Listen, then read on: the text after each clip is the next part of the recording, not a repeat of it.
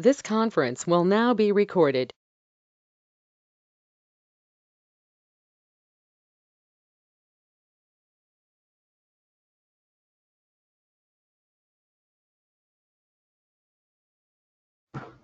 Hello, hello, hello. Let me see what's coming on here. Audio's good. Hi. Let me know if you hear anyone. Can you hear people? That's you. Mm-hmm.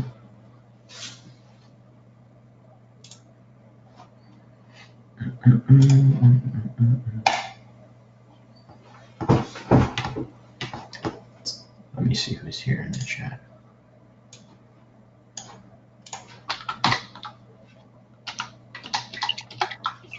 Your wife is here.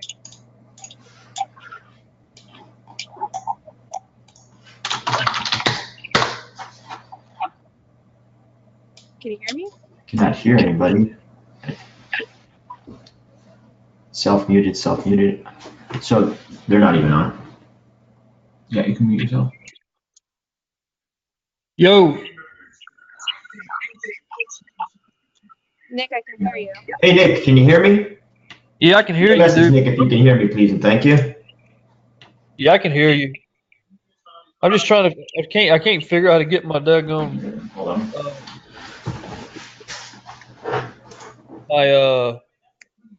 Excuse me, my camera to work, man. I'm trying to get my camera to work so I can come on with you.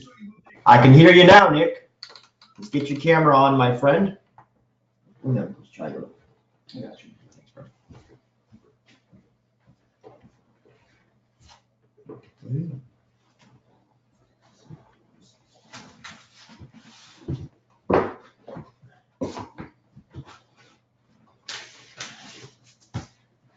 De acuerdo, chaval.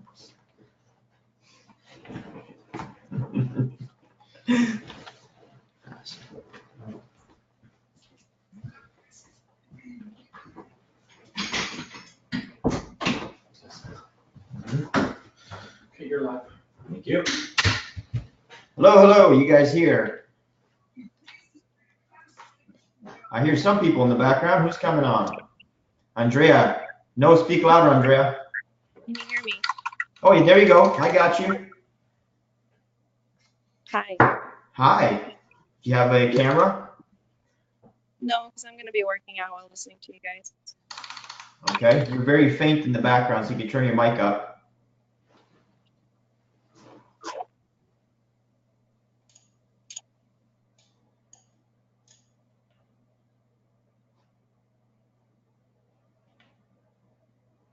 Okay. We gotta wait for people to pop on here. I'm here waiting for you guys.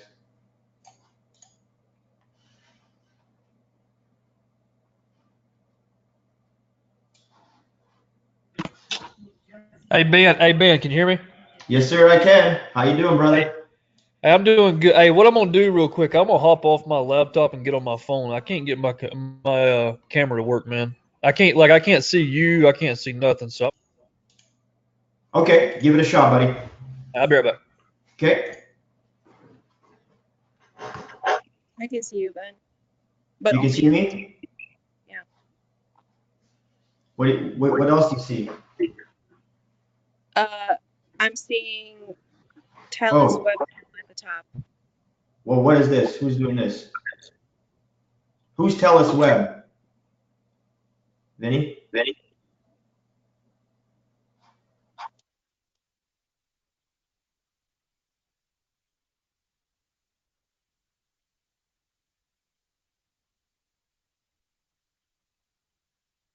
Is that April?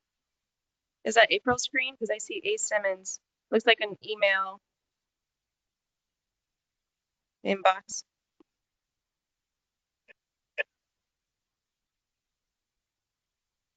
Yo, can you hear me now? Can hear you, Nick. I can't hear. I got you. I got you. Ooh.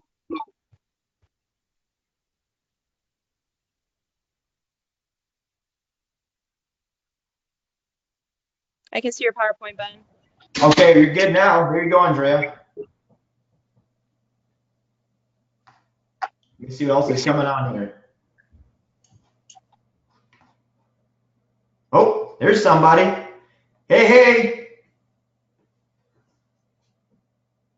Turn your mic on, Carmen. Sorry, I'm late. There you go. Good How are morning. you? Good morning. Uh, Oh, there's April. yeah, April, how are you? Good. How are you?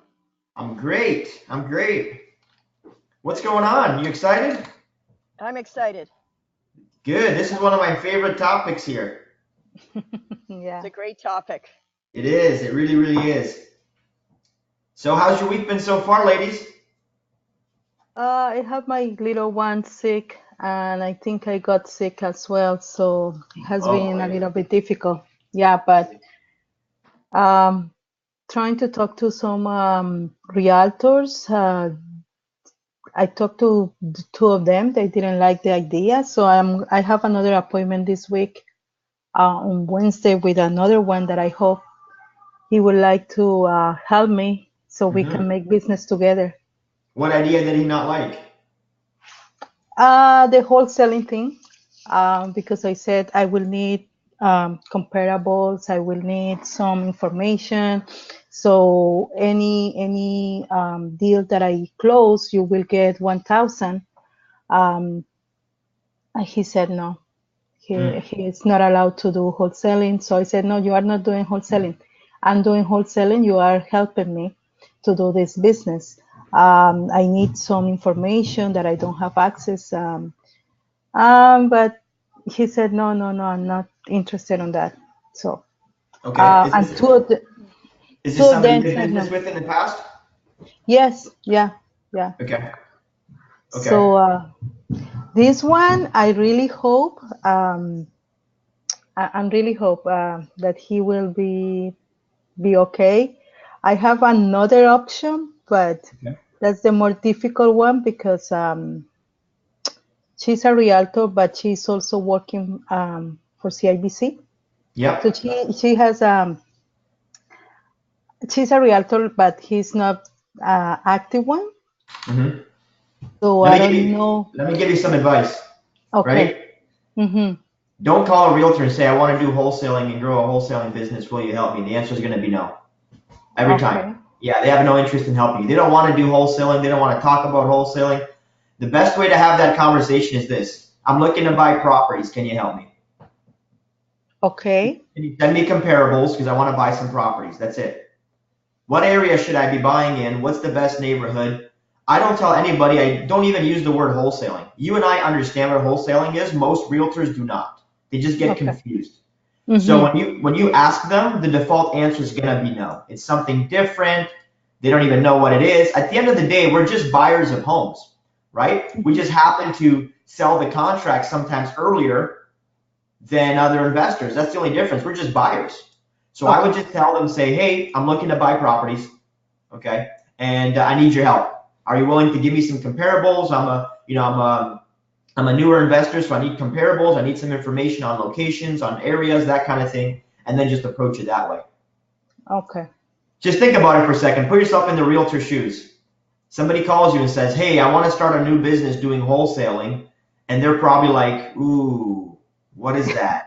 Honestly, if I'm being offered like $1,000 for something that I just provide information and even can be part of the deal when the closing comes, I don't see that as a bad thing. But It's yeah, not a bad definitely that. thing.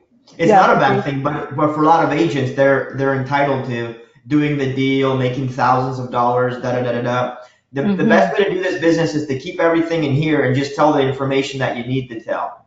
Because when you Okay. tell them the whole business plan and how much you're gonna pay them and blah blah blah, all you're Mm-hmm. doing is making them think like, oh, there's something not right here. There's something I'm not gonna Okay. make money over here. So the best way to do it is just say, I want to buy properties.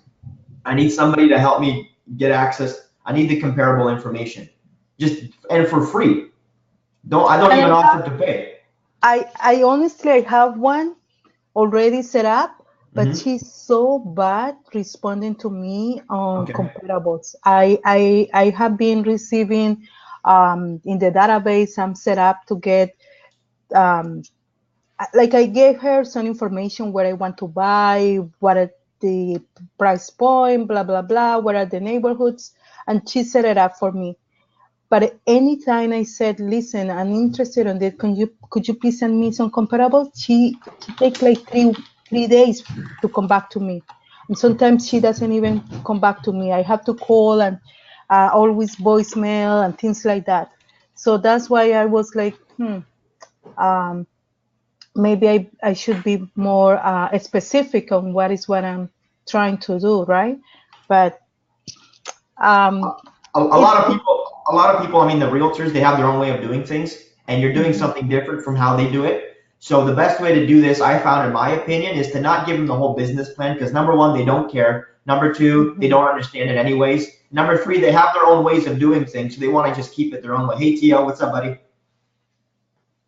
So the best way to do this is real simple. When you get a list of comparables, or you're getting the listings from the agent, right? When they're starting to send you those listings, just say, hey, I got your listings. I need some comparables to make sure I'm not overpaying if I decide to buy this property. So that's all I do. Say, hey, send me all the properties on the market that meet my criteria. And then when you're sending them over, if I find some I like, I need you to send me some comparable sales so I know exactly if it's a fair price or not. That's it. And if they're not willing to do that, then they're not a really good agent. Because a good realtor will do all that stuff for you for free. They won't charge you anything, and they won't give you a hard time about it because they understand the value of educating you and the value of sending you those deals, because maybe one of those becomes an actual transaction that you do. Does that make sense? Yeah. So it's the critical conversation. It's the way that we have this conversation with people that dictates a lot of the things in life. Sometimes it's like we have the information, but we're saying it wrong.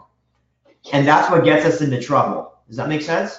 I know, and that's one of the things that I need to improve, because I feel like sometimes I feel like I need to be honest, and if I don't say the way it is, I feel like I'm not being honest, and I feel bad. So it's hard for me to I guess understand how much I can say. Yeah. Well, let me help you. The best thing you do is be honest with your intentions, okay? But being honest with your intentions doesn't mean that you have to go into detail. Detail does not mean honesty. Detail is detail, okay? So this is how I say it. Listen, I'm looking to buy properties. I'm starting a small business, okay? I already have 3 other properties. I need somebody to send me what's on the MLS, and I'm gonna need help because I'm also gonna be looking for houses at the same time. So if you send me something, I'm gonna need some comparable sales so I know what I'm looking at. I need your help in educating me because I'm a newer buyer. Okay, are you willing to help me? Okay. Right, because now what we've done is being honest, right? But you're not going into massive detail about what you're doing because it just doesn't help you at this point. Okay. Does that make sense? No agent wants to hear about $1,000 referral before you've ever even bought a deal. They just don't want to hear about it because they're expecting to make $5,000, $6,000, $7,000 a house, and they just look at you like a waste of time. I see. So after you've done 50 deals, then you can go back and start negotiating on that level and say, listen, I need you to send me this. I'll pay you that. You know I'm good for it. I've already done 50 deals. So it's just a matter of you give more detail after you've done more deals. Okay. And the other part is giving more and more detail doesn't help them do their job. Like, it's like a child. It's like, go brush your teeth. And then he's like, why? And you're like, well, because the plaque will build up around your gums and will cause gingivitis, and that gingivitis will turn into mouth cancer. Like, they don't need all those details, right? They just need to know because I need your help. I need you to brush your teeth, right? So it's the same with agents. You got to treat them the same way. Give them an honest, be upfront with your intentions. Say, hey, listen, if you find me a deal, I'm happy to buy it with you, right? Okay. But what you don't want to do is start negotiating deals that you've never done. Like, I'll pay you $1,000, and you do this, and then you do that, and then you do that. Okay. Because agents want the easiest deal possible. They're like everybody else. They don't want to work any harder for their money than they need to, right? So they don't want to do anything over and above, really. They don't want to do things outside of the box, really. You know what I mean? So don't ask them to. Okay. Does that make sense? Okay. Yeah. Thank you so much. Just try having that conversation again now with another agent and see how that goes. Yeah. Okay. I'll let you know. I have another appointment on Wednesday. Awesome. So let's see how it goes. I'm really hoping that this one will go. Awesome. So let's do this before everybody kind of jumps on. Tio, how are you, my man? You good? Turn your mic up. I can't hear you. Got your mic up?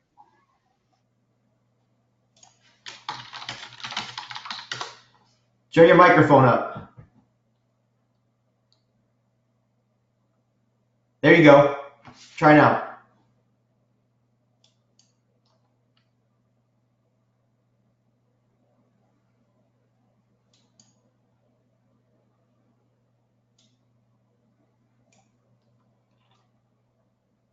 Oh, we lost you. You go. There you go. Is that you? Is that That's Nick? me. That's man. Can you see me? Cause my bad. No, sir. I can hear you, but I cannot see you, sir. I only Okay, see well, 3 people here. Can you see me? I can see you, man. I'm ghost mode right now, though. Hold on. Let me see if I can help you out here, my brother. Send webcam request. Okay, let's try this now, Nick. Yeah, I figured. Okay, I got you. I got you. You got it? You got it? Tio, let's check your audio, my friend. You got to turn your mic on, Tio. Looks like you're still off. Oh, there's Nick. What's up, my man? Yeah. Hey, Ben, do y'all have? I don't know if you have this in the States. Do y'all have? Not in the States, in Canada. Do y'all have CRS? What's You that have stand for? access to CRS. So What's That's CRS? basically, kind of revenue. No, Is I it don't think that's. taxes? No? What do you mean by CRS, Nick? all right. So basically, in the States as well, we don't have access to the MLS unless you're an agent, a real estate agent. Right? However, there is Google this, man, because it might work in Canada. I'm not sure. There is a website called CRS.com. Basically, the CRS is the main supplier for the MLS. It stands for the county records. Without the CRS, the MLS does not exist. Okay. Anybody can pay like 65 or 75 bucks a month to have access to the CRS. Okay, I'm gonna check it out. I don't think that's gonna work over here. I'm pretty sure. So the reason why we don't have access to the realtor network here is frankly the realtors built their network because they control most of the sales in the country. So because of that fact, it's not public information. I mean, you can get city tax record information, you can get city sale information, but the city is going to be about 3 months behind the realtor system. So you can actually pay to get access to the municipality information. That's a normal thing. If you're a licensed individual, or you can actually go down to your local land registry office and you can pull files and pay for those. So that is public. But the realtor system, which is the one that every majority of listings go through, they've got the most active and current system. Everything else is a few months behind. So we have 2 kind of main systems here that we get access to, but you won't get access to the actual true MLS system here. You won't get access to the realtor's login credentials over here. They're just not happening. Now, we are waiting because Canada's actually, they just had a massive lawsuit with Toronto Real Estate Board to stop Zillow from coming over here and starting to publicize the information. So there was a judgment in the consumer's favor that they have to start publicizing the sales. So we'll have to see what that looks like in the next few months. You might be able to see it on realtors' websites. You may be able to buy a subscription somewhere, but they may also shoot themselves in the foot, or they may also self-destruct themselves in a way to prevent us from getting that information. So it's interesting to see how the realtors are going to manage and manipulate that thing. So that's already in the works. We'll see what happens in the next few months. But yeah, you can get access to a GEO warehouse. That's what it's called, GEO warehouse. I don't know if every individual can get access to it, but that's your local municipality access to data that they keep online. So that's a thing. Okay. So let's start off with this. I see a couple people still late here, but that's fine. We'll just kind of get started without them until they show up. What I wanted to do is we never really had an accountability session. So before I get into raising capital real quick, let's just start off each one of you. If you could, Carmen, just tell me why you even want to do this. What is it going to mean to you, and how much money you really need to make you successful? I mean, because we need to have that talk at some point. Just give me a quick 3 minutes of why and how much money you need.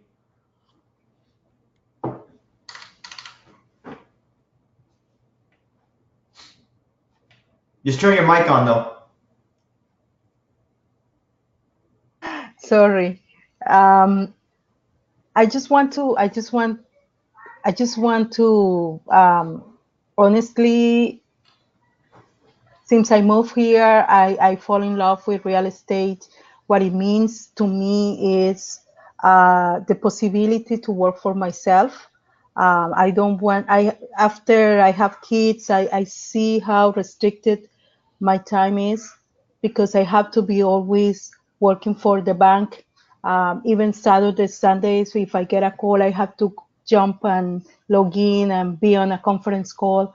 Um, I just want freedom on my time, freedom to have my to be able to share more time with my kids. Um, Basically, that's what it means. Be able to make a business out of this, and that's what I would love to do. Have a business out of this.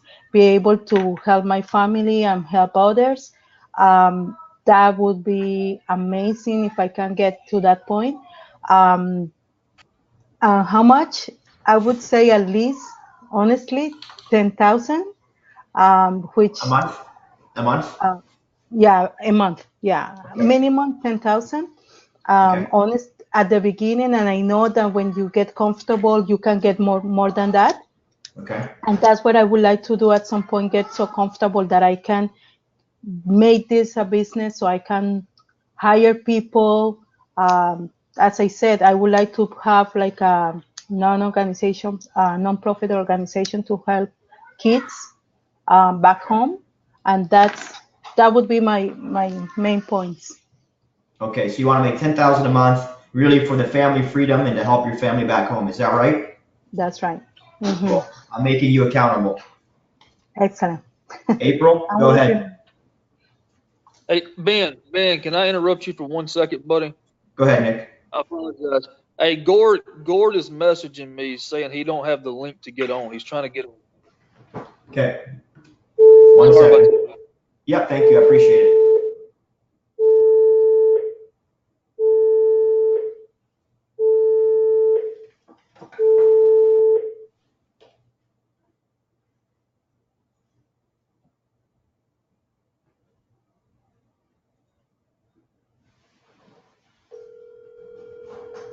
Okay, I'm going to take care of that. Why don't you go ahead, April, and just share with us?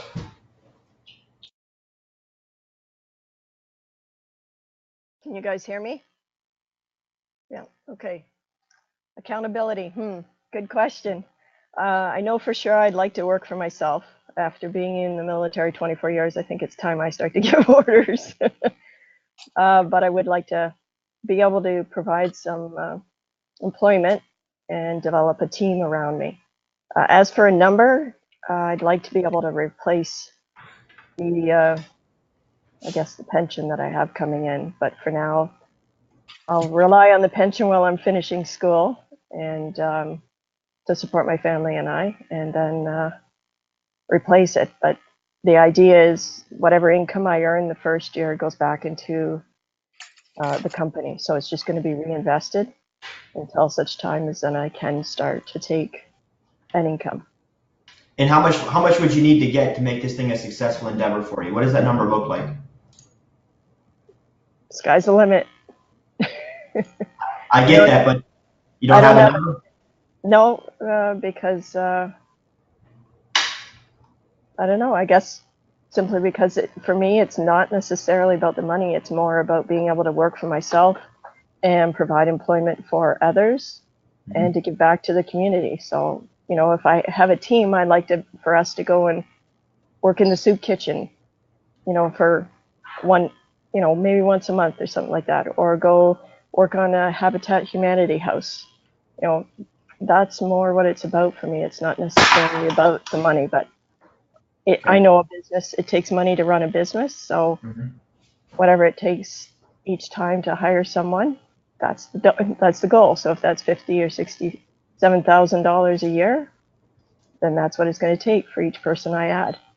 Okay. And what would it cost to just get your living expenses paid for? How much would that be? 5,000 a month? 10,000?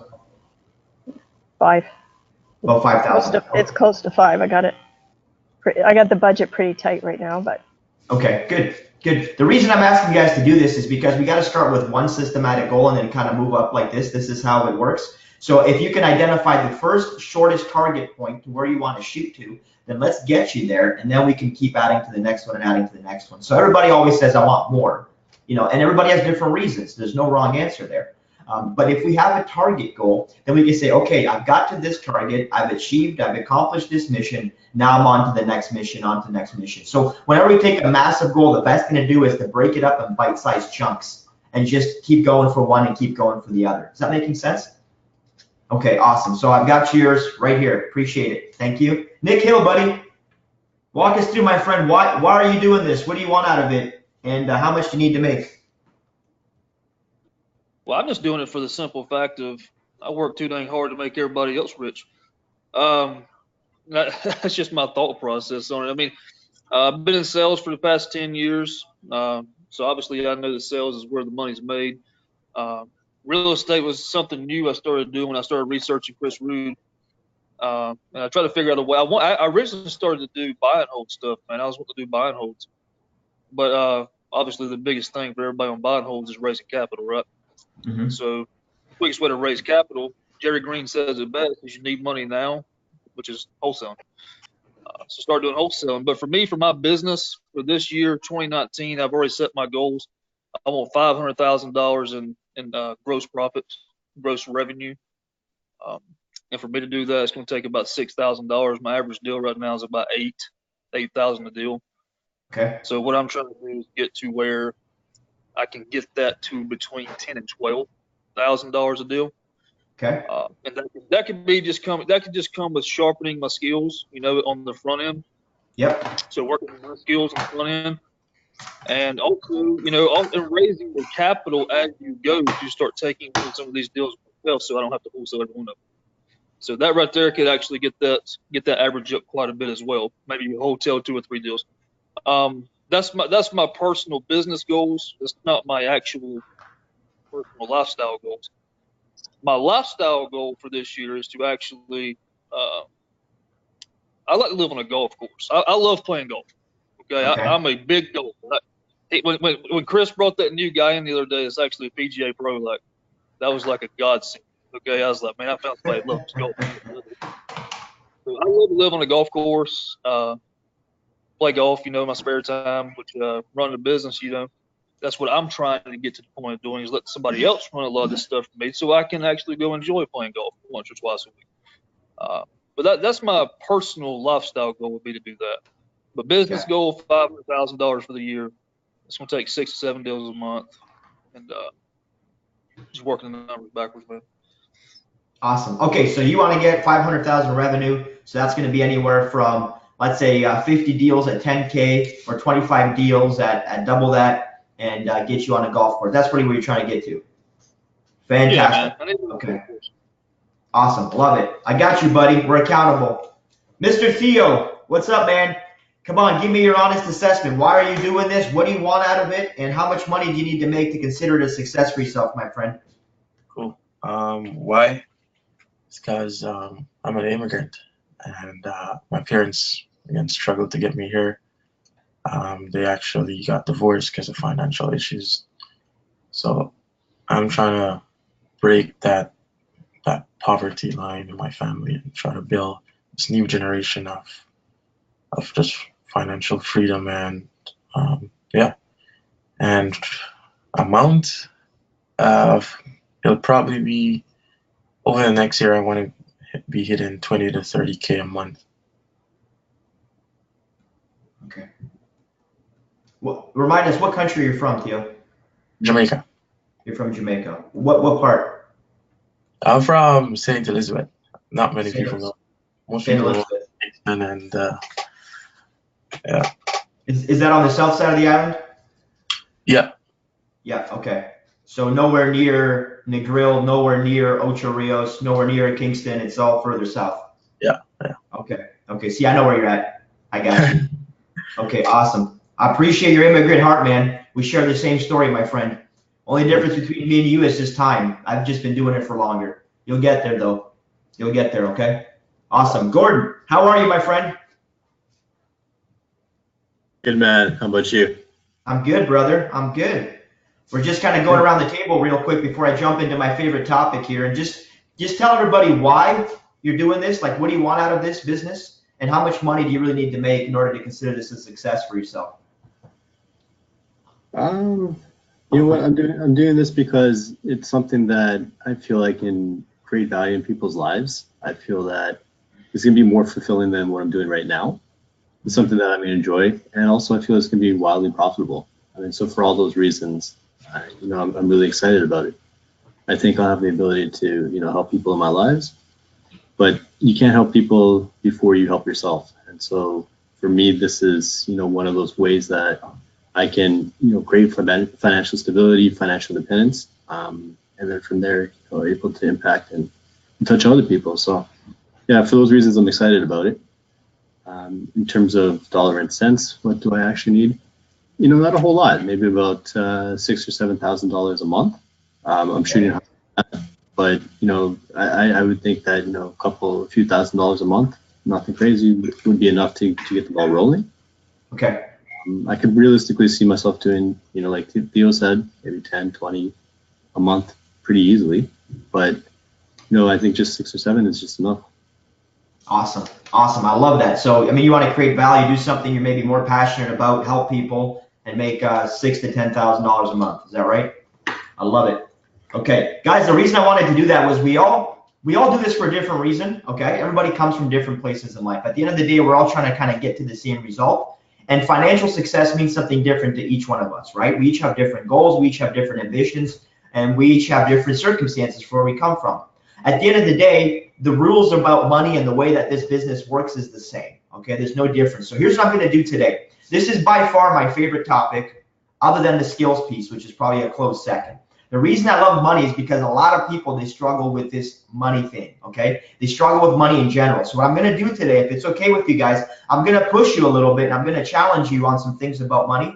And maybe you're going to disagree with me on some stuff. But here's what I want you to do. I want you to pretend as if I'm 100% right for the next hour or two. And then if you want to go back to thinking about how you thought about money before, you're welcome to do so. But at least just come into my world for the next couple of hours, because for some of you guys, this lesson today is going to give you a massive aha moment. You're going to be like, wow, I never thought about it that way. And I constructed this lesson. I spent some good amount of time putting this together because I believe this is the most critical piece. If you get this piece right, you guys can have a $100 million portfolio, a $10 million portfolio, a $2 million portfolio. It doesn't matter, whatever you want to do. Okay, you can raise money for your deals, Nick. You can do a bunch of flips. I've done over 100 flips. I'll tell you, the only way I did it is by raising capital. Okay, April, if you want to hire a team and build out a team, I have a team. You know how I do it? By raising capital, funding my business, and treating it like an actual business, not a self-employed endeavor. Teal, if you can learn how to use other people's money to start funding deals, you don't need cash to do real estate. You need courage and skills to do real estate. That's what you need, okay? And Gord, the best way to impact and help other people is to have enough cash flow in your life that you can go ahead and spend your time doing the things that provide value to other people. But you got to take care of number one, right? And Carmen, you got a ton of stuff you want to do. You already own real estate. You obviously want to help the family tree. I've got a massive family back home too in Romania. I was able to actually buy my mom a house this year, which was pretty significant for me. I mean, she helped pay for it, but I was able to put the whole thing together. And it was my wholesale business that made it possible. We're able to leave her with about 50 grand of equity right from day one in the home. So this business has allowed us to do things, allowed me to do things for my family, my wife's family, that I just wasn't able to do a few years back, okay? So I don't want to talk about raising capital like money is the most important thing. I want you guys to understand that money is a byproduct of everything else we do, okay? If you get this right, you get the skills, you get the right attitude, you get the right understanding of how money works, money will come to you. If you let money control your life, you'll never have it. End of story, okay? So I'm going to challenge you. Feel free to ask me questions. I want to just kind of dive right into it with you guys. But just challenge yourself. And if you're really stubborn on this topic, or if you really struggle with money and it kind of controls your life, just pretend as if I'm 100% right and just live in my world for the next little bit. I promise you, you're gonna have some very thought-provoking conversations with yourself if you haven't already. Okay. So basically, we're gonna talk about how to raise unlimited cash. Okay. So let me just kind of go through it. There are 3 types of people in the world. Can you guys all see my screen? Give me a quick thumbs up. Yep. Awesome. Okay, 3 types of people. People who make things happen, people who watch things happen, and people who wondered what happened. Okay? So that's why I asked you, why is it important that you succeed in this business? Like, why is it important that you make things happen? Maybe a lot of you guys have been watching other things happen, watching other people make. Maybe you guys haven't even been watching, but just wondering how other people make, right? And we're living in an attitude of scarcity a lot of times in our lives, especially around this topic of money, okay? So what I want to teach you is how to make things happen, okay? How to literally make it happen and then have other people watch you and have other people wonder how you did it, okay? Because that is exactly what happened to me over the last 10 years. So, number one, this is a piece of paper, right? You read this, I'm a piece of paper and I control your life. We're going to talk about the limiting beliefs about money, what money is actually used for and how money actually works, and why most people never have any money is, number one, they don't understand money. So the very first thing I want to tell you guys is money is a medium of exchange. You understand what that means? Okay. What that means is that money actually by itself has no value. So if this was money, this means nothing. That $10 in your purse, in your wallet, means absolutely nothing because the only purpose of this is a medium of exchange. Too many of us, what we do is we give this value. We have $100 and we say, well, I've got value. I've got value in this $100 bill. Your $100 bill is absolutely useless because you can't eat it. You can't keep warm with it. You can't do anything else but trade it. So I want you to start thinking that the only value money has is to exchange that money for something of greater value. Does that make sense so far? You guys following me? Okay. So like I just said, we got to exchange it all the time. And until you change that belief system about money, guys, the reality is you're just never going to have any. Okay. So the thing we got to realize in this business is that we are printing money. Too many of us, we think in terms of we're earning money. Okay. Guys, I don't earn money anymore. When I had a job and I was pushing shopping carts, I was earning money. Today, I print money. Today, I create money. I'm like Picasso with money. That's what I do. And that's what each one of you guys needs to understand that you're doing. And I'm going to show you how to do that today. That's why this is my favorite lesson. Because as of today, you're no longer earning money. Okay? If Gordon, you want to have $7,000 of income, you're going to create that $7,000 of income. Okay? You're not going to trade your time for money anymore. You're going to create that by having a skill set, by having the abilities, by having understanding of how money works and how you can take it. Everybody know Grant Cardone, right? Grant Cardone always says this thing, who's got my money? You know why? Because Grant Cardone does not earn money. Grant Cardone creates money. Every successful and rich person, wealthy person I know does not go out to earn money. They create it out of thin air, okay? And I'm going to talk about how we do that. So here's the next thing I want you guys to really think about. You got to change your belief system. There is an unlimited, and I'm talking unlimited supply of money if you know how to find it. Unlimited, okay? I know so many sources and so many people who have money and they don't know what to do with it. There's so much money around you guys. You got to stop thinking in scarcity.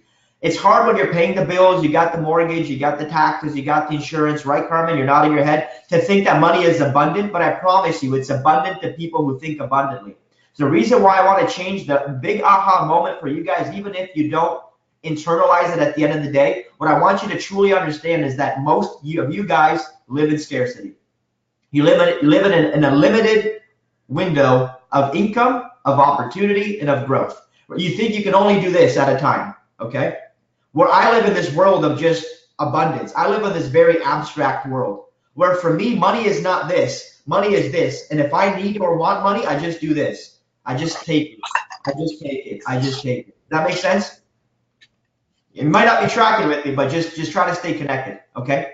So here's the biggest truth about money. You ready? This is why the whole brand is skills get the deals, right? Source of the deal. This is why. You see the book? Okay.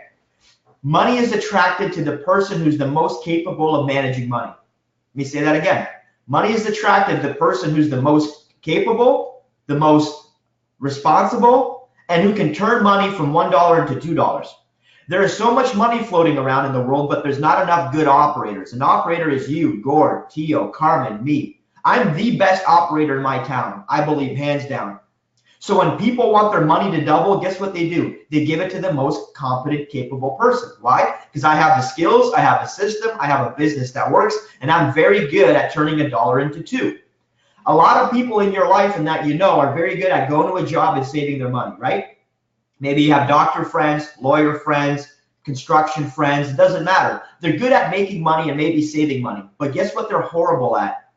Investing that money, right? Most people suck at investing money. They don't know what to do with it once they've got it.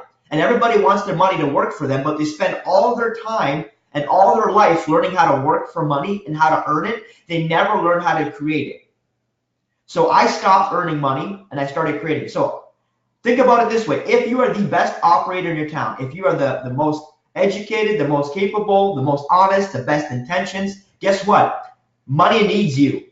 Money needs you more than you need money. Is this making sense? I know it's a little bit vague, but I just want you to start thinking my language for a second, okay? The ability to turn $1 into $2 is your greatest asset, right?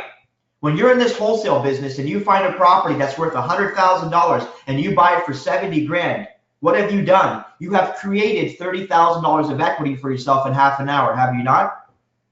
That is a creation, okay? When you buy a rental property, or when you buy a property, okay, Carmen, you own rentals. You buy a rental property and you borrow from the bank to buy the rental property. You put money down on the property. You get monthly cash flow, and 10 years later, it's worth double what you paid for it because of appreciation, because of debt pay down.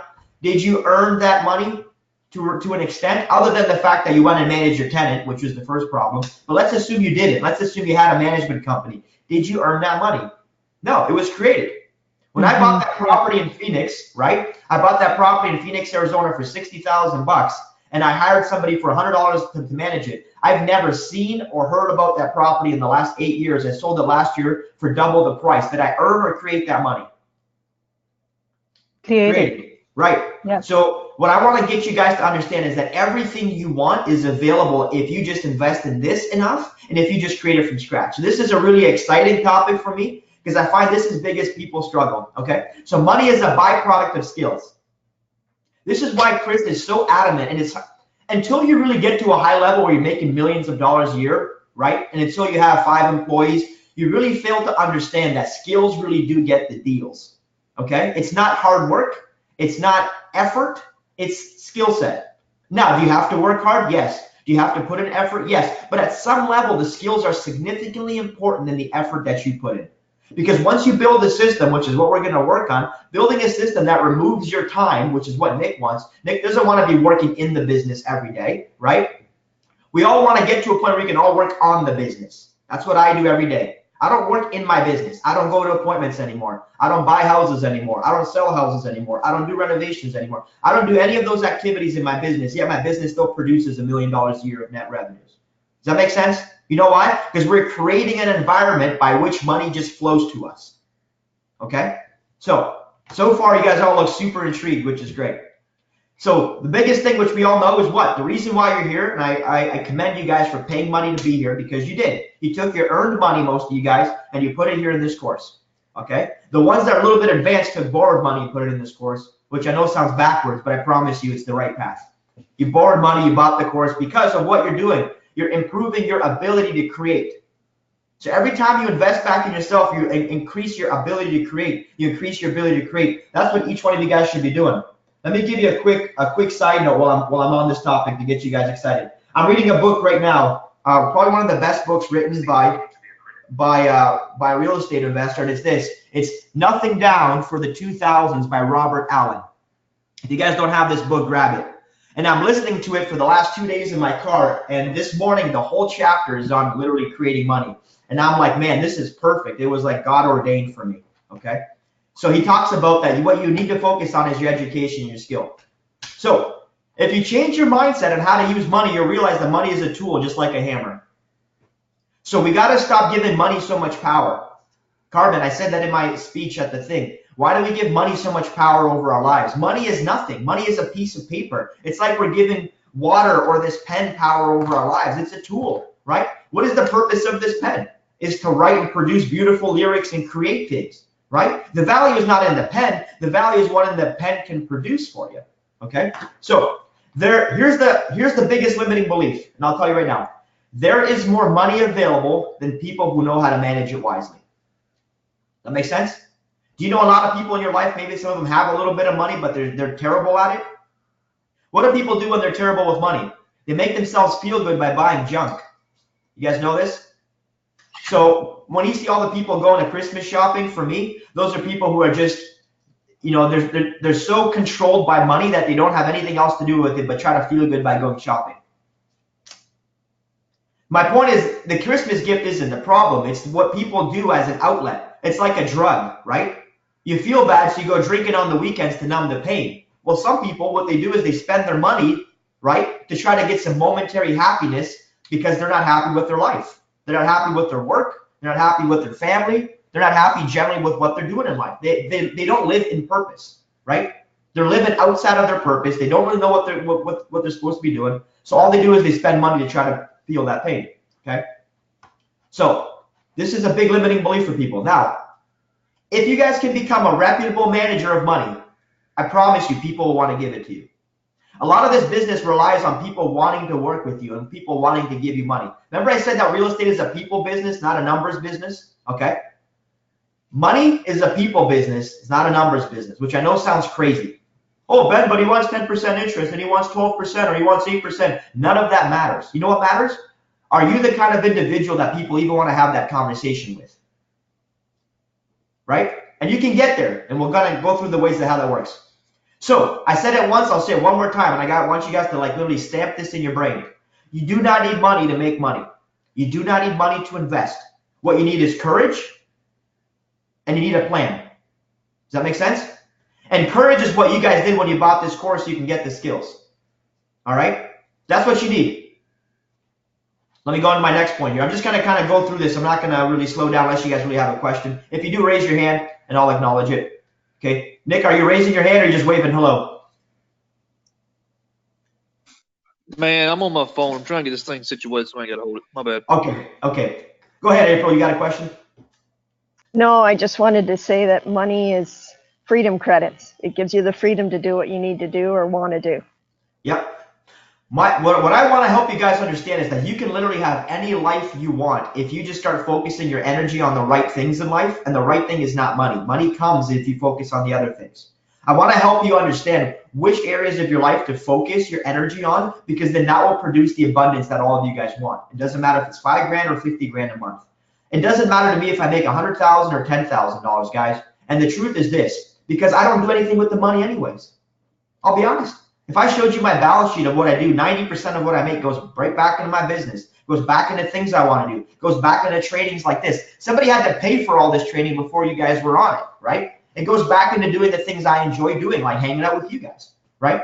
So money is not it's not the focus of my life. Money just comes as a result. So I got to be honest. I have revenues, projections, goals. Do I really care if I make $1 million or $2 million a year? Ask me if I really care. No, you know what it is? It's a stamp, right? And for me, it's more of a mindset thing that if my revenue is growing, my mind is probably growing. So money is the way that I kind of gauge to myself how well I'm doing up here. Because I know that I'm working probably smarter and smarter than I was the year before. So as long as I'm working smarter, the money just proves to me that, hey, you're working smarter with your time and your energy. But the actual money itself, guys, for me, has no real value. Other than the food, the basic shelter, the cars I got, and the things like that, it's all great. So what I want to do is I live in purpose, right? I want to do greater things with it than just enjoy it for myself. And because I know I can create it, means that I can go create it and give it to somebody else so they can enjoy it. People who need it more than I do. Does that make sense? Okay, so let me walk you to the next point. So money is always looking for a home, guys. There's so much money around you, and money always wants to go to the place where it's the most comfortable, okay? For us, real estate is the most comfortable place money can go to, because real estate is the one asset class that, for the most part, has been stable for the last hundreds of years, okay? Everybody says they don't make any more land. Well, they don't make any more land, right? The cities, the populations continue to grow. Inflation continues to increase. The stock markets and other markets do this and that. Real estate is the one long-term asset vehicle that will produce the kind of results that you want. That's why it's my favorite, because it's the most stable. And people, regardless of how bad or good the economy is, people will always need a place to live. People always need shelter. People always need food, right? So regardless if they own, if they rent, the real estate is the place to do that. Okay. So let me go on to my next point. Everybody heard of this term before called live in the spread? April, you've lived in the spread? Here's what living in the spread means. This is the low end. This is the high end. You live over here. What that means is this. You guys ever heard of robbing Peter to pay Paul? Whoever invented that was the smartest person I ever met. But too many people don't understand what that means. They rob Peter to pay Paul for things that don't produce any value in their life, right? You borrow off a credit card to go buy a Christmas tree to give your kids a Christmas, and then you pay for the next 2 years to pay that down. The reality is that doesn't increase your financial position in life. It decreases it. You borrow money off a credit card to buy a car. You borrow money off a credit card to buy all kinds of liabilities in your life, okay? Do you know when you're supposed to borrow money off a credit card? Is when you can make more money than what it costs you to borrow. There's good debt and there's bad debt. So I rob Peter every day and I pay Paul every day. And guess what happens? I get to have the difference. I get to borrow here, I get to sell up here or lend up here, and I keep this. Now, I created this by borrowing. You know how fast you can borrow money? Like this. You know how long it takes you to build up your cash from working to build this and then try to do this? Forever. So what I do is I borrow in an instant, I sell it in an instant, and I keep the difference, right? Let's go back to our example. We buy a home for $70,000 that's worth $100, right? You get $70,000 from Peter. You immediately sell that deal to somebody else for $100,000, which is what it's worth, okay? So what have you made? You've made $30,000, correct? What do you got to do? Pay back Peter. Okay, great. You pay back Peter 70 grand plus maybe another 5 grand for his inconvenience. You're living in the difference. The difference is what? $25,000. Cost you 70 to borrow, 5 in fees and costs. You have an additional $25,000 of profit. Here's where most people screw up this entire business. Oh, Ben, I don't want to borrow at 10% interest. I don't want to pay Peter $5,000. Peter should only get $1,000. He didn't do anything, right? This is where people fail in this business a lot. You have to be willing to pay Peter what Peter is worth and give him even more than he asked for. Why? Because next time around, Peter's going to want to give you more and more money all the time. So everything you do in life in terms of an asset, okay? You buy real estate, you invest in an education, anything that's going to increase your income producing, you got to borrow that, okay? Find a source of capital that's reasonable, borrow it, invest in those things, and then pay it off. Make sense? Don't save your money and go and buy, like for a lot of you guys, when I bought my course with Chris Root, I borrowed it from the bank. Did I have it in the bank? Did I have cash? Yes, I did. I didn't use my own cash. Because I know that if I can become really good at borrowing money at this much and making this much, I can do that repeatedly forever. But if I have to rely on my own ability to earn the money, I'm going to run out of money, guys. You're going to run out of energy. You're going to run out of time, okay? What I'm trying to do is help you consolidate 50 years of growth into like 5 years. And the way to do that is learn how to borrow correct, okay? So borrow from Peter, rob Peter to pay Paul. So you borrow low, you invest for more. Everybody heard of buy low, sell high? Okay, guess what I buy low all the time? Credit, right? I buy my credit for as low as possible when I can get it. And I sell my services for really high premium, right? So if I find a deal for 70,000 that's worth 100, I'm going to go borrow the 70 at whatever lower rate I can get it at.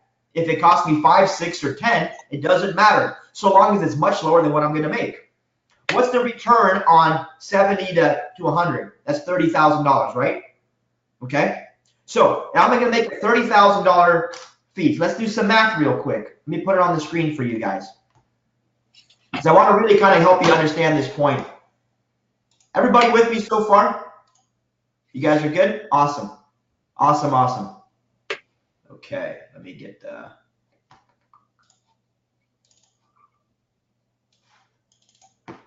Okay, you guys see the screen? Yeah. Okay, so here's the deal, right? So the let me do this. So the value of the deal is going to be 100. Let me zoom in for you guys. Okay, the value of the deal is $100,000. You see that? Okay, you get the deal for 70K. Okay, what's the equity difference between the two deals? It's $30,000 difference, correct? Okay, so you're going to make $30,000. Let's say you're going to do that. And how long would it take you to do that deal? Buy here, sell here. 30 days? Quick? You're not doing renovations. You're literally flipping the property up because you have equity in the deal, correct? So you have $30,000 spread. How much would you pay to make 30,000 in this deal? What is the most amount of money you could pay before you lose any money? Anybody want to venture a guess? Anybody? I can't hear you, April. I see you talking. Well, if you want to give it all away, you could pay them 30 to borrow that 70 and learn from it, and maybe pay a little bit less next time so you can make more money. Anything less than $30,000 in my book is acceptable. If you start understanding that principle, you are going to be miles ahead of everybody else who tries to be cheap when they borrow and tries to make money. It's like this. Well, I don't want to pay you more than 3%, but I want to make 50 grand on this deal. Well, listen, you're living in a world where you created 30,000 by literally spending a half an hour on the phone. That's what we're doing, right? So you can afford to spend anything 30,000 or less. So what is the most the lender's going to charge you on a $70,000 mortgage? Number one, his money is protected. Why? Why is his money protected? Because if you default, guess what he gets? He gets the deal at 70 grand. Yes, sir. He got your deal, okay? So there's two main rules when you borrow money. One is preservation of capital, meaning that the investor wants to make sure that his money is safe. You guys see why that would be the case? Okay? And the second thing they want is an ROI, a healthy ROI. Those are the two things investors want. If you go to pitch an investor for money and you don't get it, guess what you failed to do? Is resolve one of those two things. That's it. That's all they care about. Because if they're truly an investor, they want to make sure their money is safe. They want to make sure they're getting a good enough return. Okay? So let's do the math. You're going to borrow $70,000. What is an average rate of return on 70 grand that somebody would charge you if you wanted to borrow? You guys want the answer or you want to guess? 12. 8 12? to 12. 12, Okay. yeah. I'm going to show you the most aggressive loan you've ever done, right? I'm going to say that it's going to cost you 100% a year. What? Right? Watch this. Because I want to show you why you guys have a limiting belief about this. $70,000, okay, times point. Oh. So if you spend 100% a year, roughly, so here we go, 70, I should be doing this on the Excel for you guys. So it's going to cost you an additional $70,000 if it's 100% return. You guys see how that works? Okay, so let's say that you only needed the money for 2 months. So it equals 70,000 divided by 12. That's how much you're paying per month, equals this number times 2. That's 2 months. So if you paid 100% interest a year, I'm talking simple. We can go into the other calculation on the math later. But if you paid $70,000 a year to borrow that money and you got out of it in 2 months, you paid a total of 11 grand. Okay? So if your profit was $70,000 or 30 grand, right, equals 30,000 minus your cost of borrowing, which is this 11,000. This is borrowed. Who is okay making a profit of 18,000 bucks on this deal in 60 days? Anybody? Okay, there's no way anybody's going to charge you 100% on the money. It's complete stupidity, right? And if they did, though, guess what? It doesn't matter to you because all that matters is how much money you can make on that money. Does that make sense? So let me give you a more accurate example. So I'm going to give you a 15% return because I'm going to help you guys really understand the value here. Gore, did you have a question or are you just adjusting your camera? Just adjusting the camera. Okay, so check this out. If we did a 15% return, this is in the mortgage calculator I gave you guys last week, the monthly payment would be $872.31, right? 870 bucks times 2, you got $1,700. Guys, are you okay paying $1,700 to make $30,000? What are you left with, 28 grand? The answer is, Yeah. I know it seems like a childish question. You're like, of course I would, but how many of us have maybe had this opportunity, but we just don't take advantage of it because we have this limiting belief sometimes? Guys, the money's all around you if you're willing to pay for it. It's that simple. There's no guesswork with it. I'm okay with that. You're No, I'm with it, okay. right? Yeah. What you need to do is be confident in your numbers, find an amazing deal, right? And then go borrow the money to do the deal. So this works the same with everything in life, okay? So again, it doesn't matter how much it costs to borrow. What does really matter? What you do with that money and how much you actually make. Guys, I borrow money directly to my corporation at 15%. 15. That's huge for an investment, for a direct passive investment. But guess how much money I make on that 15% money? So if I borrow 500,000, I'll turn that money over 4 or 5 times a year. Okay, so I'll literally make a couple $1,000,000 on a $500,000 investment. Is it worth me paying 15%? Is it worth me paying $70,000 a year to make maybe $1,000,000 a year? Yes, no, yes. Okay, so we got to be willing to understand that we need to live in the spread. And if we're gonna accept that notion, then we got to be okay with having debt in our lives. We got to be okay with having good debt. You know, Dave Ramsey fans, any Dave Ramsey fans in the house? Okay, Dave Ramsey gets you from negative to black. He gets you to break even, okay? Dave Ramsey can't make you wealthy. I'm sorry, he can't. Because Dave Ramsey is against you having any kind of debt. And there's a very, very small minority of people that can grow a business with zero debt. But the vast majority of us, if we just understand how to leverage debt, we can grow a massive business. My whole business, guys, is built on debt. I'll tell you right now, okay? I will tell you something else too. I love the way Chris works. Chris is he doesn't borrow as much capital as I do, okay? But I got to be honest, my business grows faster than Chris's business because I'm leveraging. I'm leveraging and I'm growing, okay?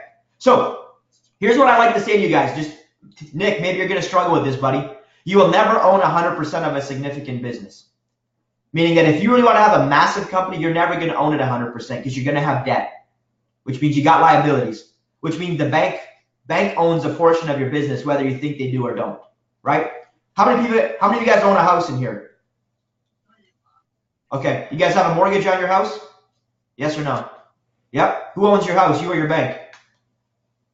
The bank. You're already using other people's money for your own primary house. Why wouldn't you use it for something that actually makes you money? Okay, so I'm going to go through it. Now, you guys get this point? I don't want to keep going over and keep hammering on it. Yeah. Okay. Let me show you how to make $1 million in your life. If you do nothing else, just learn this one thing. It's out of one of my favorite books called Becoming Wealthy One Single Family House at a Time. I'm reading it right now. It's at home. You can check out my Facebook page. I posted it there yesterday. This is how you make $1 million in your life, right?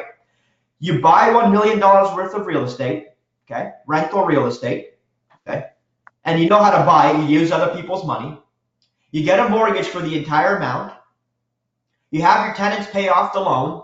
At the end of the 25 years, you're a millionaire. Is that pretty straightforward? You guys get that logic? So this is the way I look at my life, guys. Me and my wife said, how do we make $10 million in the next 10 years? Guess what my answer was? I need to go borrow $10 million. I need to go pay it off. So I got to create a vehicle that allows me to pay off that money like that. So I created a printing press in this wholesale business that I can go borrow $1 million and I can flip that money over into $5 million. I can pay back my original $1 million and I'm left with what? The spread. Does that make sense? So I'm giving you the keys to like long-term big wealth. Okay. Anybody played Cash Flow, the board game here? Anybody? Show of hands. Rich Dad, Poor Dad's Robert Kiyosaki Cash Flow board game. Anybody? April? If not, you should play it. It's a real life version of how to get out of the rat race. Too many people, what they do in that game is that they buy these little deals piece at a time, and it takes them an hour to finally get out of the rat race, right? The rat race of life. What I do is I basically borrow money to go buy that $1 stock card, and I sell it when it's at $40. I make $3 million, and I go ahead and buy all the big deals and get out of the rat race. Okay? So it's like this. You don't need to win the lottery. You already have. The lottery's up here. Because for me, it's like I already won the lottery.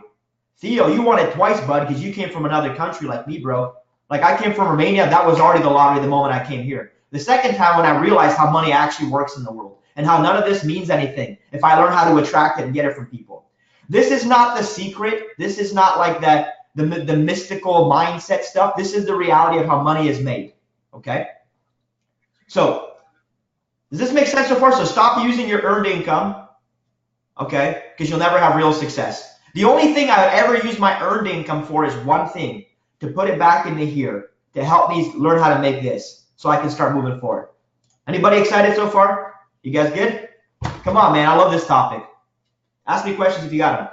So this is how you're going to make, if you guys want to make real money in your life, you want to make millions of dollars, this is how you do it. And there's no shortcut. You put the first 50 grand back in your brain. If you got to go to a job and get it, put it back in your brain. For me, I take it off a credit card, put it in my brain, and now my income creating abilities just spins out of control. I make a lot more. Because if you don't put it in your brain, guess what you're going to do? You're going to spend it on mistakes. You're going to spend it on all the time you wasted for the next 5 to 10 years trying to figure stuff out. If you try to save money on the education cycle, it's going to cost you way more money in the long run.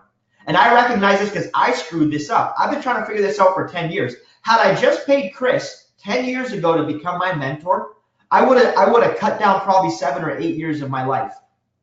7 or 8 years of me trying to do this on my own. You see, I was working hard like you guys. I just wasn't working smart. So whether you want to agree to this or not, I'm telling you, if you don't spend the money first in here, you're going to spend it in missed opportunities. I guarantee there'll be missed opportunities. You guys have already had, I guarantee every one of you guys has had missed opportunities everywhere. Some of you guys, millions of dollars of missed opportunities, okay? You're going to have it in mistakes. You're going to have it in just, you're going to be trading your time for money. I traded 8 years of my life because of my ignorance. Does that make sense? It seems so foolish that I didn't do it. So you guys took the right step by being here because it's giving you the shortcuts, okay? So your income is never going to exceed what? Your skill set. Does that make sense? Chris says it never exceeds your personal development. And I agree with that, but I think the skill set is more important. Raising money, guys, is a skill. I'm telling you right now, okay? Kiyosaki says, you guys know Rich Dad, Poor Dad? You guys read this book? Anybody? Okay, what does Robert teach you? Buy assets and have those assets pay for your what? Liabilities, right? This is where most people get this wrong. What is the number one asset you should buy? You got it. It's not real estate. It's this. Buy this. If you buy this, everything else will produce. So if you spend your money here, you'll be able to create money in real estate. The money that spits out, you know, whether it's rental properties, wholesaling, whatever it is, that's the money you take and go buy your cars and your vacations and everything else. Like I went on a luxury vacation. My wife and I celebrated 10-year anniversary in September. We went to Greece, okay? That was a $23,000 vacation. We've never been on an expensive vacation like that, okay? I literally did 2 deals before I left that paid for the entire thing. It took us probably an hour, and it was my office doing the deal. Who paid for my vacation? Did I do it? Right? People who buy $50,000 vacations do not save their money and go buy $50,000 vacations. They have a business that produces income, and then they go spend the money on the vacation. Does that make sense? Okay. So, AKA, focus everything on here, grow your business that prints money, and then use that free money from your business for long-term passive income. Here's the next big myth. You ready about it? You guys are going to struggle with this. You got to forget about the banks. Everybody wants to borrow money from the banks to grow their business. You got to forget about the banks. When it comes to real estate, the bank is not your friend. And the sooner you realize that, the sooner you're going to start making real money in this business. Too many people, they want to go to the bank. Why? Because the bank is the lowest cost provider, right? So they want to borrow money at 3%. Remember that example we did where you make 30 grand? I don't want to pay 10% interest to a private lender. I'd rather pay 2% interest, right? You got to forget about the banks. I did my first property, and the bank said you can't do another. I did my second one, and the bank said you can't do another. I got up to 8 doors, and the bank said you're not getting any more financing. Your total debt service ratio is out of whack. You have too much debt. You don't have enough income. You don't have enough experience. You don't have enough income tax filings for the last 3 years. You don't have blah, blah, blah, blah, blah, right? So guess what I had to do? I had to learn this lesson. So I spent a whole bunch of time and effort and money learning how to not use the banks. And then I went from 8 doors to 150 properties with private capital. I don't use the banks. The only time I ever use a bank is if I finished my deal and I want to keep that thing for the next 10 years, then I'll go and refinance it and go to the bank, okay? You guys ever heard of this BRRRR, B-R-R-R, buy, renovate, rent, refinance? You guys ever heard of that? BRRRR? BRRRR, baby. BRRRR. Yeah. BRRRR. Okay, here's how you BRRRR. You borrow the money from a private lender and you BRRRR. You don't use a bank financing and you BRRRR. Because I have been in BRRRRs before they were called BRRRRs, when they were just called common sense 10 years ago, okay? And I would do deals, go to the bank, and I would slowly and slowly and slowly lose the value in the deals because I can only borrow so much money. Not to mention, I'm also, every time I refinance a deal, my interest rate goes up on a refinance versus my new loan. So what I'm doing is I'm exchanging cheap money for more expensive money, trying to BRRRR with the banks. And it got harder and harder until the bank just said, no more BRRRRs for you. Right, Carmen? Okay, so that's my situation right now. I'm not even able to refinance. With that, we did that. Well, we tried to do that with property in St. Catharines. So my question is, for how long do you lend money for a private? So you said that you go and buy a property using a private lender, right? So for how long do you do the term? Is it for 1 year, or how do you do that? That's the part that I don't understand. Here's a better question. Ready? This might help you understand it. How much equity do you have in that deal? How good of a purchase price did you get on that property? That's the only thing I care about as a lender. I'll give you 20 years if you want. It doesn't matter. You're paying me 10% interest. So most lenders don't care. My question is, what do you plan on doing with that property? Because this is the way I looked at it. When I was buying those properties, I basically borrowed money on 10 houses, and I was keeping these as rentals. I borrowed privately on 10 houses, and I got the money easily because I was getting the property for the right price. I bought 10, I got them cash flow positive, and within a year and a half, I went back to the bank and said, hi, I have 10 houses to refinance. You want my business? The conversation is different when you have 10 versus 1. So my point is, you have to prove yourself in the real world before the bank gives you any credit. The bank is the worst because they want you to earn your way into more and more financing. So how about we just create an opportunity with private capital where we buy 10 houses, get the cash for where they need to be, rent them out, have them producing income, and then just go and lower your cost of funds. Does that make sense? Okay. Yeah. So when I borrow privately, I'm not borrowing for one deal. Like if I wanted to burn my way again, I don't do so many burrs these days because my market is too hot. So if you're in Canada, stop buying rentals. You guys need to quit right now. You need to give it a break until the market goes back down a bit.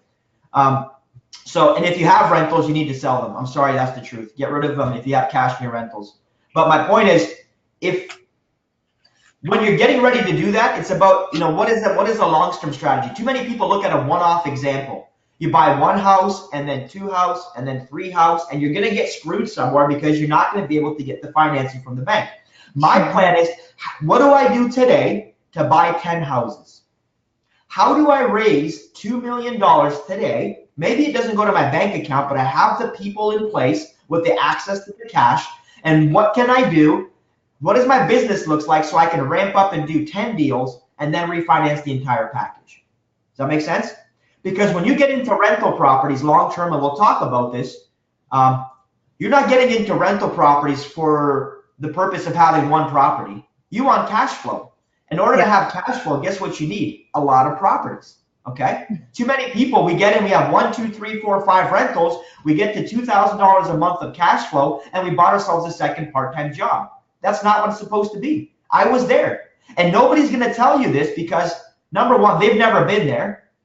Like I had 15 or 20 properties at one point. We were making about $4,000 a month of cash flow. They were all fully renovated, had a whole bunch of tenants, and guess what? It was a part-time job.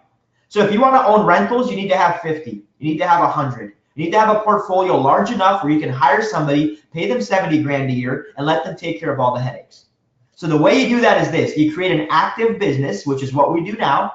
This is an active business, a business that spits out money. You take that active money, and then you start buying rentals in a system that gets managed, that gets redirected, and everything is working properly. Okay? I don't want you to buy yourself a part-time job with rentals. That's not the goal here. But everybody else will tell you got to earn your way into rental market. I'm telling you, they're all wrong. Every single one of them is wrong.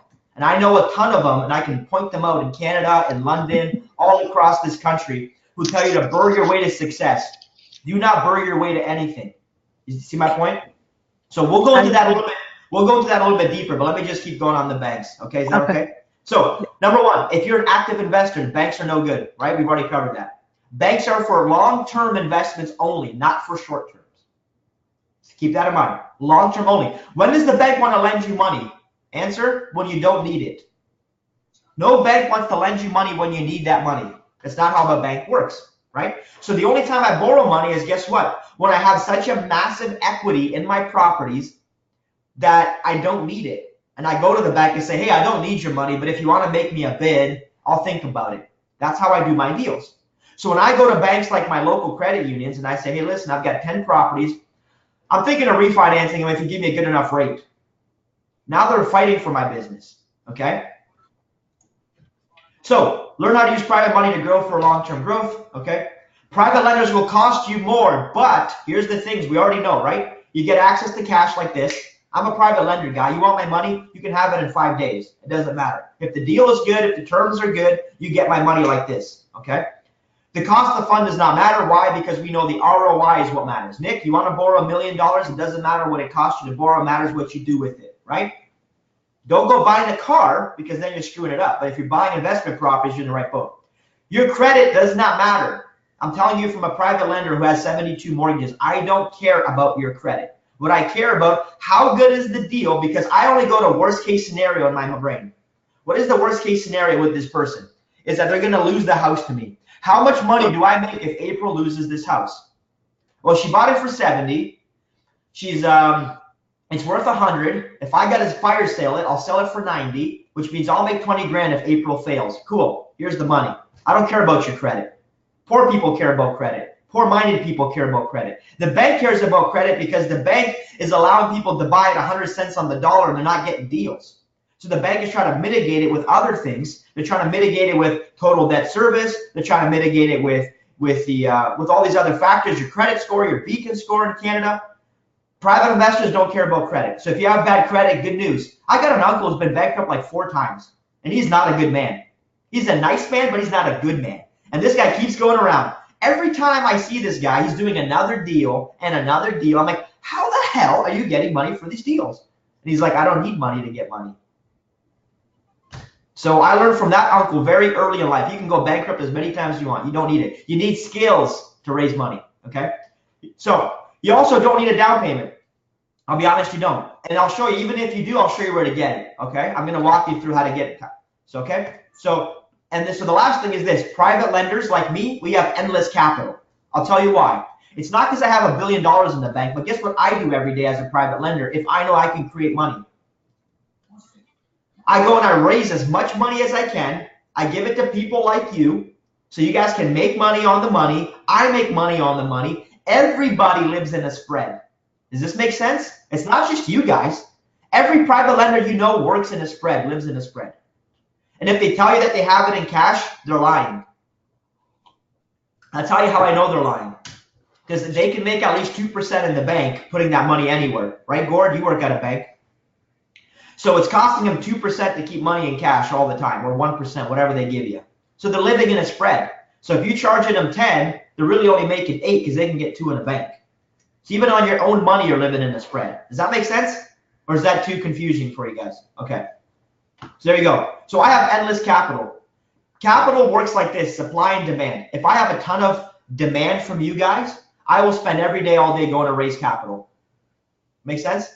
Because it makes sense for me to do that. So number 1, where do you guys start? You start with your own equity. Who owns real estate in this room? April, Carmen, Nick? Okay. Guys, I have so many mortgages on my house, it's not even worth anywhere close to what I owe on it.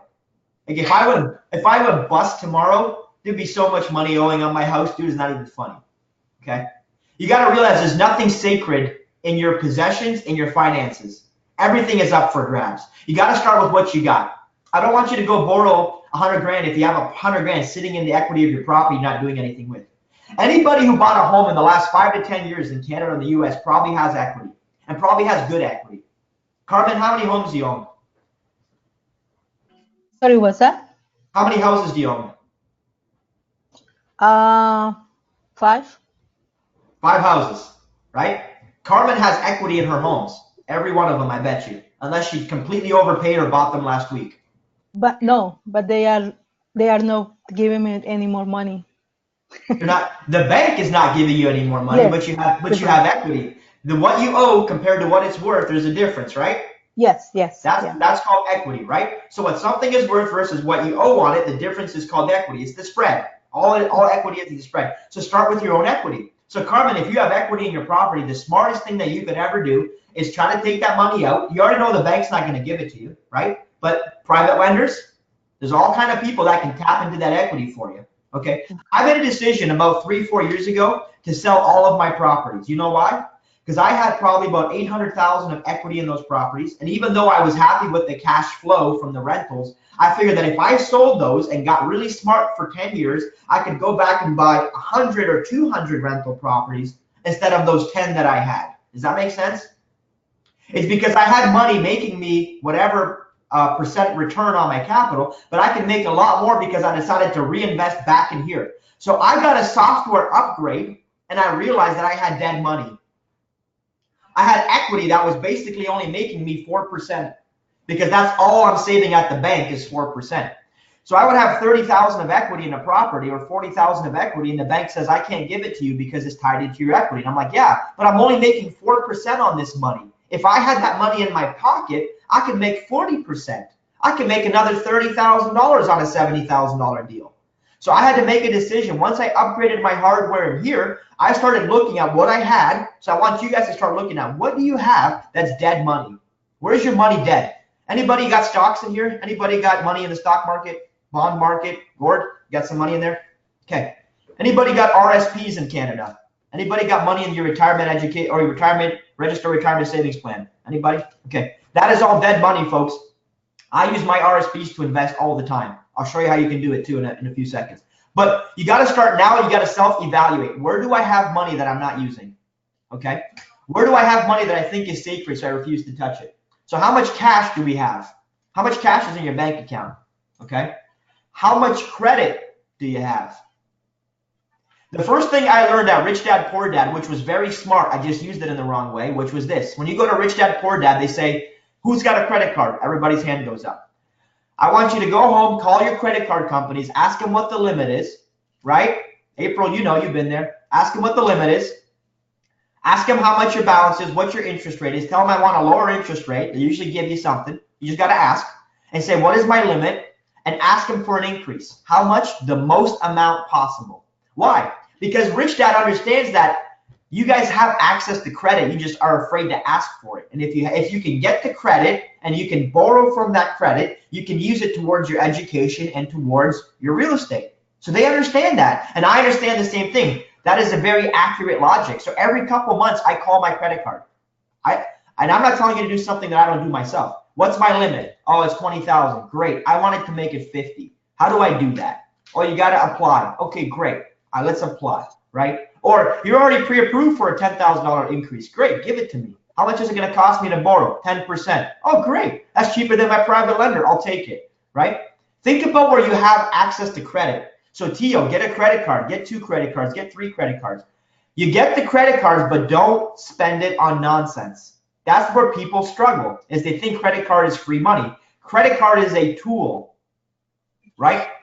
I'm Lowe's largest customer in my town. I probably spent over $300,000 a year. I put everything on Lowe's credit, everything.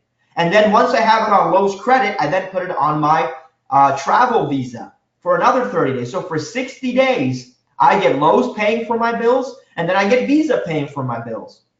And then I pay it off at the end of my 30-day term of Visa. I never pay any interest. I usually sold my house by that time, pay back my Lowe's bill, okay? And I basically got free money for 60 days. Who could have used free money for 60 days?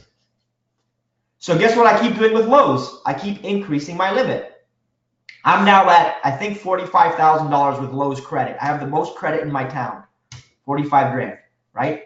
My Visa card is probably about $70,000. So between Lowe's and Visa, I get $110,000 free of charge for 60 days. Guys, I can literally buy a house, right? So what I do is I put all of my expenses on my Lowe's card. Now people are like, "Well, that's bad debt." No, it's good debt. Trust me, you need that debt. Because I know when I buy a house, I got to change the locks if I do a double close, right? Change the locks. Maybe I'll give it a quick paint. I'm going to do this. I'm going to do that. I'm going to put all that stuff on my Lowe's bill. The house gets sold. The money comes back in my account. I pay off the Lowe's bill on the 15th of each month. And guess what? Voila. Because for every one of me, there's 1,000 people that never pay off their Lowe's card. Okay? So Lowe's makes money off all of those people. Lowe's doesn't make a dime off of me other than the fact that I buy the Lowe's product. My Visa card pays me points. They give me money to lend me money. This is the complete stupidity I don't get. My Lowe's, I have a travel visa. I paid for $8,000. I got $8,000 against my vacation in travel points. $8,000. So my $23,000 vacation was like, what is that? That's like a $13,000 vacation, okay? I've never paid a lick of interest to Visa, but I put $50,000 a month on my Visa card, and on day 28, my wife goes, pay. And I know that somebody's sitting there like this little troll at Visa. They're like, almost there. 2 days left. 2 days left. And then it's like, pay in full. And they're like, damn it. Right? But for every one of me, there are millions of people who do what? Oh, I'll just pay the minimum balance. I'll pay the minimum balance. I'll pay the minimum. You guys are getting the point here? So guys, just got to alert. You got to use it the smart way. So number one, do an exercise. Carmen, anybody who owns a house, how much equity is in your home? Do an exercise and figure it out. Write that number down for yourself.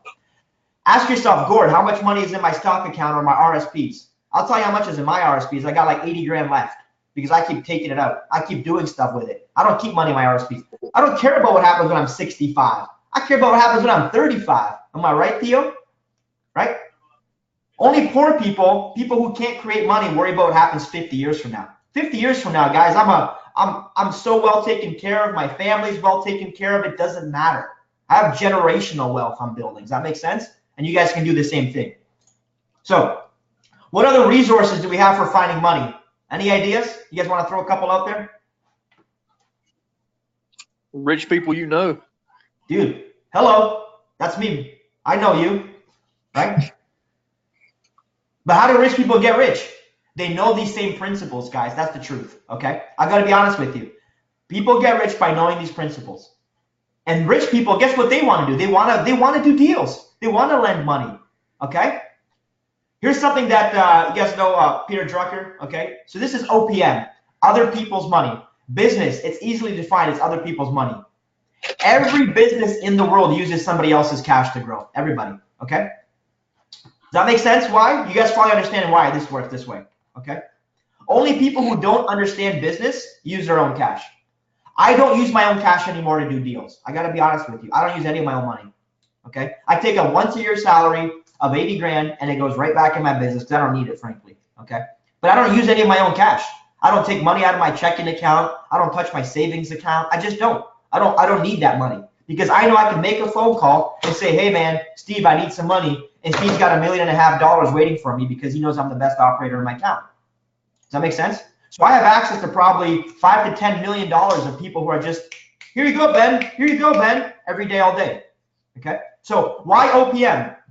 Number one, OPM is not limited. This is the reason you have to understand OPM is because there is an unlimited supply. If you guys get this right, you can borrow infinity. Okay. Nick, you can have as many deals as you want, bro. Carmen, you can have as many rentals as you want. There's no shortage. Okay. Now, here it is. The whole question is, how do we get it, right? This is what you guys all want to know. Okay. So everybody around you has it, and they're not good at making it. Other people are good at saving, but not investing, which we already talked about. So the question is this. Ask yourself. You should make a list, and I'm being serious. Who's got my money? You got to start with this. This is the easiest way that I started. I'm going to give you a really good example of how you get money, right? You make a list of everybody you know. Seriously. You get a piece of paper. You write down everybody you know, whether they have money or not. Okay? So just make a jot. It'll take you an hour to do that, but literally, extended family, friends, colleagues, co-workers, everybody. You literally have millions and millions of dollars within your circle of influence. You just don't know about it. I promise you do. Millions and millions within 1 or 2 people removed from the people that you know. Especially if you live in Canada and the US. If you guys were all in Mexico, I would say, okay, maybe people don't have, but everybody in Canada has what? Debt. Okay? Everybody in Canada has what? Credit. A lot of people in Canada have what? Equity. Every one of those people is a potential money source for you guys. And I know, promise you, I know. I don't want to borrow money from friends and family. I did a multi-level marketing thing. And no. Guys, this is not multi-level marketing. This is business. This is real life. This is tangible real estate.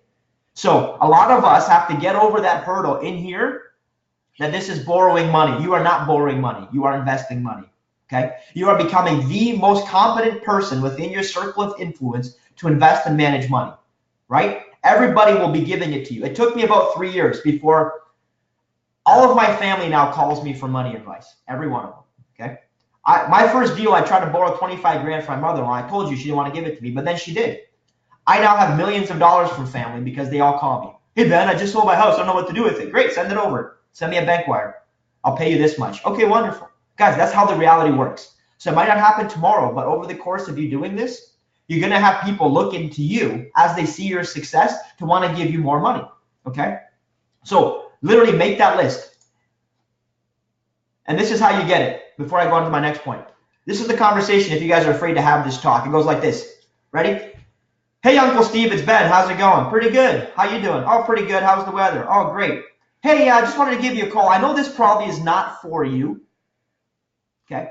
But hey, I'm working on a real estate deal. I think I got something really, really good. You know, it's way undervalued. There's a lot of money to be made here, and probably not for you. But who do you know that maybe has some money that's not using it, maybe in their home equity? Do you know anybody I can talk to? Because this deal is just great. It's such an awesome deal, right?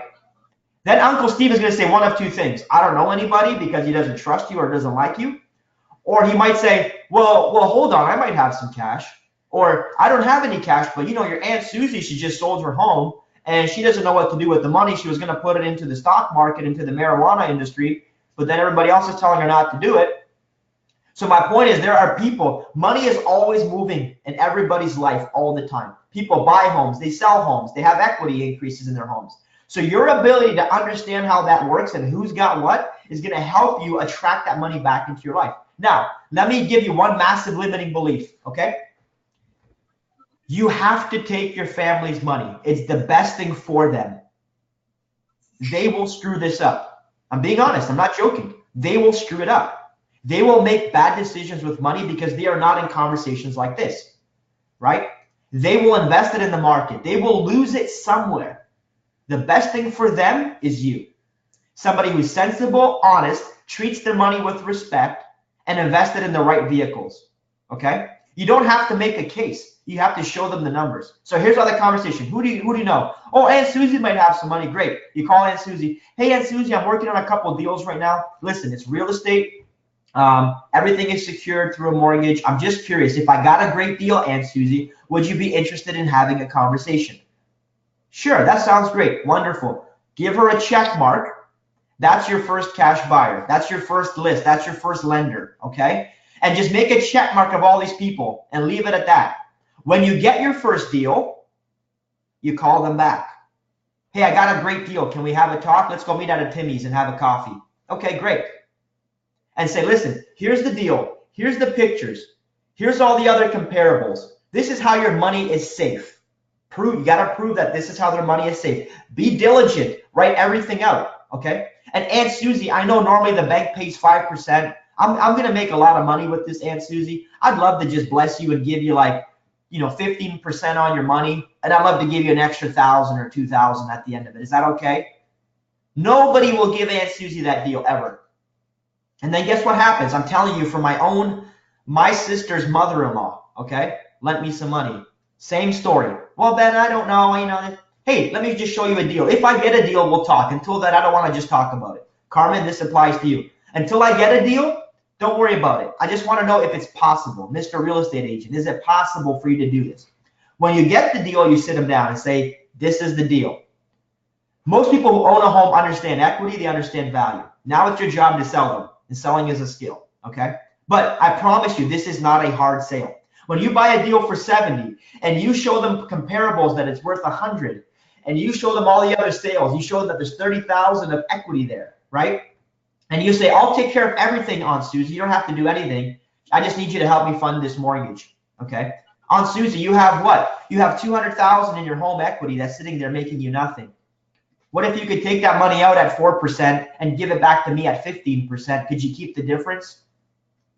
The spread. Give Aunt Susie a massive spread, and people will give you the equity in their homes, okay? This is how it works. So if you want to make it easy, start with whatever cash they have. Take money out of other non-producing assets. Like if somebody has money in the stock market and they're frustrated, they need you. I promise you they need you, okay? If they have money in RSPs and they're frustrated because they're not making any money on the RSP money, they need you. So everybody, it's my obligation to train my family and friends how to use their money. Does this make sense? I know this is hard for some of you guys because you don't want to make this call because maybe you made this call before, right? and you try to sell them a multi-level marketing thing before or whatever else, or you borrowed money and you lost it. Maybe that's you guys. I don't know. I lost 40 grand one time with my mother-in-law's money in the stock market. $40,000. It was the hardest day of my life. I'd never been so angry in my life. 40 grand in one day on Apple. Thanks, Apple. Thanks, Mr. Jobs. That was great. You know how hard it is for me to get back to that horse? Okay. The reason I'm telling you that is because now I have over a couple $100 grand from mother-in-law. You know why? Because I proved myself on my very first deal, and then my second deal, and then my third deal, and then my fourth deal. So once you do a few of these guys, you no longer need to have the conversation. It's like this. Hey, Aunt Susie, I'm buying another house. You're looking for another 100,000. You got anything you're working with? Yeah, okay. Now you're basically just like a trader or broker. You're just asking the questions. That is the easiest way to raise capital is friends and family. Okay. So make a list. Gord, you got a bunch of coworkers at work. Take them out for a beer. Hey man, what's going on? You got some money in the RSPs? You got some money in the stock market? How's that working for you? Listen, I got a great deal. I'm working on some real estate stuff. I just want to know, would you want a super secure investment making you a really good return? Interested? If the answer is no, then it's a no. Don't worry about it. Ryan, you know my student Ryan? I told him this and he was like, oh man, I don't want to do that. Oh, you know, I don't want to do that. Guess what he did? I forced him to do it. And within 4 phone calls, the dude found like 400 grand. 4 phone calls, right? And then he's like, man, the next day he's like, dude, I got all this money. I got all these people who want to work with me. And I'm like, all you got to do is pick up the phone. It is the shortest path to profit is to pick up this phone and just make a call. Hey, okay? Can I ask you a question? Yeah, Nick, hit me, buddy. Are you having to walk these people through? I mean, are you having to hold their hand to get the money? So what I'm saying is, I call Aunt Susie. Aunt Susie's like, yeah, I probably got $100,000 in home equity, but I don't have it liquid. I haven't went through and got the process of actually getting a home equity loan. Yep. I mean, are you? I'm sure that's going to be an issue some point in time of actually getting the money liquid. Yeah, so if you have Aunt Susie and she has money in home equity, you walk them through. This is what I did. You can do this 2 ways, guys. There's 2 awesome ways of doing this. Number 1 is you borrow money, secure it against the deals that you're buying. You get a first mortgage. So if you're buying that deal for $70,000, right? You're going to borrow 70 from Aunt Susie. Aunt Susie gets a mortgage registered on title, and now she has the first rights to the property. Okay? Some of your family might do something different, which is even better for you. They might just Now, say, is title company doing that, Ben? everything happens on closing. And Nick, you're in the U.S., but in Ontario, real quick, in Ontario, everything goes through a lawyer. It's all registered. You guys don't do anything. Your lawyers do all that stuff. In the U.S., Nick, in the U.S., yes, your title company will register a mortgage. That'd be a question to just clarify with Chris Root. You're gonna, just like a bank registers a mortgage, a lien against the property. Aunt Susie would be the bank. Okay. Makes sense? So she still gets registered on title. She still has a lien on the property. You can't sell that unless you pay Aunt Susie out. Okay? Yeah, everything you do is by the book 100%. Now, here's the trick. If after a few deals, you keep doing this, or you have equity in your home, Carmen, this is where you come in, okay? And April and Nick. Some people will just give you the money and not secure it against real estate.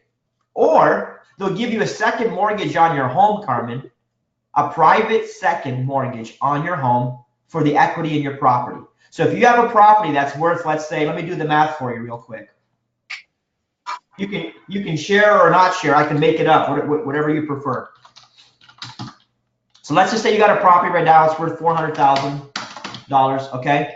You have a first mortgage from the bank at probably what? 75% loan to value? 65? What do you got? 80%. Okay, so you have a $320,000 mortgage against a $400,000 property, right? So how much equity do you have left? We all have 80 grand. We all see that number? That is dead money that you can have access to. So here's what you do. You go find what's called a second mortgage lender, okay? A guy like me. I do mostly second mortgages, by the way, guys. So I get a higher rate of return. Now, the first mortgage might be at like 4.5%. Let's just say, for example, right? This second guy, he's going to want more because he's got more risk. Do we understand why he has more risk? It's because let me just explain it to Tio, for example, because he's looking at me like he doesn't know.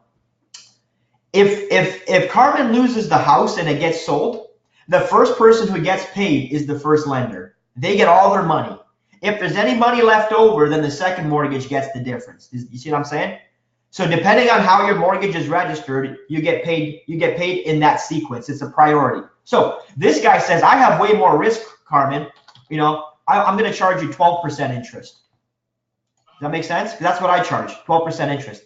So 12% interest, and you might say, I don't want to give you 80 grand, it's too much. I only want to give you up to 90% loan to value because you already got 80 from the bank. So if I give you that times 0.10, okay, I'll give you $40,000, Carmen, as a second mortgage.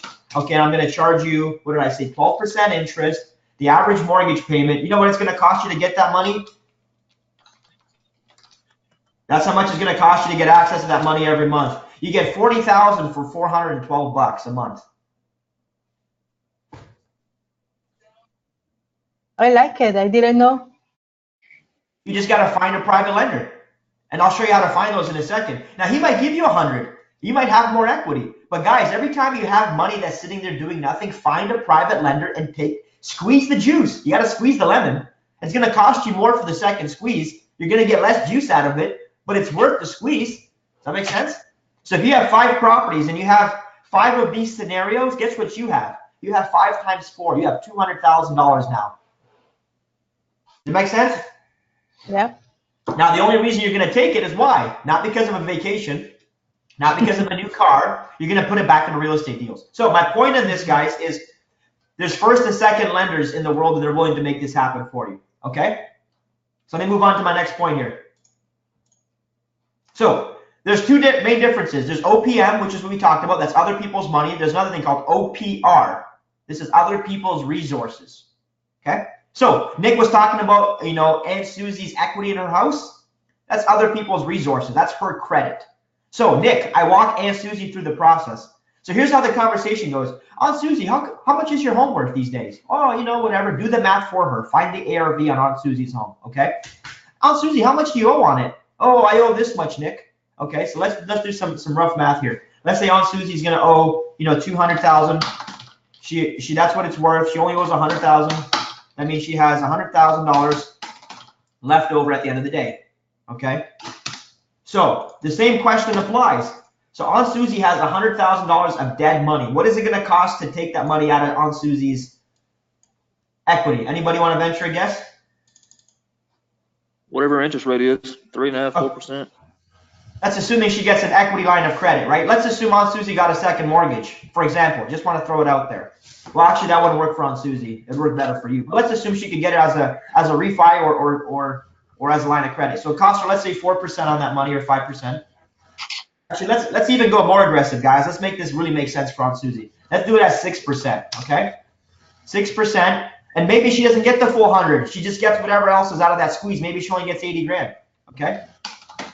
Okay? So on $80,000, it's going to cost Aunt Susie $511.85, okay? You guys see that? That is a 6% interest rate. How much do we have to give Aunt Susie to make this worthwhile? April knows. More than $511, right? How much more is between you and Aunt Susie? So what if we gave Aunt Susie, so Aunt Susie's going to give us, this is $80,000, right? That's how much we're going to get out of this thing. What if Aunt Susie literally said, hey, Nick, I love you a lot, my son. I'll just give you the money and you just pay me every month. Non-secured. That's a non-secured loan, right? I have a bunch of those.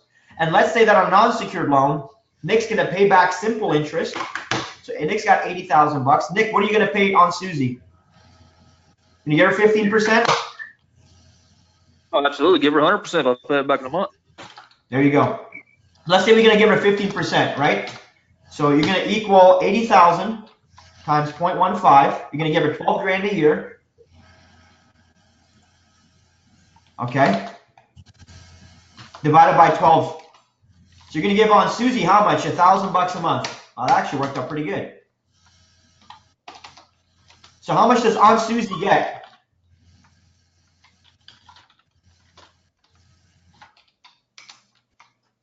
How much money does Aunt Susie get now? She's basically double the money. You guys see that Aunt Susie can make an extra $500 a month if she gives it to you? And now you're paying Aunt Susie 15% interest on her money. The best thing for you, for Aunt Susie, is you. So you can literally do this over and over and over again. Now, if you really want to secure Aunt Susie's money, well, then you do a first mortgage for that $80,000 on the property that you're buying. You only needed 70, right? Let's say Aunt Susie gives you a mortgage for 80 and gives you the other 10 as a difference, just to have for repairs and renovations, whatever, okay? And Aunt Susie can literally turn that money over every month and make this kind of money. So what I like to do is I give people this. I usually give people, mine is low, okay? We're talking big numbers. You know how much I pay to Aunt Susie? 7. Aunt Susie gives it to me for 12 months, and I usually get it for like 3 or 4 year term because her mortgage term is for 3 or 4 or 5 years. So she just gives me the money, okay? So the Aunt Susies of the world, because I'm the best what? Operator? Am I the best operator in my town? So my Aunt Susies have given me over 2 mil. Okay. So how much, what can I do with that money? How quickly can I turn that? What is the spread on that kind of money? It's big, right? So this is the best way to help Aunt Susie, guys. And there are countless Aunt Susies in your life, in your friendships, in your coworkers, in your mom and dad. Are you guys starting to see the picture of where you're getting money from? Anybody not getting this? Give me a hand if you're not getting this real quick. Nope. You good? Okay. So OPR, other people's credit, other people's resources. Now, some people don't want to give you money off their credit card. They're like, nope, not going to happen. So start with the money they have in the bank.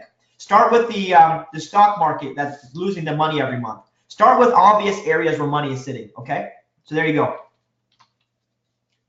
This is going to be you guys in a very short period of time. The Don Corleone of your family. You come to me on the day of my daughter's wedding. This is me. This is me when people want to lend me their money. This is not me kissing the hand to borrow money. This is people say, Ben, I need to lend you some money. I got to make money on my money. You know what I'm saying? That's my horrible accent, but this is what's going to happen is you're going to get people coming to you to give you their money. Is this cool? Okay. Again, it's okay. This is not multi-level marketing, guys. This is not some kind of scam, not a get-rich-quick program. This is you're buying real estate. On Susie, you are buying this real estate. You're helping me fund it. That's it. Not paying you a great return. Okay. So ask yourself, how much money does Aunt Susie have in that list of people? What I like to do is take that list. Maybe it's 50 people deep. Maybe it's 100. Just put an approximate amount, what you think they have available between their house, the credit cards. You might not have a clue, but just give them a rough idea. And maybe it's 1,000, maybe 10 grand, maybe 20 grand. And then you'll start to see how much money is in your inner circle. Okay, we already talked about this, so I won't stay on too long. What are the 2 most important things to a lender? Preservation of capital and good return, okay? And you gotta help, Nick, you gotta help your family understand what it means to live in the spread. So I had to sit down with an old high school, grade school teacher of mine. He says, Ben, I see your face everywhere. I see your billboards. I see your Jeep ads. I see all this stuff. I said, yeah. I said, I'm doing a lot of real estate. He said, hey, I tried doing some real estate, but I'm not really that good at it. But I'm looking to kind of get into it. I said, well, wouldn't you rather just invest your money in something super secure and just get a good return? He says, yeah, I think I'd rather would. A lot of people in your lives have tried doing real estate and they've failed. You got to keep this in mind. A lot of people have tried other businesses and they have failed. They don't want to be in an active business. They'd rather be in a passive vehicle. Okay? You are now in an active vehicle. So you take passive income and you put it into your active business. You create money and then you put it into your own passive business. Because when you guys are all going to be 70, 80 years old, guess what you're going to do with all your money? You're going to lend it. You're going to be in a passive vehicle. You're probably not going to be actively door knocking, right? We're all working towards the same goals. Okay, I love credit cards. You guys see why? Okay. HLOC, HELOC, those are home equity line of credits. Carmen, you can start there. If the bank says no, you're not getting any more, find a private source. I'm a private source. If you have enough equity in your deal, a lot of private lenders will give you up to 90, even 100% loan to value on your property. Okay. But I've done about 70 private mortgages at 100% loan to value. 70. Wow. And the market has gone up. So my 100% loan to value only represents about 80% today, or maybe 75. So I have a very, very cushy 10 to 15% return on my investments because the market keeps increasing. Make sense? Okay. So I told you how to use credit cards. Number 1, pay off your balance, get it to 0. Okay. Work on that. Get that done if you need to. Okay. Get an increase, guys. Seriously, when you leave here, if you guys don't get an increase at the end of this day, you're not doing what you're supposed to. Call and get an increase on your line of credits on your credit cards, and ask them to lower your interest rate. Okay? Because when you have to double close deals, they're not all going to be assignment deals. Nick, you want to raise money to start closing your own deals, you got to be able to have access to capital. The number one thing in this business is a word called liquidity. Anybody knows what that word means? Anybody want to venture a guess at the word liquidity? I can get it in my hand right now. Yep, access to capital right now, okay? So as much liquidity as you have. Guys, my biggest problem is not making money, it's spending money. I have way too much money sitting in my checking account. So my biggest problem is it costs me money keeping it dead. Does that make sense? So you're going to get, you're going to say more money, more problems. Yeah, more money borrowed, more problems, because I have to grow my business. I gotta work every day like I'm starving. Because if I don't, I have dead money sitting in my bank account, right? I got 200 grand that came in yesterday. I'm like, dude, I got to find a place to park it. So I promise you, other people need a place to park their cash, okay? So I'm one of them. You guys call me. Here's the next thing we do, joint venture partnerships. These are JV partners. You guys are familiar with this term? One guy has the money, one guy has the skills and the deals, right? You get the two together, and now you're joint venturing, okay? So find somebody with a lot of money with no desire to do the work. And they'll partner with you, and they'll give you all the cash to close your deals. So Nick, you need a rich daddy. That's what you need, man. A rich daddy. Somebody who's got a bunch of cash and has nothing to do with it. I had one. I call my rich dad poor dad. So my rich dad is a local businessman who's got a construction business, and he's really good at making that money, but not good at investing it. So I go to my rich dad every time I need cash and say, hey, rich dad, how much money you got? Oh, I got 300 grand sitting in the checking account. Good. Why don't you invest it in a deal with me, and we're going to partner together, okay? So these guys all exist, okay? So I'll go through this. Questions so far? How much do you give them on a joint venture? A lot, because usually joint venture people want to go 50-50. But if you can make 30 grand on that deal, but you have to pay somebody the other 15,000, split it in half, would you still do it? Absolutely. If you got no other choice, do it. So the whole thing in real estate is this. You start with the most expensive cost of borrow, and you work your way down. You know that the most amount of money you can spend is 30,000. So start with that and work your way down, work your way down, work your way down. There will be somebody who's more than happy to make 20 grand off of your $30,000 deal, okay? But work your way down. So you just keep got to get better and better. Now, this is an exercise. It's a practice, okay? I'll be honest with you. This whole training is like me telling you how to build a McDonald's and say, go ahead. Here's a McDonald's. Here's the key. Run it. Here's the instruction manual. You got to practice. So it's a lot easier when you have a guy like me who says, I'm going to go to the McDonald's with you for 3 months in a row. Every day we're going to open up shop together, close down shop together, right? So this will take some practice to make these things happen, okay? Find your unique ability. Again, for you guys, your unique ability is, what are you best at? Are you best at raising money? Are you best at finding deals? Like Nick, you're a good people person. You're good at talking to people. You're good at closing deals, right? So find out what you're good at, and then basically outsource what you're not good at. So if you suck at raising money, go find a money partner, okay? I'm a money partner, by the way. So if you guys need money in Canada, holler at me. I'm serious. I have like $1 million to spend like next week. So like if you find a great deal, you should be hitting me up for cash. All of my one-on-one students, guess what they do? They send me deals all the time because they know, they recognize the value of having a money partner who also understands this entire business, okay? Mortgage brokers. Gord? Can you just go over what the difference between OPM and JV is? So one, we're talking about like a 50% spread, right? You're splitting in 50-50. The other one, you're looking maybe like a 15%, which is a huge difference. Yeah, so OPM is basically you doing all of the work and somebody else putting up the capital, but they're not a sophisticated investor. So it's like mom and dad who worked in a factory or somebody who's a doctor. They can make money, but they don't know how to make money on their money. A joint venture is typically another sophisticated investor who is happy to put up the capital, but they don't want to do the work. So for example, I might be a joint venture partner. I know your business, but I'm not in your market. I'm going to want more juice because I can make money on my money very well. So the joint ventures typically have their own ability of making money. Now, don't make this critical mistake. A lot of people want a joint venture without the credentials, meaning this, they have cash, but they don't know how to make any money on that cash. So this is where you got to become a really good negotiator saying, hey, what is it going to cost you to lend me this money? So I have people who say, hey, Ben, I'll give you 50% for 50% of the profit. And I'm like, great. I said, what other business are you actively running that you're making 50% return on cash for? Oh, none. I sit at home. I'm retired. I don't have any business. then why in the world would I give you half my deal? Right? So usually the joint ventures are the guys who are good at raising capital and they're also running an active business. The guys who are OPM, other people's money, and they're both OPM, just to clarify, other people's money is the same for both. But the other people are people who are usually looking for passive investments and don't want to do the work / can't do the work. Does that make sense? You'll always find joint venture. There's tons of people who want half of your hard work, tons of them. But guys, we are creating. So I want to get out of a scarcity mindset and get into an abundance mindset because we are creating, right? So I try to be generous with people, but you know, put it to you this way, when you do 100 deals, you don't have to give away anything, right? You dictate the terms.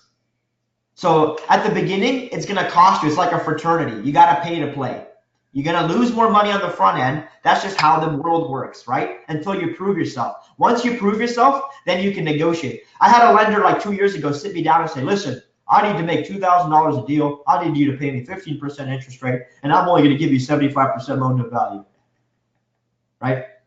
And I'm like, oh, okay, you know, please, I need the money, you know, this kind of thing. Last week, he calls me, takes me out to lunch. He's like, listen, I got $3 million. I gotta go. I gotta burn. I see your billboard everywhere. I see your Jeep. I know you're doing deals. What are you doing that I'm not doing? And I'm like, listen, it's 7% interest. This is what it is. But it was this much 2 years ago. Well, 2 years ago, I needed you. This year, I don't, right? So you're going to get to that point where the more capital you have, the more you can dictate your own terms. Make sense? So Gord, you might start off with a JV partner and do a bunch of deals. Okay? It all depends on how many deals you want to do long term and what your goals are. And this brings me to my next point. Pay the fees and stop complaining. A lot of people are like, oh, I don't want to pay the high interest rate. Just pay it and just move on. Do another deal. Remember, you guys are doing wholesaling for a very specific reason, to get in and out of deals quickly. This isn't how to flip houses course and how to do major renovations and start a construction business. I can teach you that course. It's less profitable and more work. This is a get in and get out business. Okay? Once you grow your relationships, guys, just like a private mortgage brokers. So mortgage brokers, if you don't know where to start, pull up the yellow pages, grab a mortgage broker list and start calling them. Hey, how many private lenders do you have on your team? Because mortgage brokers will have banks, they'll have trust company lenders, they'll have B lenders, C lenders, they'll have private lenders. So they usually have a list, but the broker is going to want a chunk of the profit or the deal. They'll charge you 5%, 4%, 3%. I pay the broker one time to find a good lender, and then I go to that lender direct. That's what I do, okay? So if I get a really good lender, you're going to know who the lender is after the first deal. If it's a great lender that I like, I'll just try to cut out the broker. End of story. Unless it's a broker I really like and I've built up a lot of business long term. Make sense? So these are the core 4 questions you want to ask a broker. They're right here on the screen. How many lenders do you have? What is the requirement to borrow? What is the cost of the money? And how much you got available for me? It's the same question you ask every other private lender. Okay, so that's brokers. RSPs, I'll just touch on this. This is a much longer conversation. Guys, there are literally millions and millions of dollars sitting in RSPs that people don't know how to use. You can borrow money from anybody's RSP account so long as it's not your mother, brother, sister, okay? And you can borrow that money and you can fund your deals with RSP money. So Gord, if you have money in your RSP, guess what you can do? I can take money from your RSP. You can lend it to me at whatever interest rate you and I agree to. You can lend me your money and I can close on my deals. Guess what I can do, Gord? I can lend you my money for you so that you can buy deals from me and so you can close on your deals. So you can find an RSP buddy or get a little network of RSP investors, and you can do what's called arm's length mortgages. And this is my favorite company. It's called Olympia Trust. They're the ones that I like to use, okay? There's some limitations with RSP investing, like there's a lot of requirements, sometimes some paperwork, sometimes they delay the closing. So make sure your seller and your buyer or whatever understand that if you're trying to close the deal, there may be a delay or two. But there is a ton of money in RSPs, guys. A lot of your coworkers, your family have been putting money away into RSPs forever.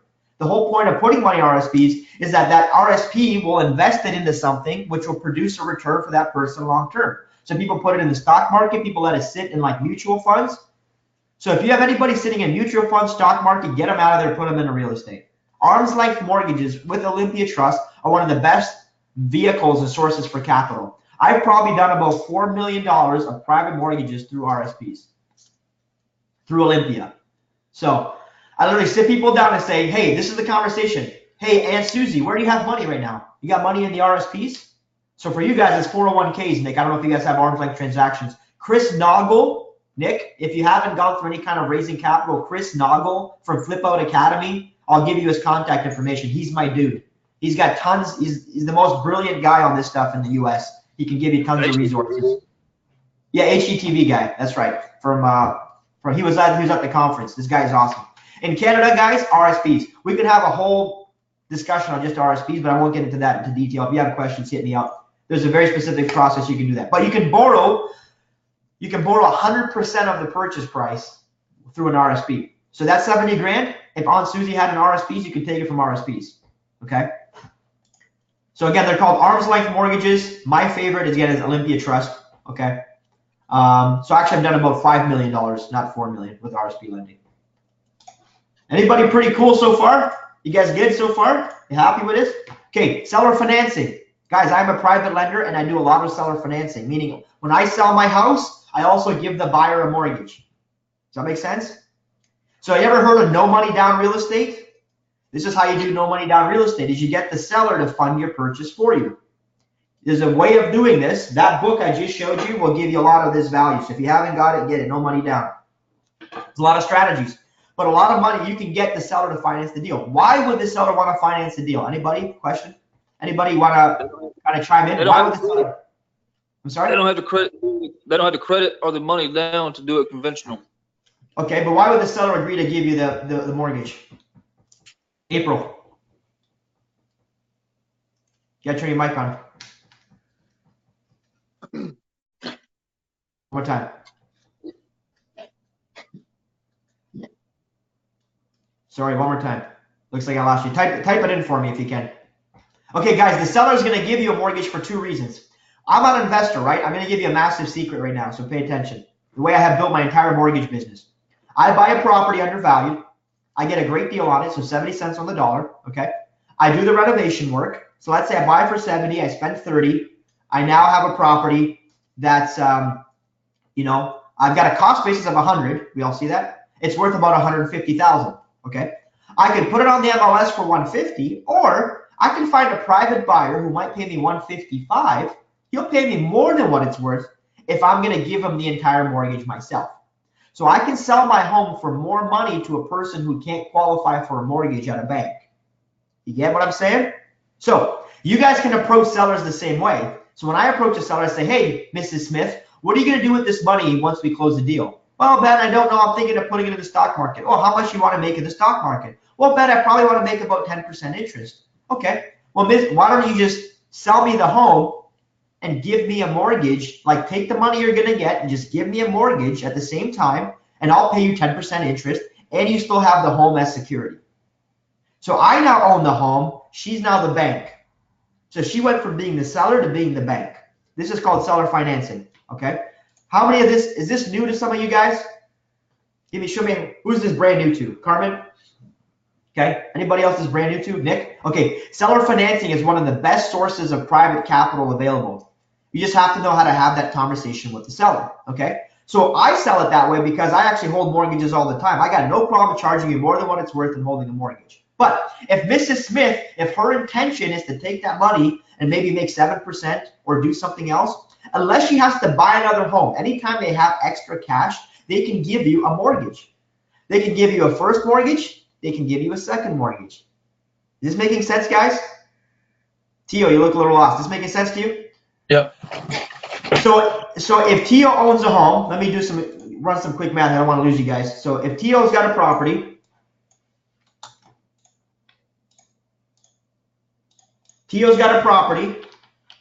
and he wants 100,000 for it. Okay. But Gord is an amazing negotiator. Okay. And Gord comes to Tio and says, hey, I'd love to buy this thing. I'll buy it from you for 70 cents on the dollar, right? And Tio says, Gord is great. Okay, so Tio gets a deal to buy it for 70,000, right? And then Gord says, hey, I can get the deal closed, but Tio, how much do you owe on this thing? Tio says, my debt is zero. I've owned it for 30 years. I don't owe anything. Well, what are you going to do with the 70 grand you're going to get, Tio? And Tio says, well, I'm thinking I'll just probably keep it in a checking account and I'll make 2% on my money. So Tio's going to have 70,000. He's going to make, oh, that's not right. Get this as a percentage. So Gordon's going to, Theo's going to make about $1,400 a year. Do you guys see that? Not a very good return on 70 grand. It kind of sucks, right? That's the bank. So the Gord says, hey, Theo, what if I actually pay you 10% on that money? What do you mean? Well, here's what we're going to do. You sell me the house for 70 grand. You give me a mortgage for it instead of putting the money in the bank. I'll pay you 10% on 70,000. I'm going to give you $7,000 a year if you're willing to hold the mortgage. Now, you and I both know that, it's probably worth more than 70, but this is all I can afford to pay for it to conduct business. So if anything ever happens to me, you get the property back plus my monthly payments. Well, how much money is he going to make on one versus the other per month? This guy's going to pay him $116 a month. This guy's going to pay him $583 per month. Which deal would Theo rather take, guys? The $583. That's seller financing. So the seller sells you the home and then becomes the bank. You see how this works? This is a huge bonus. If you guys can get this theory of how this works and you can implement this, this is how every no money down guy does a deal. Okay? Carmen, question? Yes. So if the seller is giving you the first mortgage, is there any paper where it says that you own that property? Because he's going. Yeah, you are buying the property. You're not doing a rent to own, guys. You are buying the property just like any other property. But on the day of closing, you're going to have a mortgage registration document. You're going to have a first charge mortgage document. And you're also going to have a sale document. There's two different things. So on closing, Theo's lawyer is going to register the sale. Theo's lawyer is also going to take the funds from the sale and fund Gord, which then goes back to Theo. So it's Theo's money going back to Theo. All that happened was that the ownership changed from Theo to Gord. Oh, okay. You see that? So the money stays with Theo at the end of the day, does this. But now Gord owns the house. So Theo went from having a liability to having an asset. Because his house was a liability because it was costing him money every month. You see that? Everybody thinks your house is an asset. It's not. Unless you make money on it, it's a liability. So Theo's bleeding on this thing every month. Let's say Theo moved out and is sitting empty. It's costing him $500 a month. Gord says, hey, what if I put $500 or $600 in your pocket every month and you get to keep my head in a vice grip if I bail? How's that sound? I'll buy the deal. You just help me fund the deal. Okay? Here's 2.0. Ready? Let's say that Gord doesn't get a discount because Gord's not a good negotiator. And Theo is an awesome negotiator, right? So Theo's going to get 100 grand.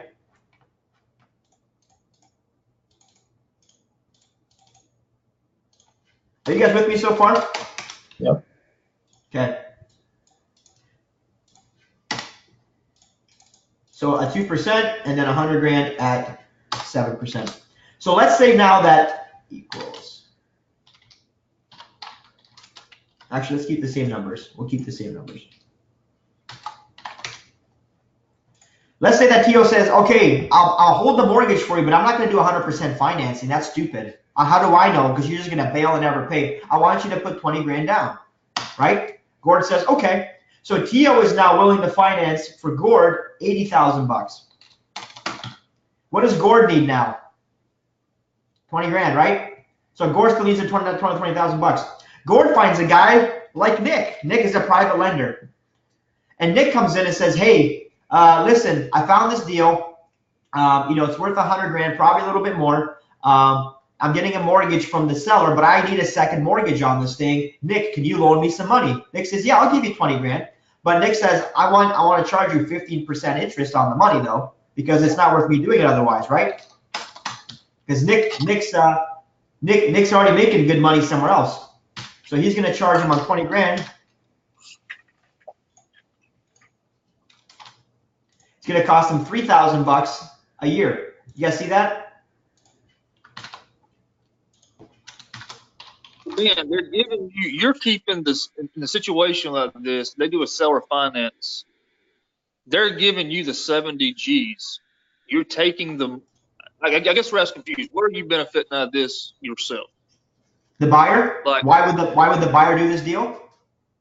Yeah, Is that what just you're explain to me what you're doing. Yeah, what are you benefiting from this? Obviously, besides getting the cash flow, besides getting an asset. Where is Right? Gord Is it benefiting? giving you Or money? where is Peter? Sorry, let me just get this done. Ask me the question one more time so I understand what you're saying. What is Gord getting out of this deal? What's the buyer getting out of this deal? Besides an asset of a house.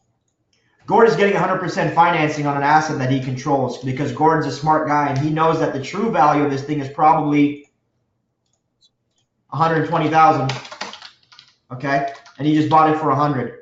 So if he pays top price, the answer is he doesn't get much value unless Gord is planning on renting this property out and charging more than this number. Gord would have to rent this thing out for more than $1,100 to make sense of this, plus taxes, insurance, and carrying costs. So if Gord can rent this thing out at $2,000 a month, then Gord can make the spread, right? We're talking about spread again. The only time this really makes sense is when you can actually have a greater value. This is why we wholesale, guys. I'm never going to tell you to get a private mortgage on a property that's only worth what you're paying for it. Now, why do people do this off of me? Gord might do this because Gord plans on living in the home. This might be an owner-occupied for Gord. It's his first house. So Gord might say, hey, it's going to appreciate 5% a year. I'm going to rent out 3 bedrooms to my buddy. I'm going to be paying $1,100, but I'll probably end up, getting about $400 from my buddy. So I'll be paying $500 plus I own this thing, plus it goes up in value. Does that make sense? As an investor, Gord has to get this thing for a greater value, a lower price. So Tio is not that smart. Tio doesn't really know what his house is worth. Tio wants 100, but the true value of it is $120. So Gord says, okay, let me go finance the 120 or the $100,000. Does this make sense? You guys see why Gord would do this? Now Gord controls and owns an asset with zero money out of his pocket, zero banks, zero credit. Does this make sense, guys? So the way to sell this is Gord comes up and says, hey, Tio, I'll give you the $100,000 for this home. Tio's only asking 100 or whatever because he doesn't know any different. I'll give you $100,000. He says, okay, I'll give you an $80,000 mortgage. He goes to Nick and says, Nick, this thing's worth 120, man. I'm buying it for 100. I need a $20,000 difference to close this thing. Nick says, okay, my money's pretty safe. I'm going to charge you this much. What we just did was we used different sources of what? OPM. The seller's OPM, Nick's OPM, Gord's what? Skills. Skills and understanding and resources and being able to negotiate the price. Remember we talked last week about really knowing your numbers? Only Gord knows it's worth $120 because Gord has done his math and his research, and he knows that there's 6 other ones that sold for $120 on his block, and he's getting it for $100,000. So I do this all the time. When I sell a mortgage to somebody, now they're buying it for different reasons, mind you. They're buying it to move into the property. But I take the adverse effect, so hopefully I don't lose you guys here. I got a property worth 150 grand. There's the value, okay?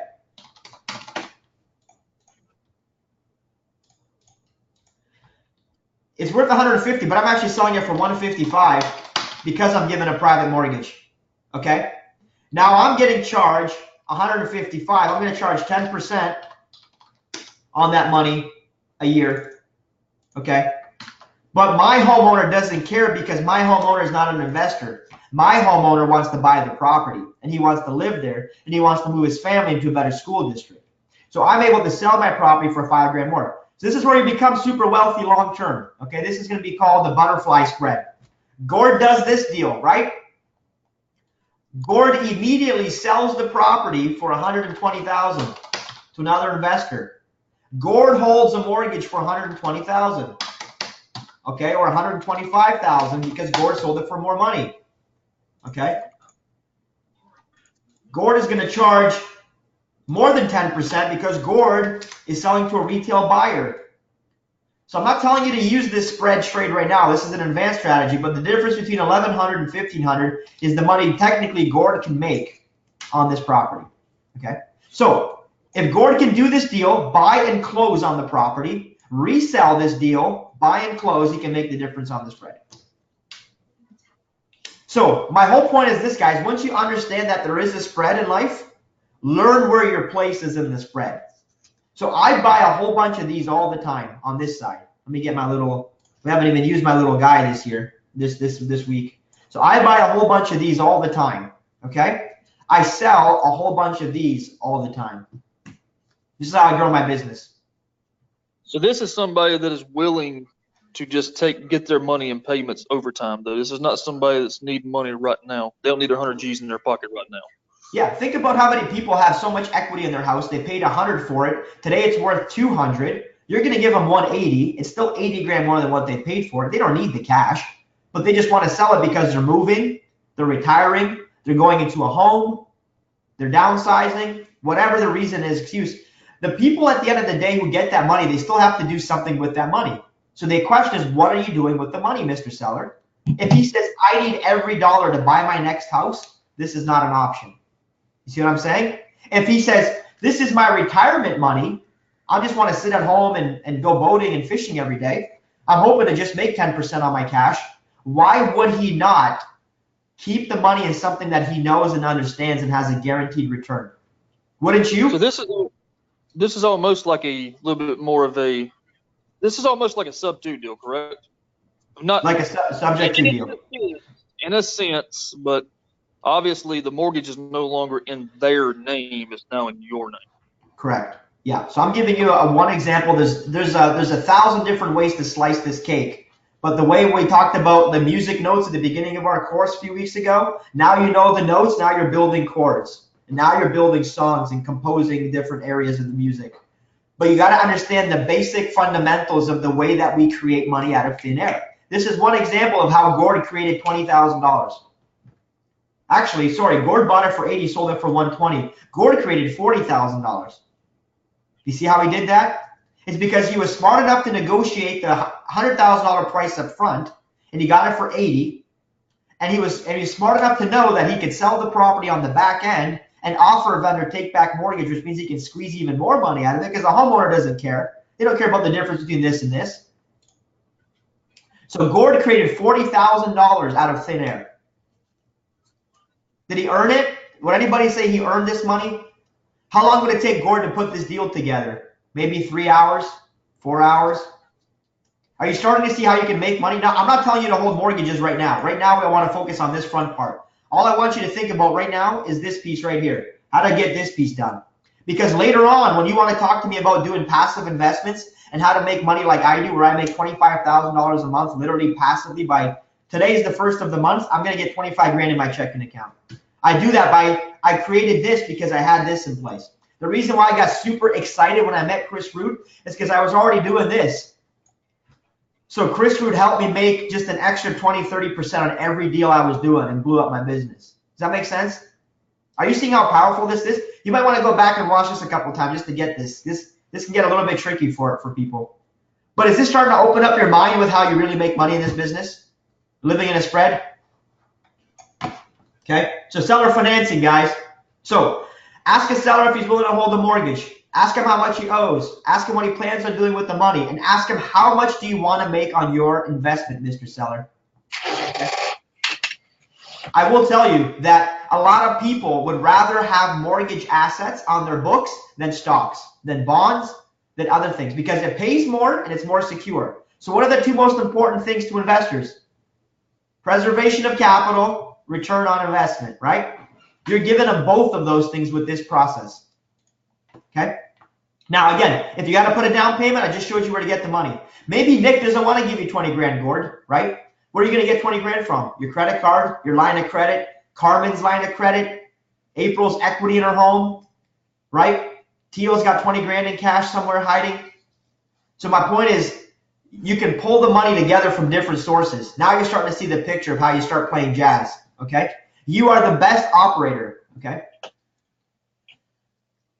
By the way, no credit report. We already talked about that. Come with down payment, okay? So I already did this quick example for you guys. So again, if today's value is, let's say the seller bought it for 100 grand, Nick, he bought it for 100 grand 5 years ago. Today it's probably worth 150.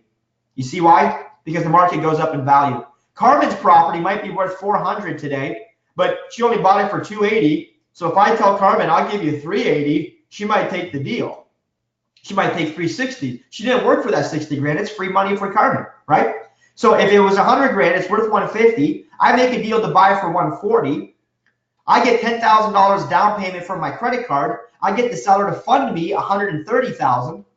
All I just did was buy with 100% down. And I got 10 grand of equity to boot. You guys see that example? Anybody not understand that example? Guys, this is a lot of information I'm throwing you at once. Plus, I'm asking you to be a Christian and believe in me, everything I'm telling you, and change your belief system. So this is a lot for you guys to take on. That's why this class is super important. You're going to have a lot of questions. You might just be completely, you know, at the end of the day, analysis paralysis. But what I want to tell you is you can digest this in bits and chunks. I'm giving you a really high overview. This is me giving you the keys to a McDonald's and an instruction manual. Some of you guys at the end of this process will need to go one-on-one with me and make sure that you guys implement this stuff into your business every day, okay? So first and second mortgages we already covered. You can get a first from one person, a second from the other person. You can have as many mortgages on a property as you want. There's no limit. You can have 65 mortgages on a home, just so you guys know. So long as the house has value and the lender feels confident giving you money. I probably have 140% loan to value on my primary residence. Meaning, if it's worth $500,000, I probably got $800,000 worth of financing against it. Because my lenders, number one, believe in me so much. But if they didn't, it would be the stupidest loan they could ever give me. I got like 3 mortgages on my house. It doesn't matter. Because they believe in me. They just wanted some kind of additional security. But what they don't know is that if I lose my house, I lose it all anyways. Okay? So, like we talked about, first lender, second lender, third lender, it's just a priority. If you default, if you lose your house, that's what determines who gets paid first. The first guy gets paid first, second guy gets paid second, third guy gets paid third, okay? The second guy has more risk. We all know why the second lender has more risk now, why he charges you a higher interest rate. This is a reason why I charge 10 to 15%. I have some mortgages at 25% interest rate. They will never be paid down, ever. It is 99% interest. But it got somebody into a deal that they couldn't have got into otherwise. Okay? So let's do another market value. Real quick example. Market value 175. Okay? Gord buys this thing for 150 grand. The first lender, let's say it's April, gives him $112,000. Let's say this is going to be a private lender. Okay, April's got some cash, you know, and Gord's like, hey, listen, it's worth 175. Just give me a first mortgage for 112. Give me 75 LTV. Is that safe for April? 112 against 175? Pretty safe, right? Okay. April says, but I need 8% because I'm taking the money off of my line of credit and it's going to cost me 4%, so I need 8. Gord says, no problem. April makes a 4% spread. You guys see that? Okay. The second lender goes and says, okay, now I need an additional 37,000. He goes to Carmen. Carmen says, I'll give you the 37 because you got a pretty good deal on the place, but I need to get more money because I'm behind April and I don't like April that much and I don't want her to get paid before me. But I'm willing to let it happen if you pay me 12%. Gordon says, okay, April, Carmen, I'll pay you 12%. So he pays her 12% on the deal. So he pays April $800 and he pays Carmen $300. Gord now got 100% financing for $1,245 a month plus $25,000 of equity. So here's the name of the game. Get the deal, finance the deal. Get the deal, finance the deal, okay? You can get 100% financing if you get a good deal. If Gord pays 175 grand for this house, he's not likely to get 100% financing. Why? Because the second lender is going to get burned if Gord ever bails. Does that make sense? So get the deal, finance the deal. You see how you get 100% financing on all your purchases? Do you see why I would give you 100% financing first mortgage on any house you bring me? Do you see why I would do it? Do you see why I would give Gord 150,000 first mortgage on this at 10 points? Because Gord brought me a deal. So this works with everybody around you, including guys like me. So when Ryan calls me, hey, Ben, I found this great deal. I'm buying it at 65 cents on the dollar. Will you give me 100% financing? Okay. What's the worst that's going to happen? The market has to go down 35% before I start losing money. April, question.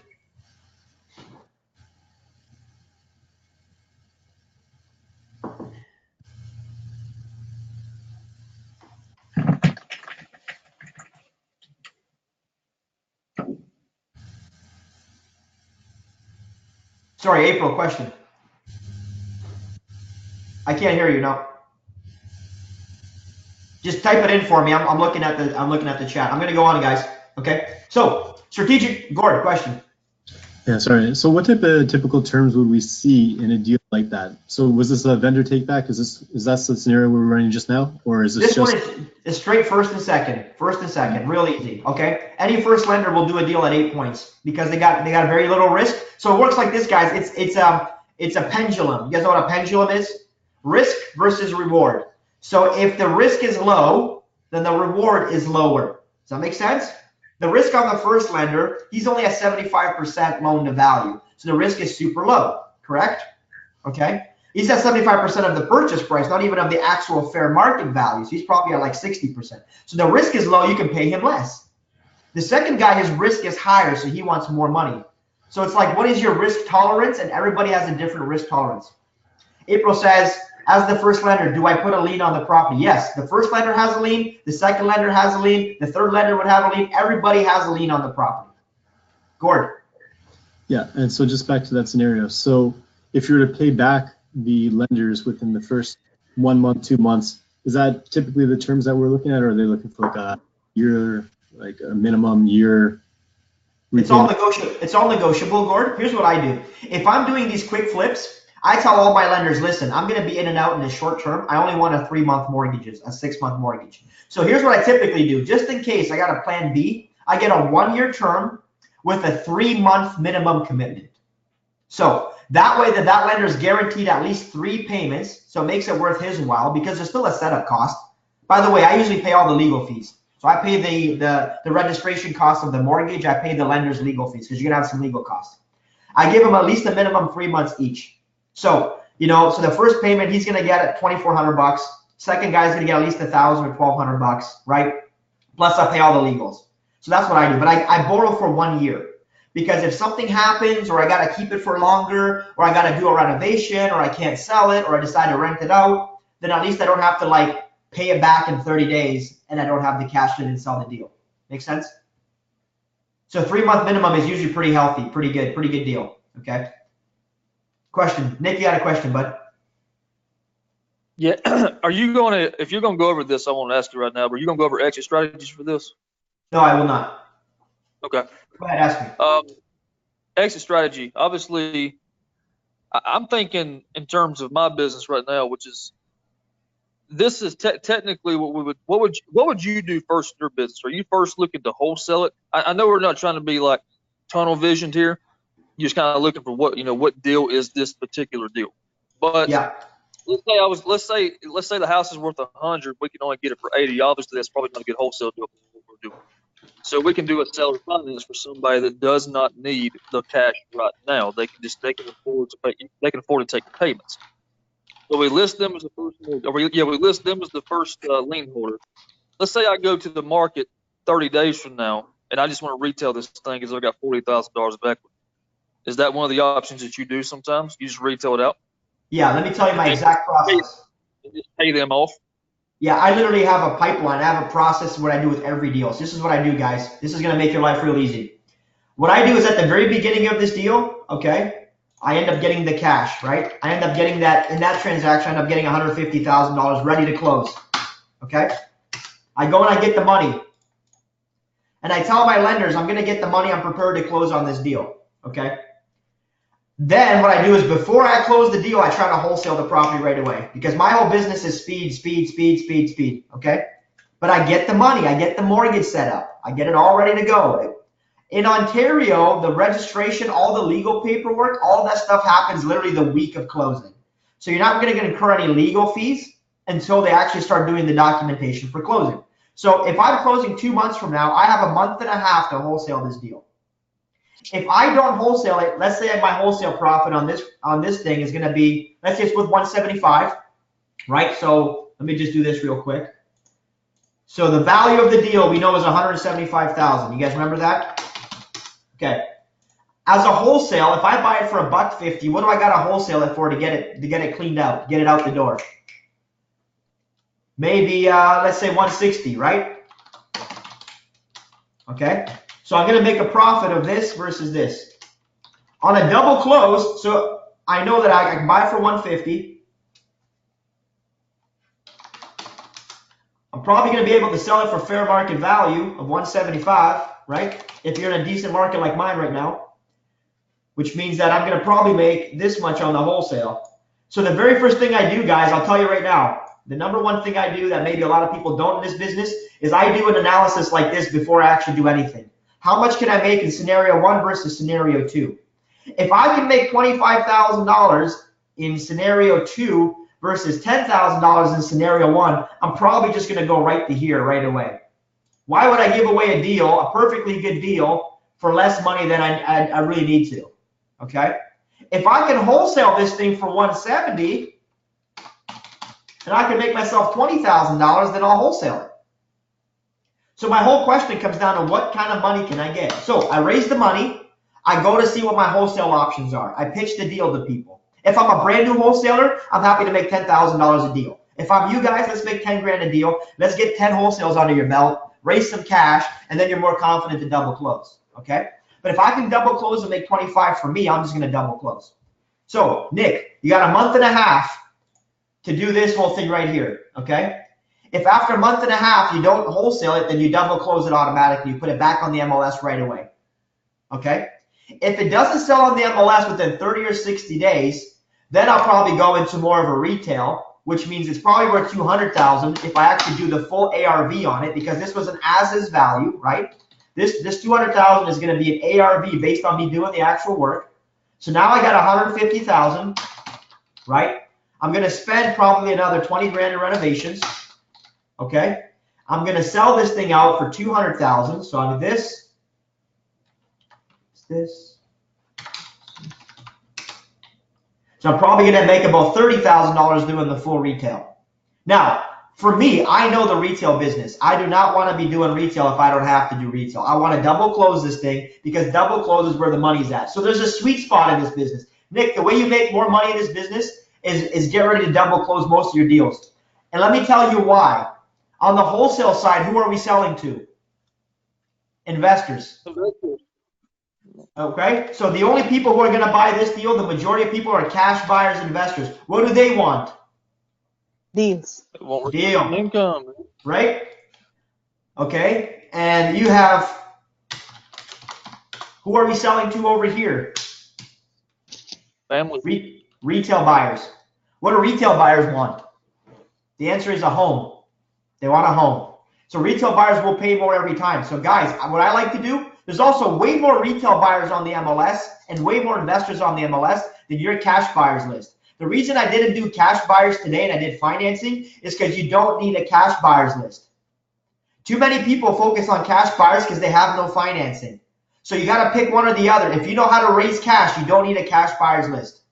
I know a lot of students who get really hung up on, I can't sell my deals. They get it under contract. They never get a cash buyer. They kill the deal and they walk away and then they lose all their hard work, right? Guess why they lost their hard work? Because they didn't have the cash to close. In day one, I see some aha moments for April. The reason I told you day one to have the intention to close every potential deal, have the intention and the ability to close is because you remove the entire disposition side of the business. You remove the entire cash buyers out of the business. You make more money. You work less to sell it. So you know who my dispositions person is? My realtor. I don't have a sales guy selling houses in my office. I save the money I would have paid him. I just pay the realtor. I get more money on my resales because most of my deals go this way. So I don't sweat wholesaling deals because if I don't wholesale it, I'll just double close it. So here's roughly my math. 60% of my deals go here.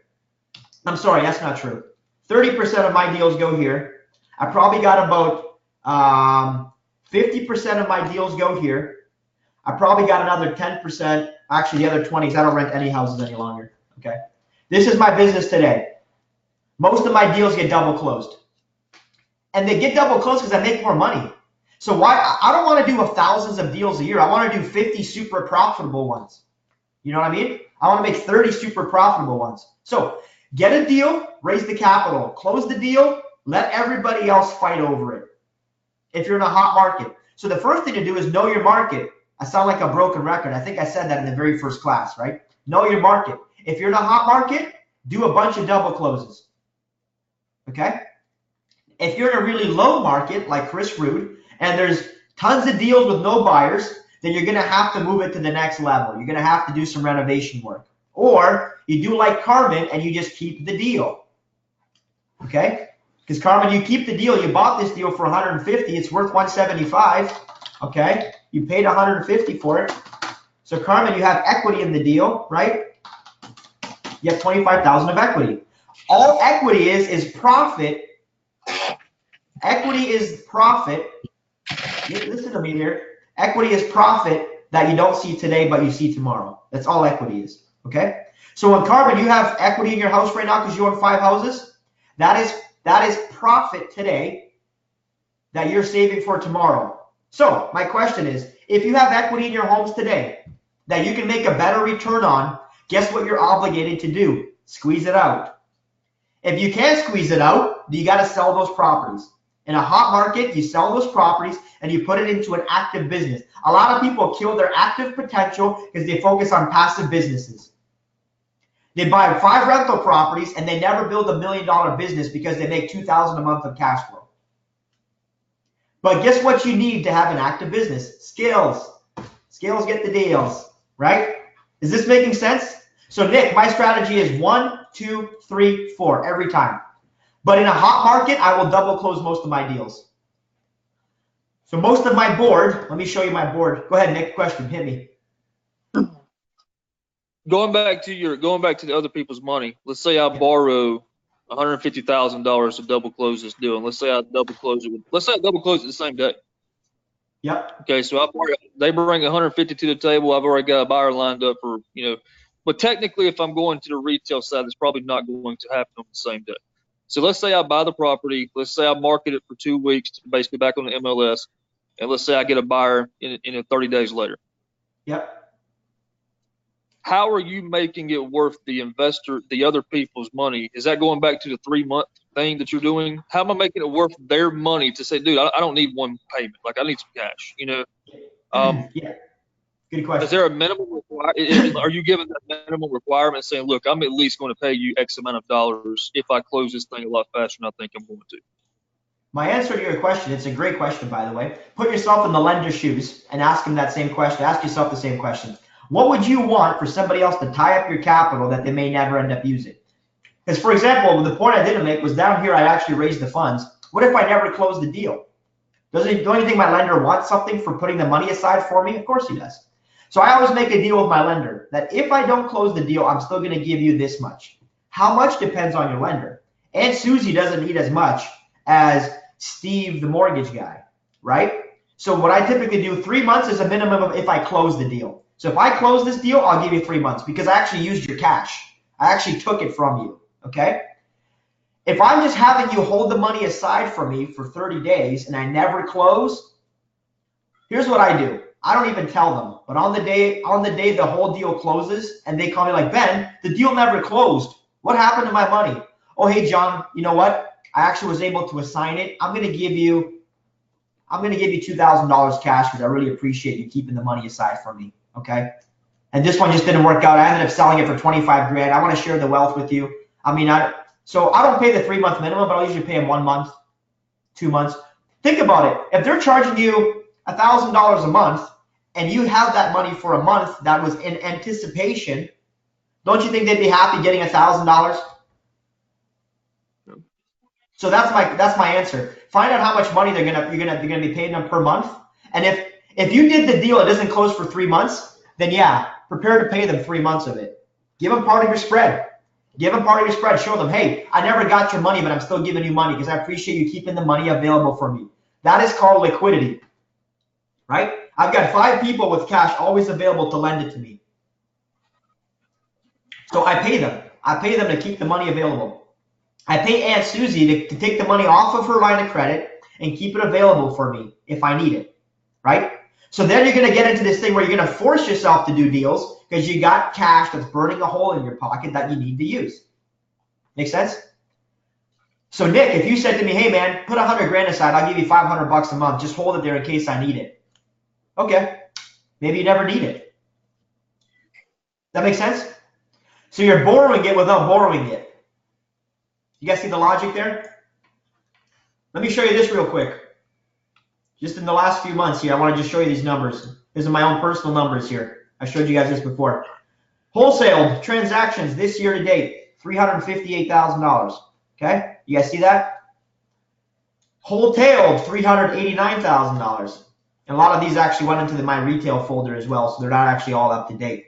But I do way more wholetails than I do these ones. But even in the wholesale market, I'm doing a lot of wholesales. So you guys, it's very easy to do $800, $900, $1 million a year if you just get the system working in the right way. You see my point? Next, strategic partner. This is me, guys. If you guys, let's say you guys decided to go with me and you want to do one-on-one, I actually do strategic partners. The whole idea is this: a quarter of a watermelon is bigger than 100% of a grape, right? So find a strategic partner if you really don't want to do this yourself, or if you have a hard time raising cash, and have a strategic partner help blow up your business. Like somebody like me who knows your market. So if you guys came to me, hey Ben, I want to go one-on-one with you. Let's do this thing. Great. Guess what I want, guys? I want partners in other cities, right? I told you that day one, right? Imagine if you guys found the deals. I funded all the deals for you, and we just kept the ball rolling. Some of them you wholesale, some of them you double close, some of them you retail, and I helped you through that whole process. So if you guys wanted to do that, that's the way it works, okay? So a strategic partner, even if it's not me, is a person who raises the money, provides training and support, resells the deal for you. So for me, listing on the MLS is the way you resell it. Some partners even do all the marketing. So in some of my markets, I'll actually spend all the marketing in-house. Like I do everything in-house. I spend the marketing. Once I know I have an amazing operator, I will fund the entire operation out of my pocket, right? Once I have an amazing operator who's finding the deals. Because the one thing I can't do is get boots on the ground, right? So I can either hire somebody in that market or I can partner with somebody in that market, right? And just give them a chunk of the pie. So again, quarter of a watermelon, 100% of a grape. The other thing you have to use with strategic partner, if you, like for me, for example, all my branding and marketing. So when you have the #1 home buyer in Southwestern Ontario, you get that, right? It's like a McDonald's. Why do people have a McDonald's franchise? It's because you get the name McDonald's, you get the branding McDonald's, you get all the stuff that goes along with the name, okay? That's another way to find deals. So now we've covered everything pretty much in terms of finding deals, raising capital, the two main ingredients that we know we're talking about, right? So which one do you guys want to be? This is where it kind of, we sum it all up. Do you want to be the guy up here doing this? Or you want to be the people down here doing this? A lot of us are usually down here. We think we're earning our way to success, earning our way to wealth. And I know we've been on for longer than we thought we would. But I think it's a really important aspect to focus on here is that, guys, I only want to be this upper hand. Always. I'm putting the pieces together. I'm orchestrating. Anybody see that Steve Jobs movie? I just watched it a couple of days ago. Steve Jobs, the movie. Steve Jobs says that he's the conductor of the orchestra, right? Wozniak is the guy who plays in the orchestra. I love that analogy because that's exactly what I do. I conduct my orchestra, my people, my lenders, my buyers, my deals. I just sit here and I just do this all day, every day. But are you starting to see why I do it and how I do it? Anybody not seeing that? Pretty cool, right? Let me get this thing out of here. Okay, so recap real quick. Understand that money is a myth. Anybody not know that now? Anybody not agree with me? You guys can go back to your old way of thinking by now. If you really need to go back that way, you can. But I would implore you to stay with me because this is the best thing. This is a massive limiting belief for everybody, okay? So if you get over this hurdle, then you guys can do tons of deals. You got to stop living in scarcity because money is all around you. Everybody has money. You got to ask, who's got my money, okay? Spend the first 50 grand on your personal development. We all know why, okay? You don't need money. You need courage and skills to make money, okay? You guys know this now? We agree on this? Anybody not agree with this? Okay. Stop buying passive assets with your earned income, okay? So if you're buying rentals, stop. Quit it. I'm sorry, but quit it. I don't own any rentals. So if I don't own any, you shouldn't own any because the active opportunity is so great right now. Carmen, go ahead. Okay. Yeah, that was my question. Why do you don't have rentals anymore? It's too slow for me right now. Right now, it is too slow. For me, my passive business, #1 is mortgages. I like those better than rentals. But I have no problem buying rentals if I can buy a lot of rentals and turn them into a system that manages itself. But I don't want to pay for the rentals. I want to have the business that I've created spit out so much cash that the only reason I have rentals is because I need a place to park my money. Does that make sense? So this is the only way I think people should really ever buy rentals, is when they need a place to park the cash. If you don't want to be a private lender, if you don't want to own mortgages, then buy rentals. Buy as many as you can. But just stop buying them with your earned income. That's the biggest mistake I see people make, because in 10 years from now, think about 10 years from now, you're going to own maybe 10 more properties, okay? Maybe. If you keep working your paycheck, saving your money, buying properties, maybe you'll have one a year, okay? And 10 years from now, I can have 500. And you can have 500. And April can have 500. And Nick. Because the biggest difference is this money piece. People who, listen to me right here, people who buy passive vehicles with their earned money doubt their ability to make money. They buy the safest thing they can because they're not confident in their ability to create money. Does that make sense? Just think about that for a second. People who buy passive vehicles, people who put their money in the stock market, the reason they do that is because they don't know how to make money. They put it in the stock market because they think it's a safe way to protect their money and grow their investment. But anybody who truly wants to build, they know that they have to own a business. Kiyosaki, you guys ever read the cash flow quadrant? Anybody read cash flow quadrant in here? Anybody not read cash flow quadrant? I'm just got an image of it real quick for you. Anybody not read it? Let me just see your hand real quick. Cash flow. Okay, cash flow quadrant. Let me just show you this real quick, because I want you guys to get this in your mind. This is how the rich become rich, is this diagram right here, okay? All of us usually start off as an employee, right? An employee is where all your earned income comes in. So you make the money from your earned income. The first thing that people do is they put it into a self-employed, or that's the way you should be going, into a self-employed business. Something where you can start learning what? Skills. You can start learning something that you're doing. So Nick, you're self-employed, okay? A lot of us that we're starting this business, we're starting a self-employed business, okay? This is what we're doing, but you're doing the right thing because you're not buying another job, you're starting a business. From here, the whole idea is to grow and scale this business into a proper actual B business. So this is an S business, then there's a B business. S is for small, B is for big. S is for self-employed, B is for proper business. All of you guys, as you stay on with me and as we keep growing together, I'm teaching you the S part, how to make 30 grand a month, right? At some point, if you really want to grow like Nick wants to go to the B quadrant. Nick wants a business that runs and makes money for him and makes him 50 grand a month without doing anything. Once you have a business that produces that income, then you dump it into the I quadrant, the investor quadrant. Does this make sense? This is the path to financial success. Too many people, what they do is they go from E and they try to dump it into I. The money that they make, they try to invest with it. So you can't invest after tax dollars. Gord, you know, you're a banker. You're investing with money at a loss because you already lost the money on your after tax. You paid the government a whole bunch of money. Then you invested into an investment vehicle. Then maybe you make money, maybe you don't. So the best thing to do is invest in yourself. Invest in your own knowledge, your own self-improvement, S for self, right? From your self-improvement, you build a business. From business, you go to investment. Does this make sense? Okay, so that's cash flow quadrant. If you haven't read the book, go pick it up. Robert Kiyosaki, okay? I see you guys all puzzled and confused, so I'm glad because I think I'm helping you shift your mindset a little bit about this stuff, okay? So I'm building a printing press. Anybody can join me. And then I'm going to use that printing press to buy long-term assets, Carmen. Does that make sense now, how I do it and why I do it that way? Because I'm limited in my job. I break my leg, I can't buy any more rentals. I break my leg, I can still talk on the phone. I build a business that doesn't require me being there. I can break everything. It doesn't matter. It's still going to make income for my future generation, my family, and everybody else, okay? So ask yourself, who's got my money? Everyone around you has it. Become the best operator, and I've said this multiple times, operator is the key word. Become the best operator that you know. Guys, if you could become an operator like Chris Rude, you guys can crush this business. You know, I think I do pretty well.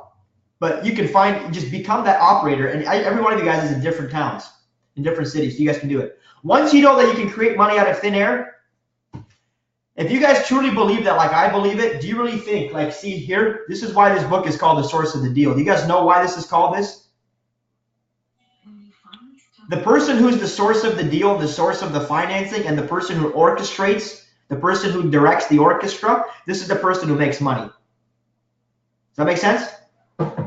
That's why it's called the source of the deal. So, anybody excited? Anybody?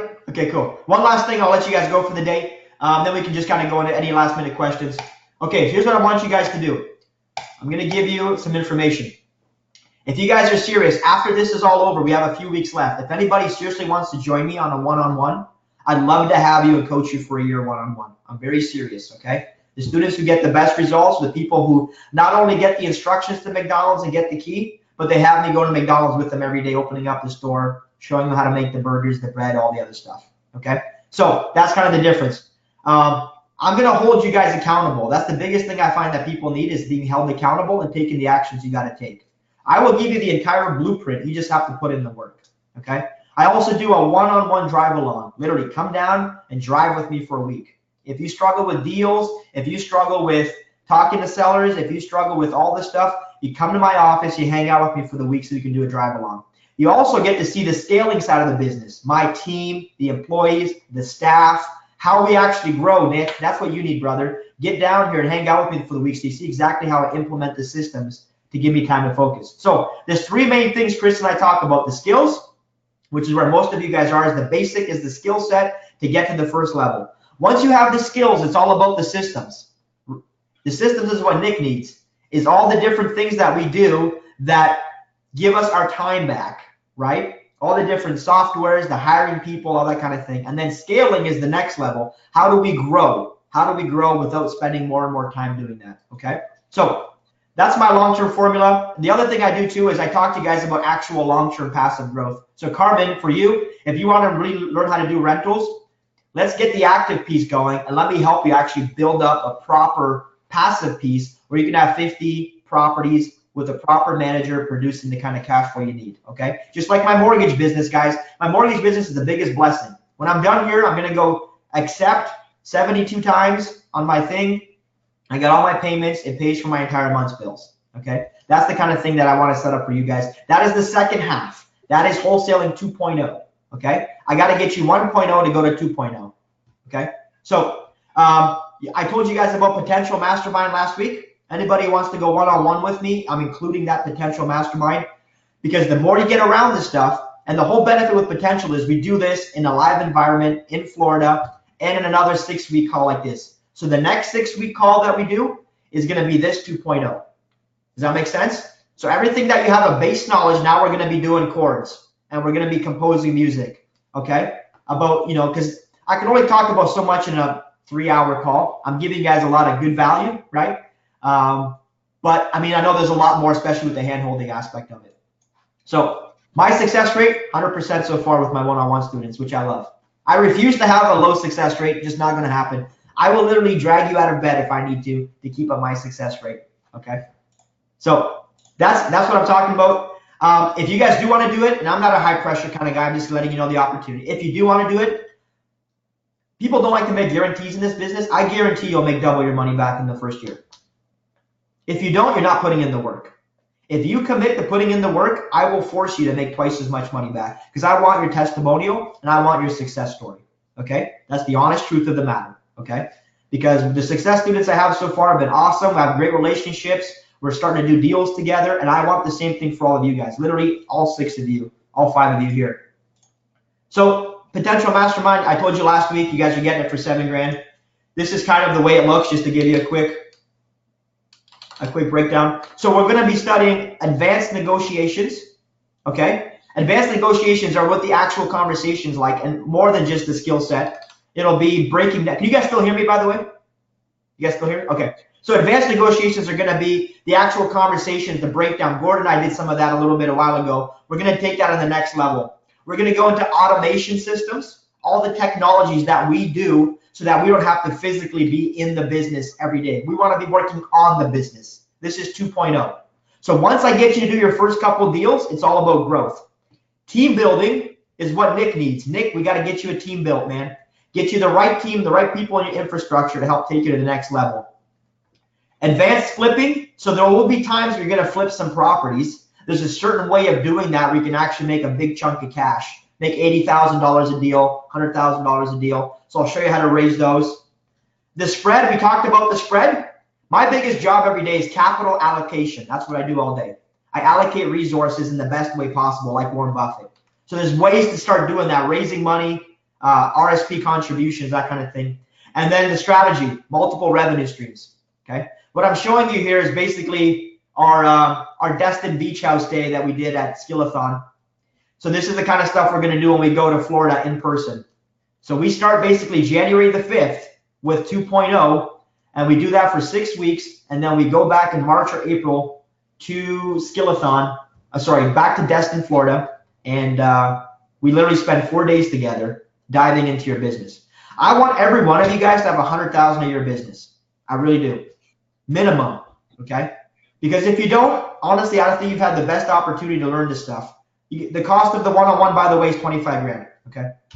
So where do you get that money from? Credit card. You know, I just showed you where to find all that money you need to put in your brain.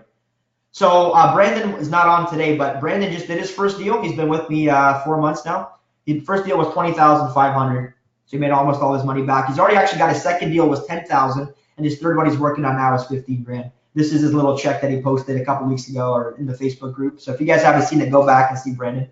And if you want to talk to Brandon or about the one-on-one, he's more than happy to chat with you guys because he and I talk every week for about an hour and a half to deep dive into business. Okay. You guys know Ryan and Courtney, they're in the business already. So their first 3 months, they got 2 deals. They're making about $40,000 profit. That's their dog Otis. And Otis is one of their marketing studs. Like he uses that dog like crazy to get deals done.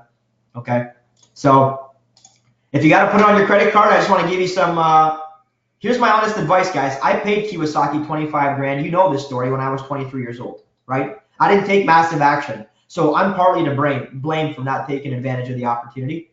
This year alone, I also spent probably 20 to 50 grand a year, depending on the year, on masterminds and growth. So I've dropped about 21,000 US myself. All these things we're talking about is Canadian prices. So I'm dropping 20 grand a year, 30, 40 grand a year, depending on what I'm doing. So honestly, I'm telling you to do it. But it only works, honestly, if you put in the work. I'll be honest with you. You got to put in the work. If you want to do that, I will hold you accountable. I will hold you by the hand. I will make sure you make at least 50 grand your first year. Okay. So I spent $21,000 this year on training. My total income, wholesale, and the other one is about 758 so far between those two spreads. So that's not to brag. That's to just show you that it's possible. So that's pretty much it, guys. I want you to think on it, pray on it. Seriously, if it's something you want to do, just hit me up afterwards. I'm not going to put you on the spot. Just hit me up. Say, hey, Ben, I really want to do this. And say, hey, Ben, help me find a way to pay for it. And we can talk about some of the ideas. But I put all of my training on a credit card because I know that the more I do here, the more I can do in other areas of my life. Does that make sense? Anybody want to give me any feedback on the money piece? I'd love to hear if you guys had any aha moments or shifted your perspective at all, or if this helps you. Does this give anybody some massive guidance or assistance in raising capital? Feel free to chime in here if it does. Like if I want to go talk, I've got a couple of cash buyers I know in my area that have actually bought some of my deals. Mm-hmm. And I've told them a couple of times, just I feel like we're leaving too much money on the table. I said, man, like if we could take these deals down, we could just flip these things back to the MLS. And I've got a couple of guys that want to talk to me. And that's the reason I was wanting to kind of go through this course too, is to kind of figure out. And you kind of gave me a lot more perspective on that. Even if they do want 50% of the deal, who cares? You're right. It don't matter. It don't matter. I mean, so that's one thing as well. I mean, and then going back to the thing of actually calling some people. Like my brother, for instance, he's selling a property. They're downsizing. He's selling a property and probably making $250,000 in this deal. And I need to call him to figure out what he's gonna do with that money. And if you don't, I will. If you Yeah. don't, give me his number. I'll call him for you. I'll raise the money and you give me half the deal. Yeah, and that's one thing I've got to sit down and show to him. Because here's the thing, my brother, like, I'm not, and I think I need to be more like this because I don't like to ever brag about, because nobody that I know has made an extra $40,000 in less than 3 months like I have, on the side of doing a full-time job. So he knows I'm making money wholesaling houses. So I think that gives me a little more credibility to go to him and say, hey, dude, loan me $100,000 and, we'll make you some money back. So I think that's going to help me too, is having that credibility. Do you actually, when you go into a deal, when you was newer, go back a little bit to where you was, where I am now, and you sat down with somebody to say, hey, I want to raise funds. This is what I want to do with it. Here's the deal I want to do with it. Did it help you? Do you feel like it helped you to present that deal when you had actual transactions you could put in front of them showing you've actually done this? Or did you even 100%. care about doing that? No, 100%. So what I do is I feel everybody out to just see if they have money and if they have any interest. That's the first thing I do, right? I will never sit down with somebody unless I have a deal. I never want to talk unless I can walk. So many people in your life are going to talk and talk and talk, and I see them all the time, and they never walk. So just say, if I had a deal, would you be interested? And then never talk about it again until you have a deal. Then when you have a deal, take an hour of your life and make sure you get every piece of data you could ever want to know, every possible question. Here's how you raise money from people, and here's how you do deals. You give them everything they could ever want to know up front. How do you borrow money from the bank? You walk in there with a binder of your whole life. It's a lot easier to get money if you do that than if you walk in with a one-sheet piece of paper. The guy wants confidence. The guy doesn't want to take your word for it. He wants to see facts. So you give them the comparables, you show them the condition, you show them the pictures, you show them what you plan on doing with it, you show them plan A, you show them plan B. That's how you get money from people. So yeah, Nick, I would sit down with them when you have a concrete deal. And here's what you do. Here's a secret. Start with a little itty bitty deal. Find the little deal. Don't do some massive deal. Go get them a little deal. The moment you do one successful transaction with an investor, they're going to want to come back for number two. So don't promise the world and under-deliver. Bring a little deal and over-deliver. Keep them informed. Let them know exactly what you're doing. You have to almost build credibility from scratch with these people, okay? Because you're almost starting at the bottom. So you have to understand, what would you want if a perfect stranger approached you, brother or no brother? What would you want if he approached you with the same deal? You'd want to know every little bit of information you could to make a decision, right? So that's how I would do it. 100%. It was hard for me. I'll be honest. I didn't want to call my in-laws because I already lost my mother-in-law's 40 grand. And I said to myself, I'm never gonna do that ever again. And I've been we did talk about one thing, which is the word stewardship. This is a Christian word. If you guys don't know this word, basically means that I'm a firm believer, I'm a Christian, that everything I have in this life is being lent to me by God so I can use it for his kingdom. That is it, bottom line. That's my belief system. So I'm already living in OPM, God's OPM, right? He's given me all the money I have, all the resources I have, all the relationships I have. It's my job to be a steward of those things. So my point to you is this. If you think about stewardship that way, then you're going to be able to borrow money all day long. Say, listen, brother, I need this money to do a deal. Here's all the facts. You know I'm a responsible person. I want to do this for me, for you, for our family. There's nobody happier than my sister-in-law because I gave her so much money they could literally retire every month, right? I've improved their life drastically because they've lent us money and we've done tons of deals. So my point to you is the best thing for your brother is for you to borrow his money. Unless he's super, super capable at doing this business, you're the best thing that ever happened to his cash. So here's what I tell people, and I'm going to tell you guys right now. If you don't want to do this business, your money is better in my pocket than yours. I'm serious. I have a greater purpose for your money. I will do more with it. I will help more people with it, and I will give you a better return than you can ever go get on your own. That's why the coaching makes sense. The 25 grand is not for me, it's for you. You need to make that commitment. But that money is better in my pocket because it allows me to serve you at the next highest level, right? So Nick, that's what I would do, brother. I would literally sit down with your brother and go get a deal though. You're already getting deals. Get him one little deal and cut him into the deal.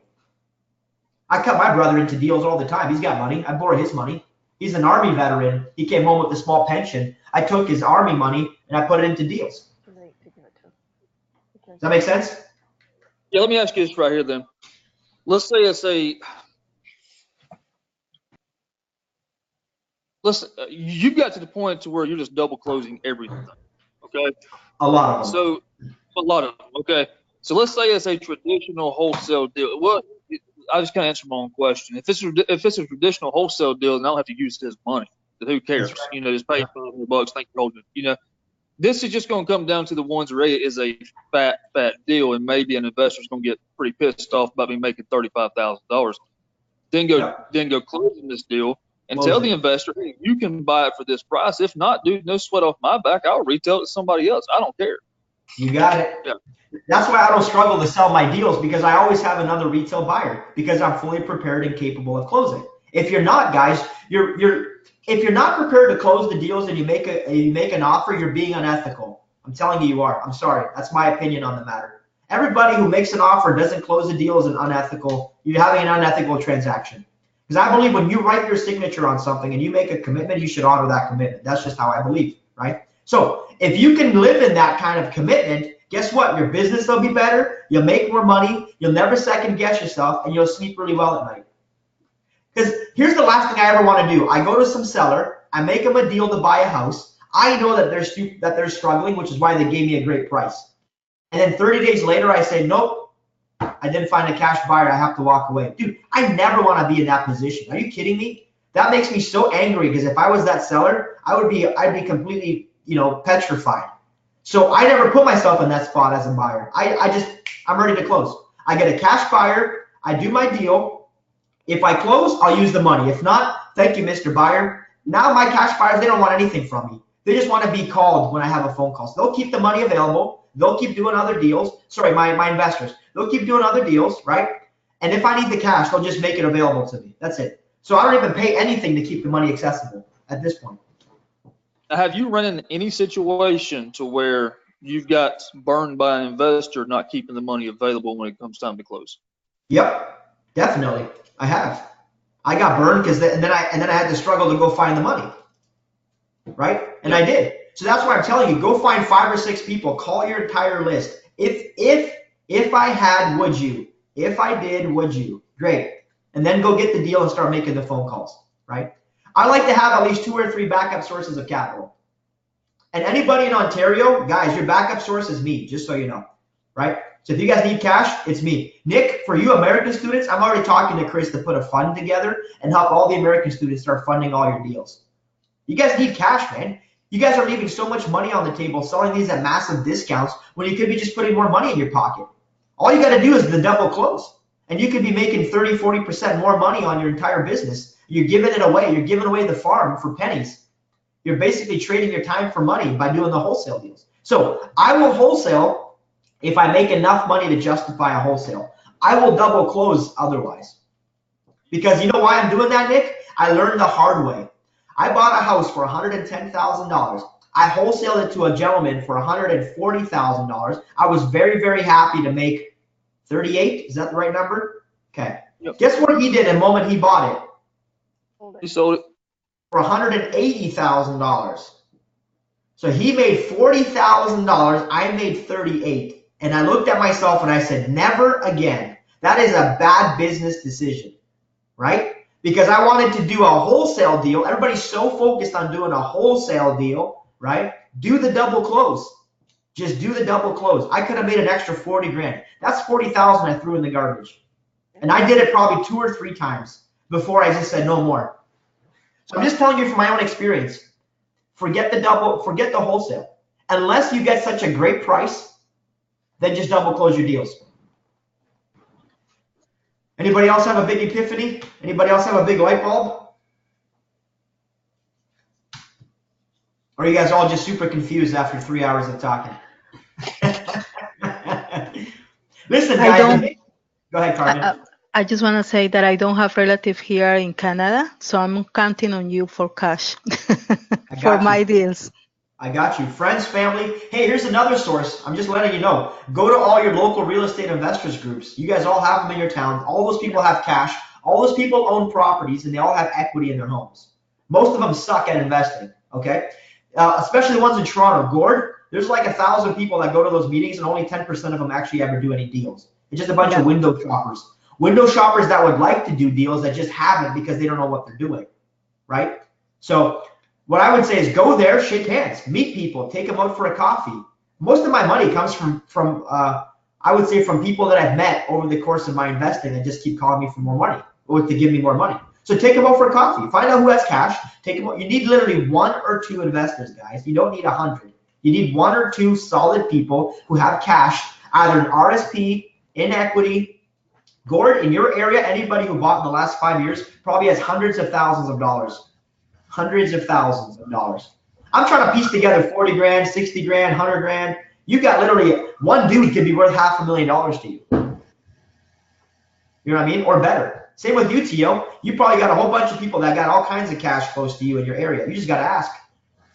I was the young guy once. I was the 22-year-old trying to ask for money. People were like, you're too young. I still look like I'm 22. I'm 33. So when I tell people, it's like, oh, you're too young to be doing this. I'm like, aren't you so happy I learned this when I'm young? Because now I can make you money for the next 60 years. And that makes them feel good. That's the way I would approach it with these people. Gordon. Those real estate investor groups, where would I find that? Is that like Meetup or? Yeah, any group where the real estate investors get together. So they have like real estate investor network groups, RAIN. Is that what they call them? April, you would know. Yeah, I can send you that info. I go to many of them. Okay, so Carmen, you've already got a pool of people you can get cash from. And you know the other reason you go there is because you can find cash buyers there too for all your deals. Yeah, I go and talk to people. So I'm just need to find the deals. I need to get the information to identify the deal because I go to those meetings and there is one close to Oshawa. I think you live close to Oshawa. Yeah. So there is one that is very good. There is a lot of investors over there, so I can send you that information. Yeah, if you just want to throw in the Facebook chat, that'd be great. Sure. So here's what I recommend for you guys, because we still have a couple weeks left here. I want every one of you, literally every one of you, in my next one-on-one. Seriously, I know it's 25 grand. I know it's more than what you're thinking you're going to spend. Let's get you a deal done between now and then. How about that? Get you a deal done so you can make that money, so you can put it back in your brain, right? Because my whole goal with everybody is to let's get them a deal as soon as possible so that the whole education is free. From there, look at Brandon. Brandon paid for his thing in 3 months, put it on a credit card, paid it off.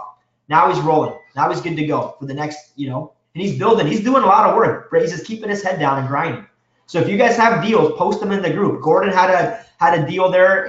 He was posting in the group. We chat about it. Guys, I'm here for you during this time. So feel free to use the Facebook page. Make sure you use it. That's what I'm there for. Hit me up there. Ask me questions. Carmen, question? Yeah, honestly, and I really, really want to do this and get so excited. This is the best thing about Saturdays, coming to this meeting, because I get a lot of information. I'm so excited. I dream about it, all that stuff. But reality is I have 2 kids. I have a full-time job. Do you honestly think that I can jump in and still, because at the end of the day, at some point I will quit my job, right? Because that's not that I want to keep doing. But at the beginning, I still have to do it. Can I still do this both things? Is it something really feasible, doable? Okay, let me answer that question by asking Nick. Nick, you have a full-time job. Nick, answer Carmen. You have a full-time job and you do wholesaling deals. Give her an example of how much you make and what that's like for you.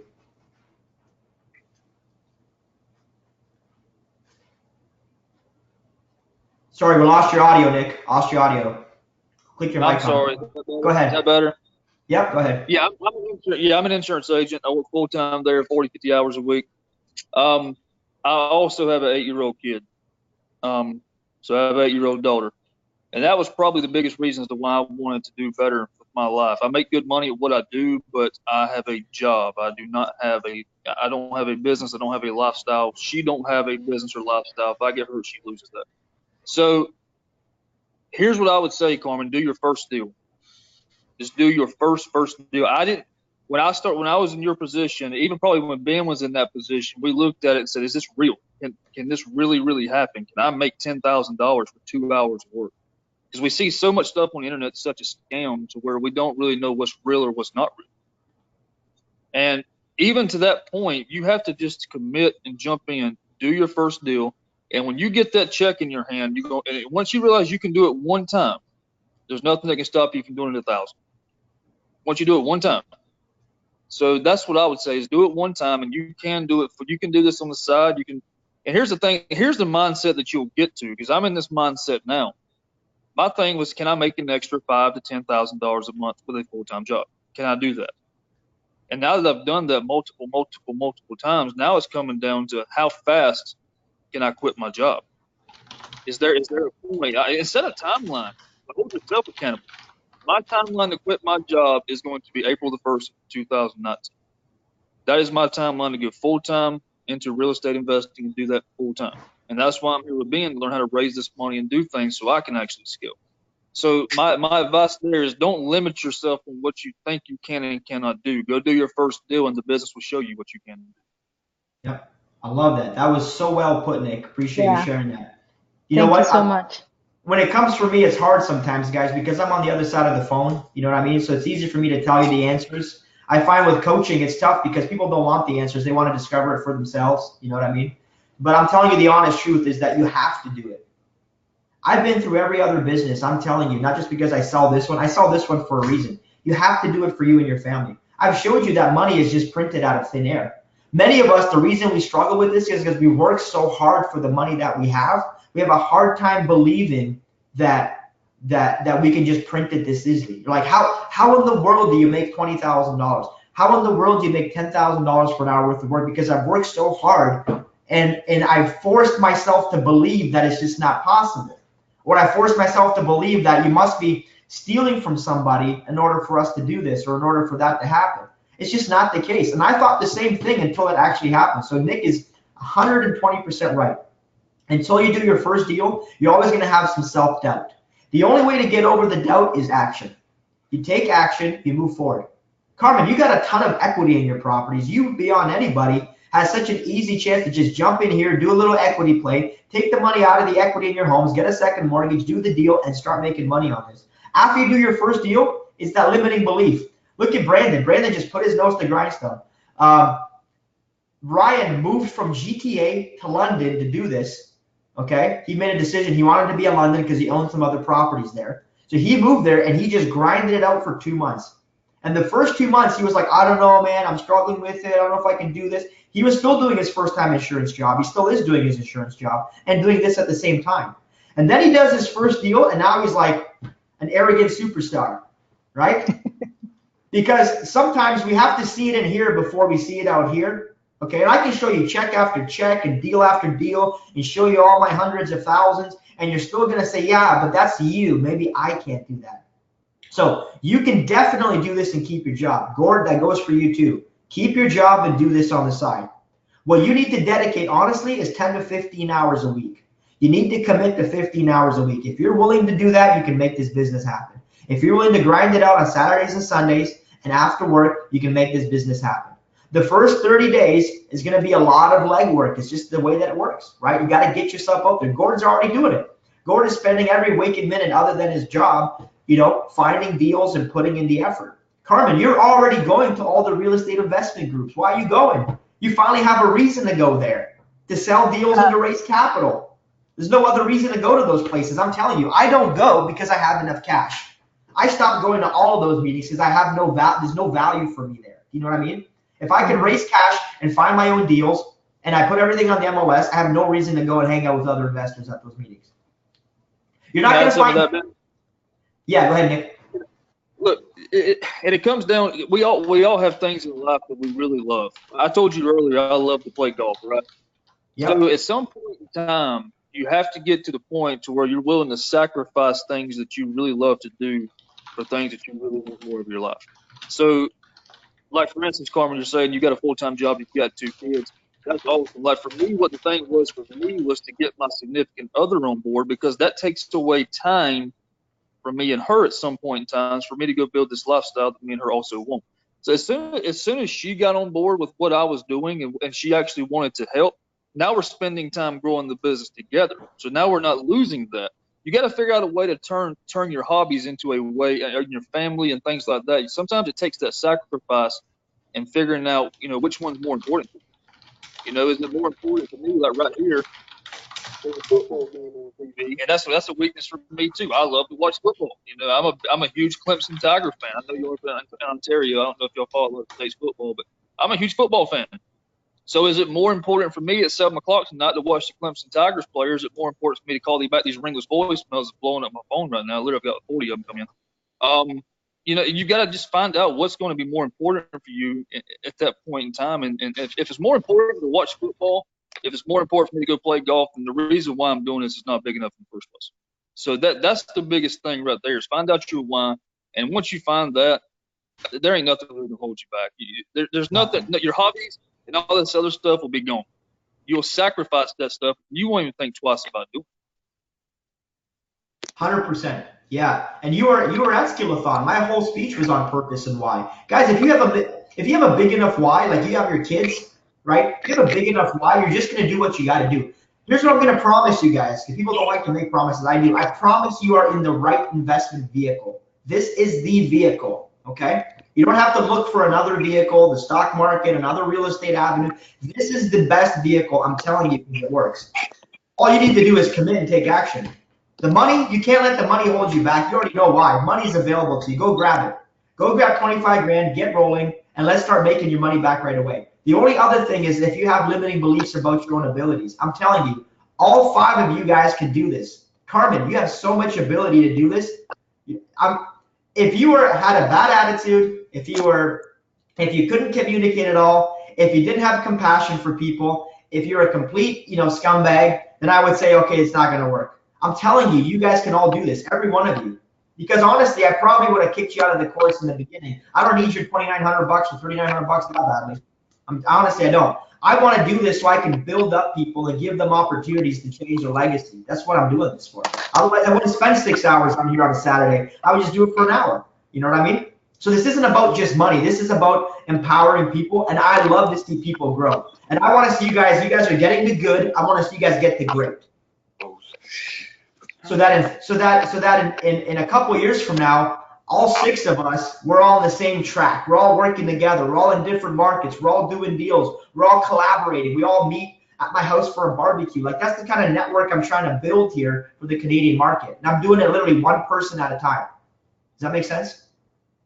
So you can definitely do it. And if you guys think you can or you struggle with something else you don't want to share publicly, hit me up, guys. I'm here to mentor you and coach you. This is what we're here for. I'm not here to just sell you on some stuff. Because I told Chris, you could have charged me 100 grand. It didn't matter. Because the reality is I know I can produce now. I finally have the confidence. And it took Chris going one-on-one with me to give me the confidence to take the right actions. Because again, if I give you that key to the McDonald's, you might get there. And unless you're the 1% in the world, you're probably going to have a lot of questions. You're probably going to struggle turning on the machines. You're probably going to struggle with the staff. You're probably going to struggle. You're going to struggle in this business with something or another, right? So the best thing to do is go to somebody that can literally walk you through piece by piece.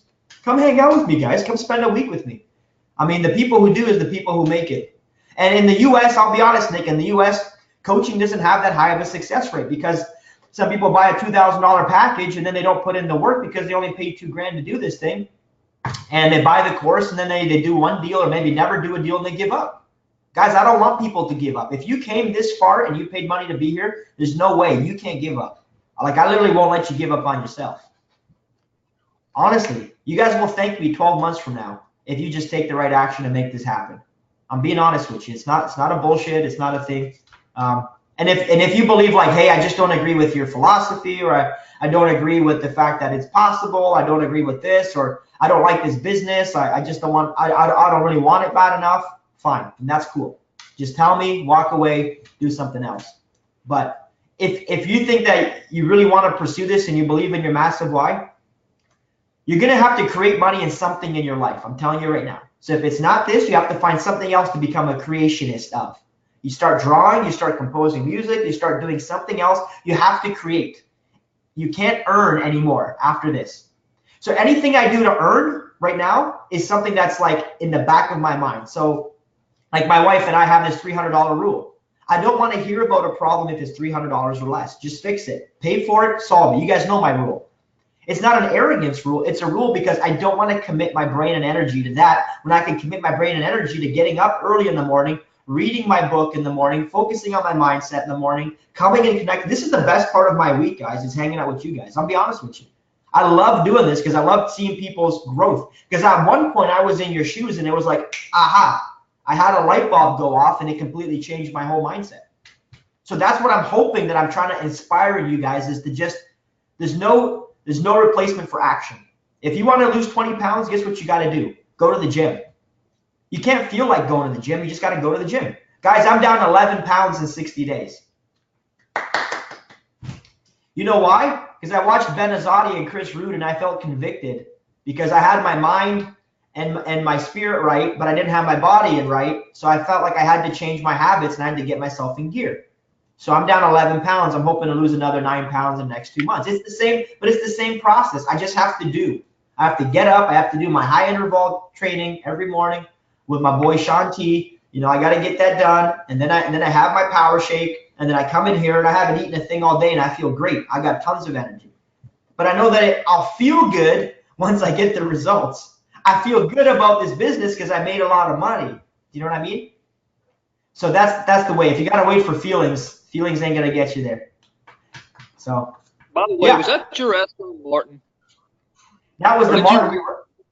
We rented that Aston Martin for the conference. So we actually go down. I know people love supercars. They love nice houses. So we're going to rent a couple cars, just so you know. When we go down to the beach house, we'll rent some cars. We're going to stay at Chris's beach house. We have fun too. Like, we got to enjoy our lifestyle.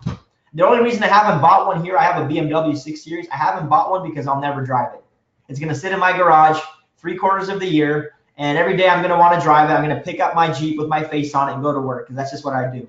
So I know myself better than that. So I'd rather go on vacation and spend 20 grand and have a great time and then come back and just go to work. That's just my own personality. But we're going to have some cars. By the way, we have, I think, 10 or 15 spots left for the masterclass. So that's why I want you guys, if you want to make a decision, let's figure it out in the next little while because I really want you to be at the masterclass. I don't want it to book up in Destin. And as long as you get a passport, I promise you're going to enjoy coming down to Florida, hanging out with us face to face. That'll be my first time I'm meeting some of you guys like in real life, right? Gord and Tio. Nick, we haven't even met, buddy, because you weren't at the Skillathon. I didn't want to talk about that. Yeah, I'm sorry. No, man, literally, I think I'd have got fired from my job if I missed what I had to be there for. Yeah, I get it. I get it. I was tore up about it, dude. I talked to Chris. I was like, man, just record it. I'll pay you for it. Do something. But I'll tell you the good news. My team at my office is the one doing all of the Skillathon content. I'm gonna have high quality content of the whole thing in the next couple weeks. So I'm gonna get it to you guys so you can watch the whole thing in high def with audio. I saw some of it earlier. It looks awesome. So we're not releasing the low quality stuff. We're just gonna do the high end DVD stuff. Okay, so I'll give you the whole thing. So hey, anybody else got? Well, I'm sorry. Chris was talking about. He told me the master class in Destin he thought was going to not in Destin. He told me it was going to start like March or April. But you're saying it's going to be like January, right? January the 5th is the first online course. So it's 6 weeks of online intensive. It's this 2.0. So it's all the advanced stuff for this. We do that for 6 weeks. GrowthCon happens in February. As soon as GrowthCon is over, I think we have one more session, and then we go to Destin together. So you're going to get 2.0 out of the way, and then we meet in person. Because then when I meet in person, I want to give you the highest value possible in person. I don't want to teach you how to hand out bandit signs in person. I want to focus on your business, focus exactly what you've been doing the last couple months. So for you guys, you would have had from now or from October all the way to March of running your business, doing deals, making money. So by the time we meet in person, we're talking about team building. We're talking about more high-level things, okay? And we get to do it one-on-one. So that's my whole goal is I want to fast-track people. I told Chris, I want to get people within 12 months to having a team, building a business, making at least 100 grand a year. That's what, because I know it's possible, especially in Canada. Canada is the most untapped market right now in North America. I think Canada is way better than the US because nobody else is doing it. Nobody else knows how to do it. I had another real estate company approach us and ask us if we would teach all of their wholesaling because they don't have a clue how it works in Canada. And they teach flipping. They teach this stuff. They teach real estate. And they don't have a clue about skills. They don't have a clue about wholesaling. So my point is, like, nobody else knows what they're doing. So you guys are like first to your market. You're like the first McDonald's in your town. Imagine that feeling. So anybody else want to say anything else before we kind of wrap it up? Anybody have any ideas, questions, or any motivational stuff? I know I kept you on here for a long time today. It's a long one. I appreciate most of you guys didn't even take a pee break. That's how I know you got strong bladders. You can do this business. I know you can.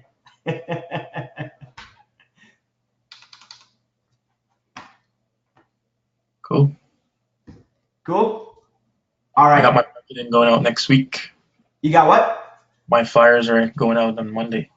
You already roll with the flyers. Good man. Okay, get them going. Yeah, draw. If you get any deals, man, post them in the group. I love to work with you on them. Let's walk through it. Gord, how's that deal working for you, pal? Did you have a second conversation with that guy? Yeah, I even updated the Facebook page too. Awesome. So Okay. notes are in there. Yeah, basically, yeah, he's I think it's a potentially a good deal if I can get him down on price. So followed up with a second conversation. He's looking for 580 is what he's saying he needs. Really, when I started talking to him, he's saying he needs about 130 out of the deal. Paid 390 for it. So, after everything's said and done, he's probably closer to like the 500 mark, which is the number I threw out there. Dropped Okay. for a few times on him. And yeah, so at the end of the call, we weren't able to finalize or settle on any deal specifically. I told him, listen, I can't do 580, right? There's no margin on there for me at 580. But if you come finding yourself in a crunch and you need to close quickly and you want to come down to 500, give me a call. I'll be happy to help. Awesome. Good stuff, man. So he might get more and more motivated as time passes. I'll be honest with you. I think so. I mean, and he's getting closer and closer by the day, right? So I'm not gonna put the pressure on him. I'm gonna let the pressure build from something, and I'll be that release valve. I'll help him when he needs.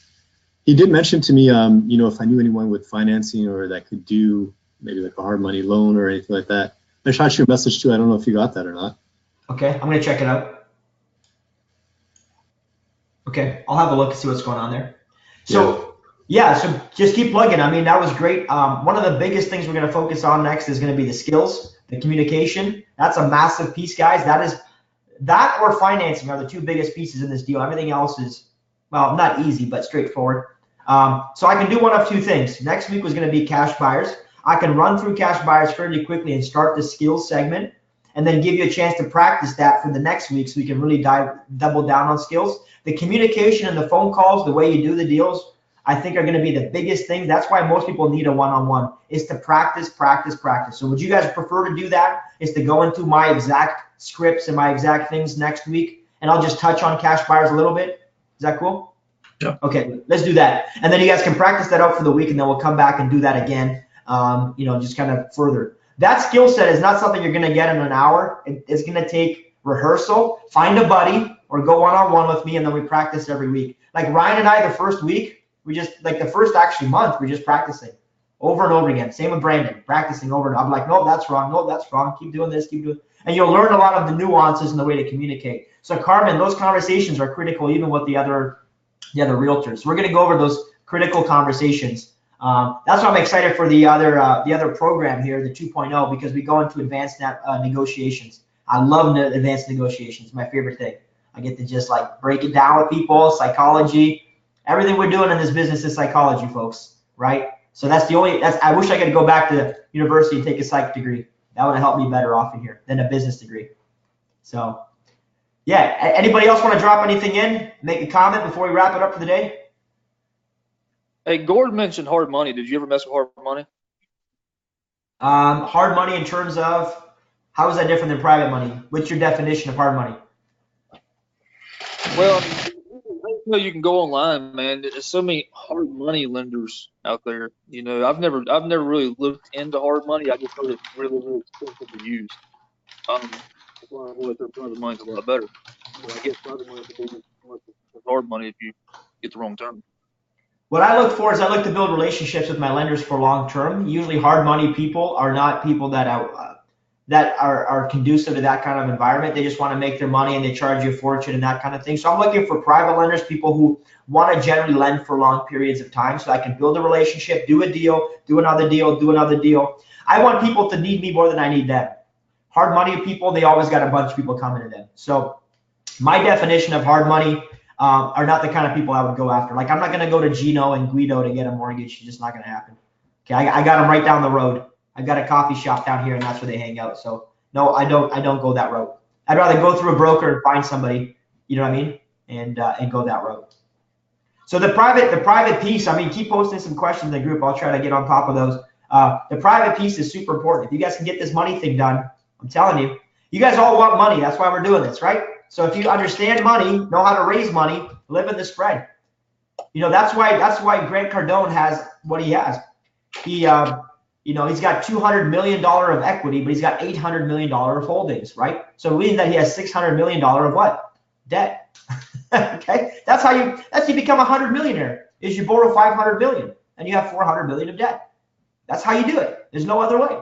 Unless you're Apple and you create something from scratch and sell a company, take it public, and do an IPO.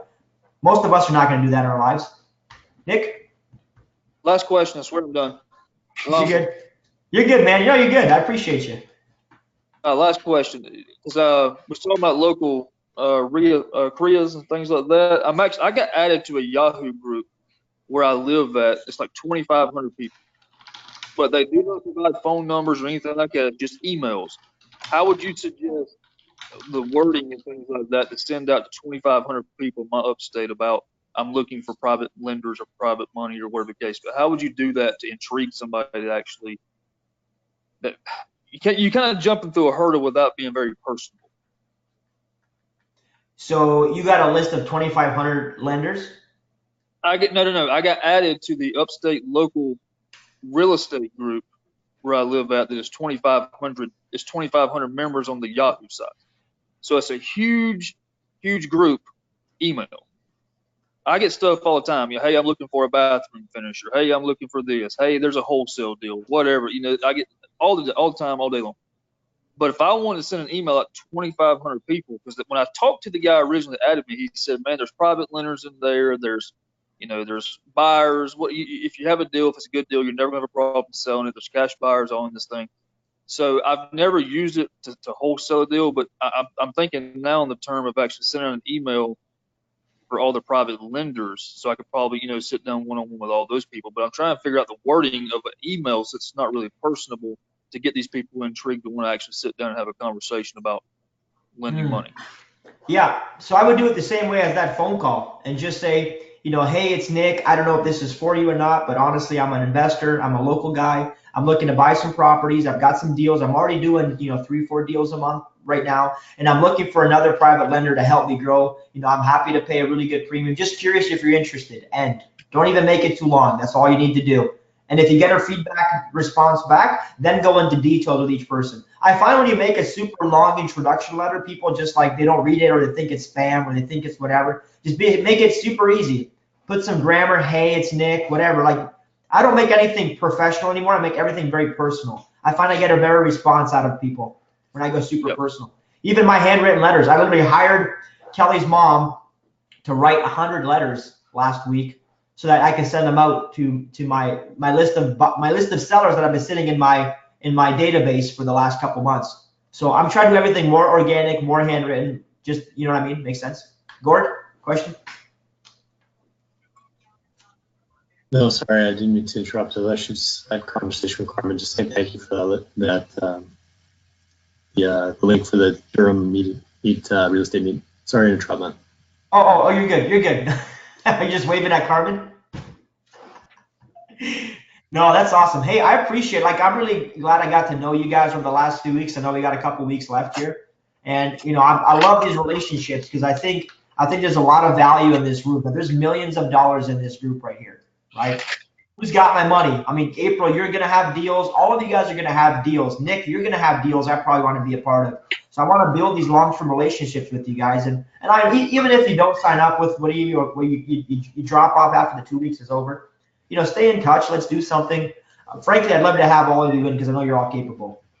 Every one of you. It's like I read you the Bible. I showed you the Holy Spirit. You just got to believe in God. Like it's – Gord, question? Yeah, so you guys have basically been following my process so far.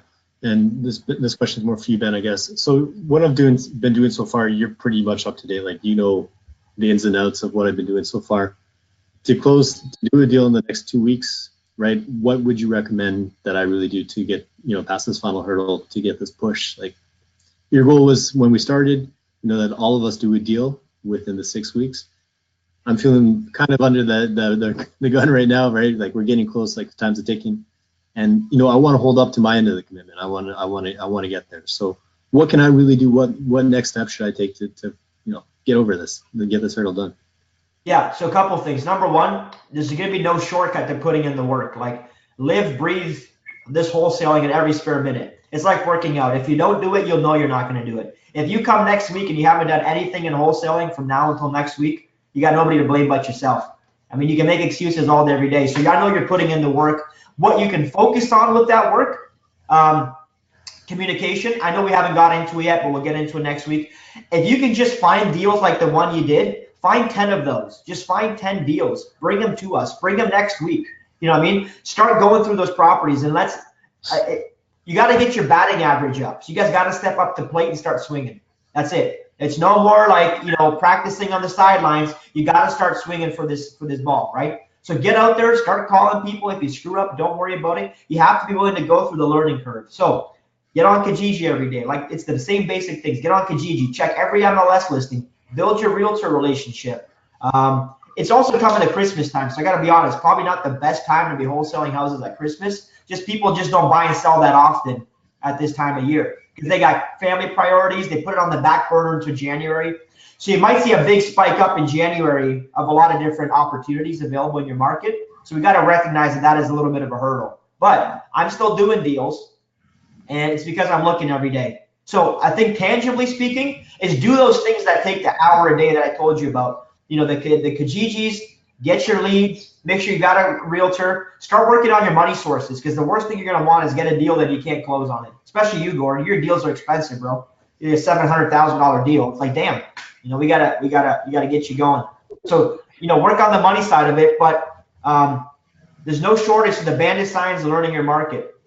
Unfortunately, this business is kind of weird because it's not always as much time as you put in, you get deals. Sometimes I put in a little bit of work. I get a whole bunch of deals one week. They just all happen to fall at the same time. Other times I'm grinding and I just don't get any deals for a week or two. So don't beat yourself up if you're not getting deals. All I want you to do is put one foot in front of the other. And yes, I'd love for you to get your first deal within the 6 weeks. I want every one of you guys to get there, okay? Now, I recognize not all of you guys will get there. I know the way that this works. Not everybody's going to get a deal the first 6 weeks, okay? But I just don't want you to get discouraged if you're not. You're doing the right things, Gordon, by bringing the deals to the group and posting stuff in, and you're running the numbers. So practice. Get a deal, run the numbers in the group. Let everybody else run the numbers in the group with you, even if it's a deal that you're not going to buy. Just start looking at the deals consistently. Understand your market, understand your process. Sell me and sell other people in the group on the deal consistently, right? And then if we're like, hey, that's a solid deal, Gord, pick up the phone, let's do it. It's a lot easier to pick up the phone and get a deal done when you've been looking at deals and you're starting to get some traction. Does that make sense? Yeah. So don't be afraid, guys, to post. Don't be afraid to post your deals in the group. Gordon posted his deal in the group, guys, and I gave him feedback for like a half hour one day. So post in the group, man. Post in there. Don't be afraid. I'm here for you guys for the 6 weeks, right? So I think that's what you can do, Gordon, is just keep doing what you're doing, okay? And I'm going to try to stay on top of the Facebook page, with you guys. Obviously, still got to do other things during the day, but I'm going to try to stay on top of it with you guys and give you any feedback. Is that cool? Absolutely. But you're doing the right stuff. Yeah, go ahead. Cool, man. Just a quick question. I guess last week, too, when I was crunching the numbers, right? I think my internet just froze for some reason. No, you're good. You're good. So I think it was, break even. Could we just run over that again? What does that mean? Because when I was trying to fill in that break even number, that was really confusing for me, actually. Okay, let's go over it real quick. So ARV, right, after repair value, that's the top end. That's what it's worth.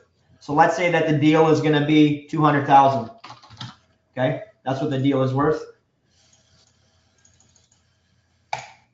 Renovations,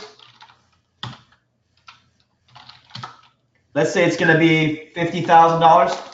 Okay, we know how to calculate those as of last week. Okay, and then we're going to have, let's say, carrying costs or other holding costs. This is if we're actually closing on the deal. Okay, let's say that's going to be another $5,000. Okay, your break even is the sum of these numbers here. Meaning that if you bought it for 145 and you spent 5 and you spent 50, you're at 200. So break even is the number that you have to get way under that number. Everything under break even is your profit. So if you wanted to have a profit, let's say of now of $20,000, this is in a flipping scenario, minus 20 grand. That means that your purchase price has to be $125,000. Okay, so this is a flipping analysis. So you as a wholesaler, all you're doing is going one step further than the flip. Make sense? So how much do you need to now make? This is the flip profit, right? How much does the wholesale profit need to be on this deal? 20 grand? Minus 20 grand. Okay. So your profit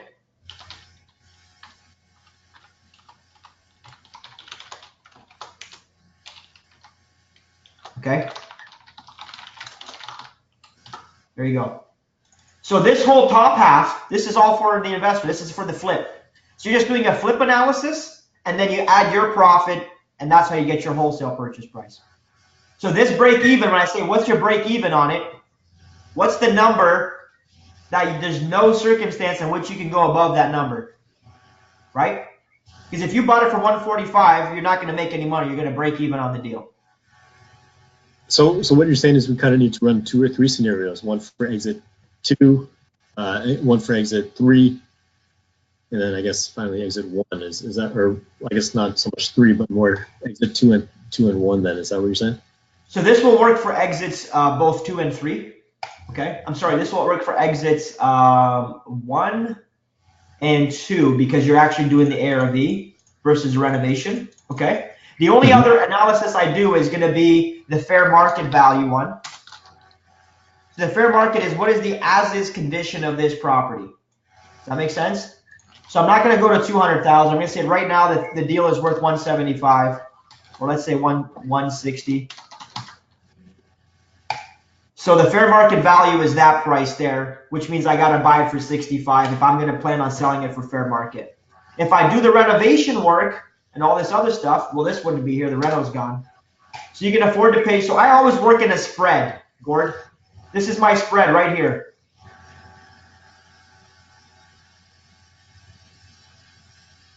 So over here, I'm fully prepared to close the deal and flip it back out, right? Double close or exit number 1.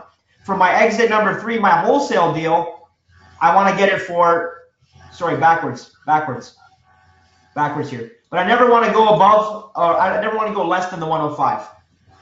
So if I can sell it as is right now for 160, I'm willing to pay 115 because I don't have the other elements in the game. That make sense? So the right side is the wholesale deal. The left side is the double close. Is that how I'm reading this? Sorry, let me clarify this. Let me change some numbers here. So this is going to be, remember I told you to do all of your deals as if you're going to close on them, as if you're going to do the entire work. This is that whole transaction here. But this is based on you actually doing the work and selling it for after repair value, ARV, okay? The other assessment I do is what is that property worth right now today? Let's say that entire property, so it's 200. Let's say that it's worth 145 right now. I can sell it for 145 right now, okay?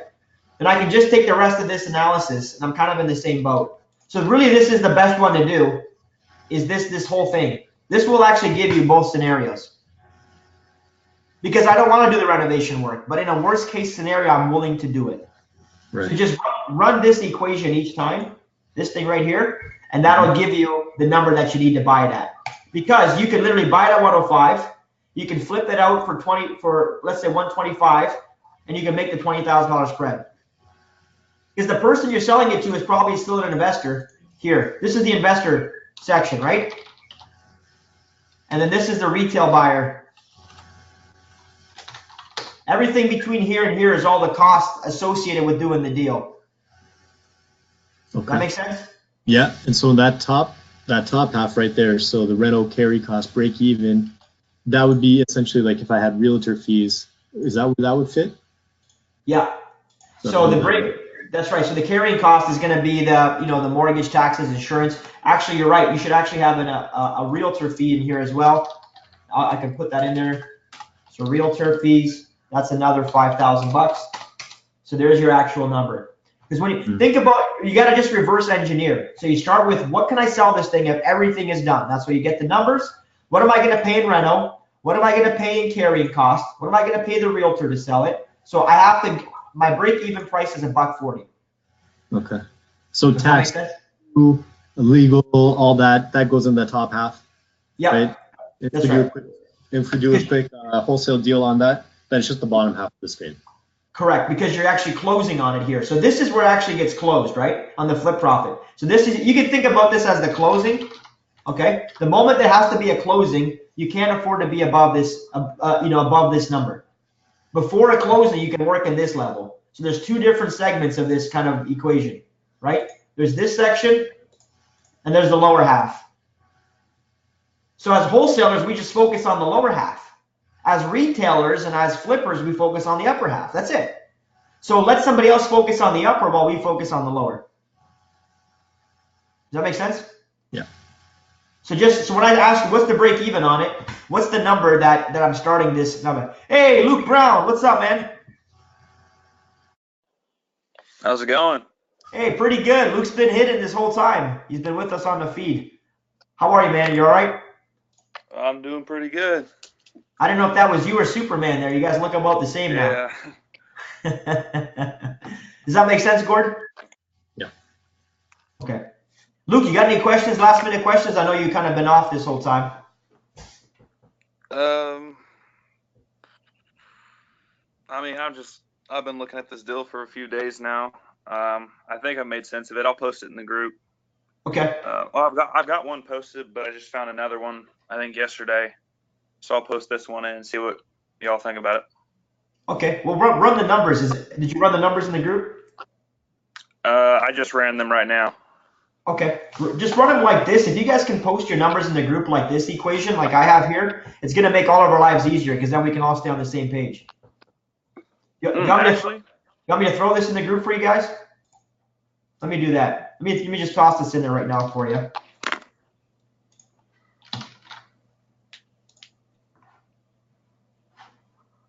Luke, did you have an issue signing in because you had too many people on here or something? Yeah, whenever I went to show my feed or whatever, it just said that all the webcams were taken or something. Okay, let me check into that. That shouldn't be the case. We got plenty of space. We got 151 maximum allowance in here, so there's no reason we can't get more. And I'm on I don't know if it matters, but I'm on my phone, so that could be it too. Yeah, but it looks like you're good now, though. Man, I could hang out with you guys all day, but I got to make some money, son.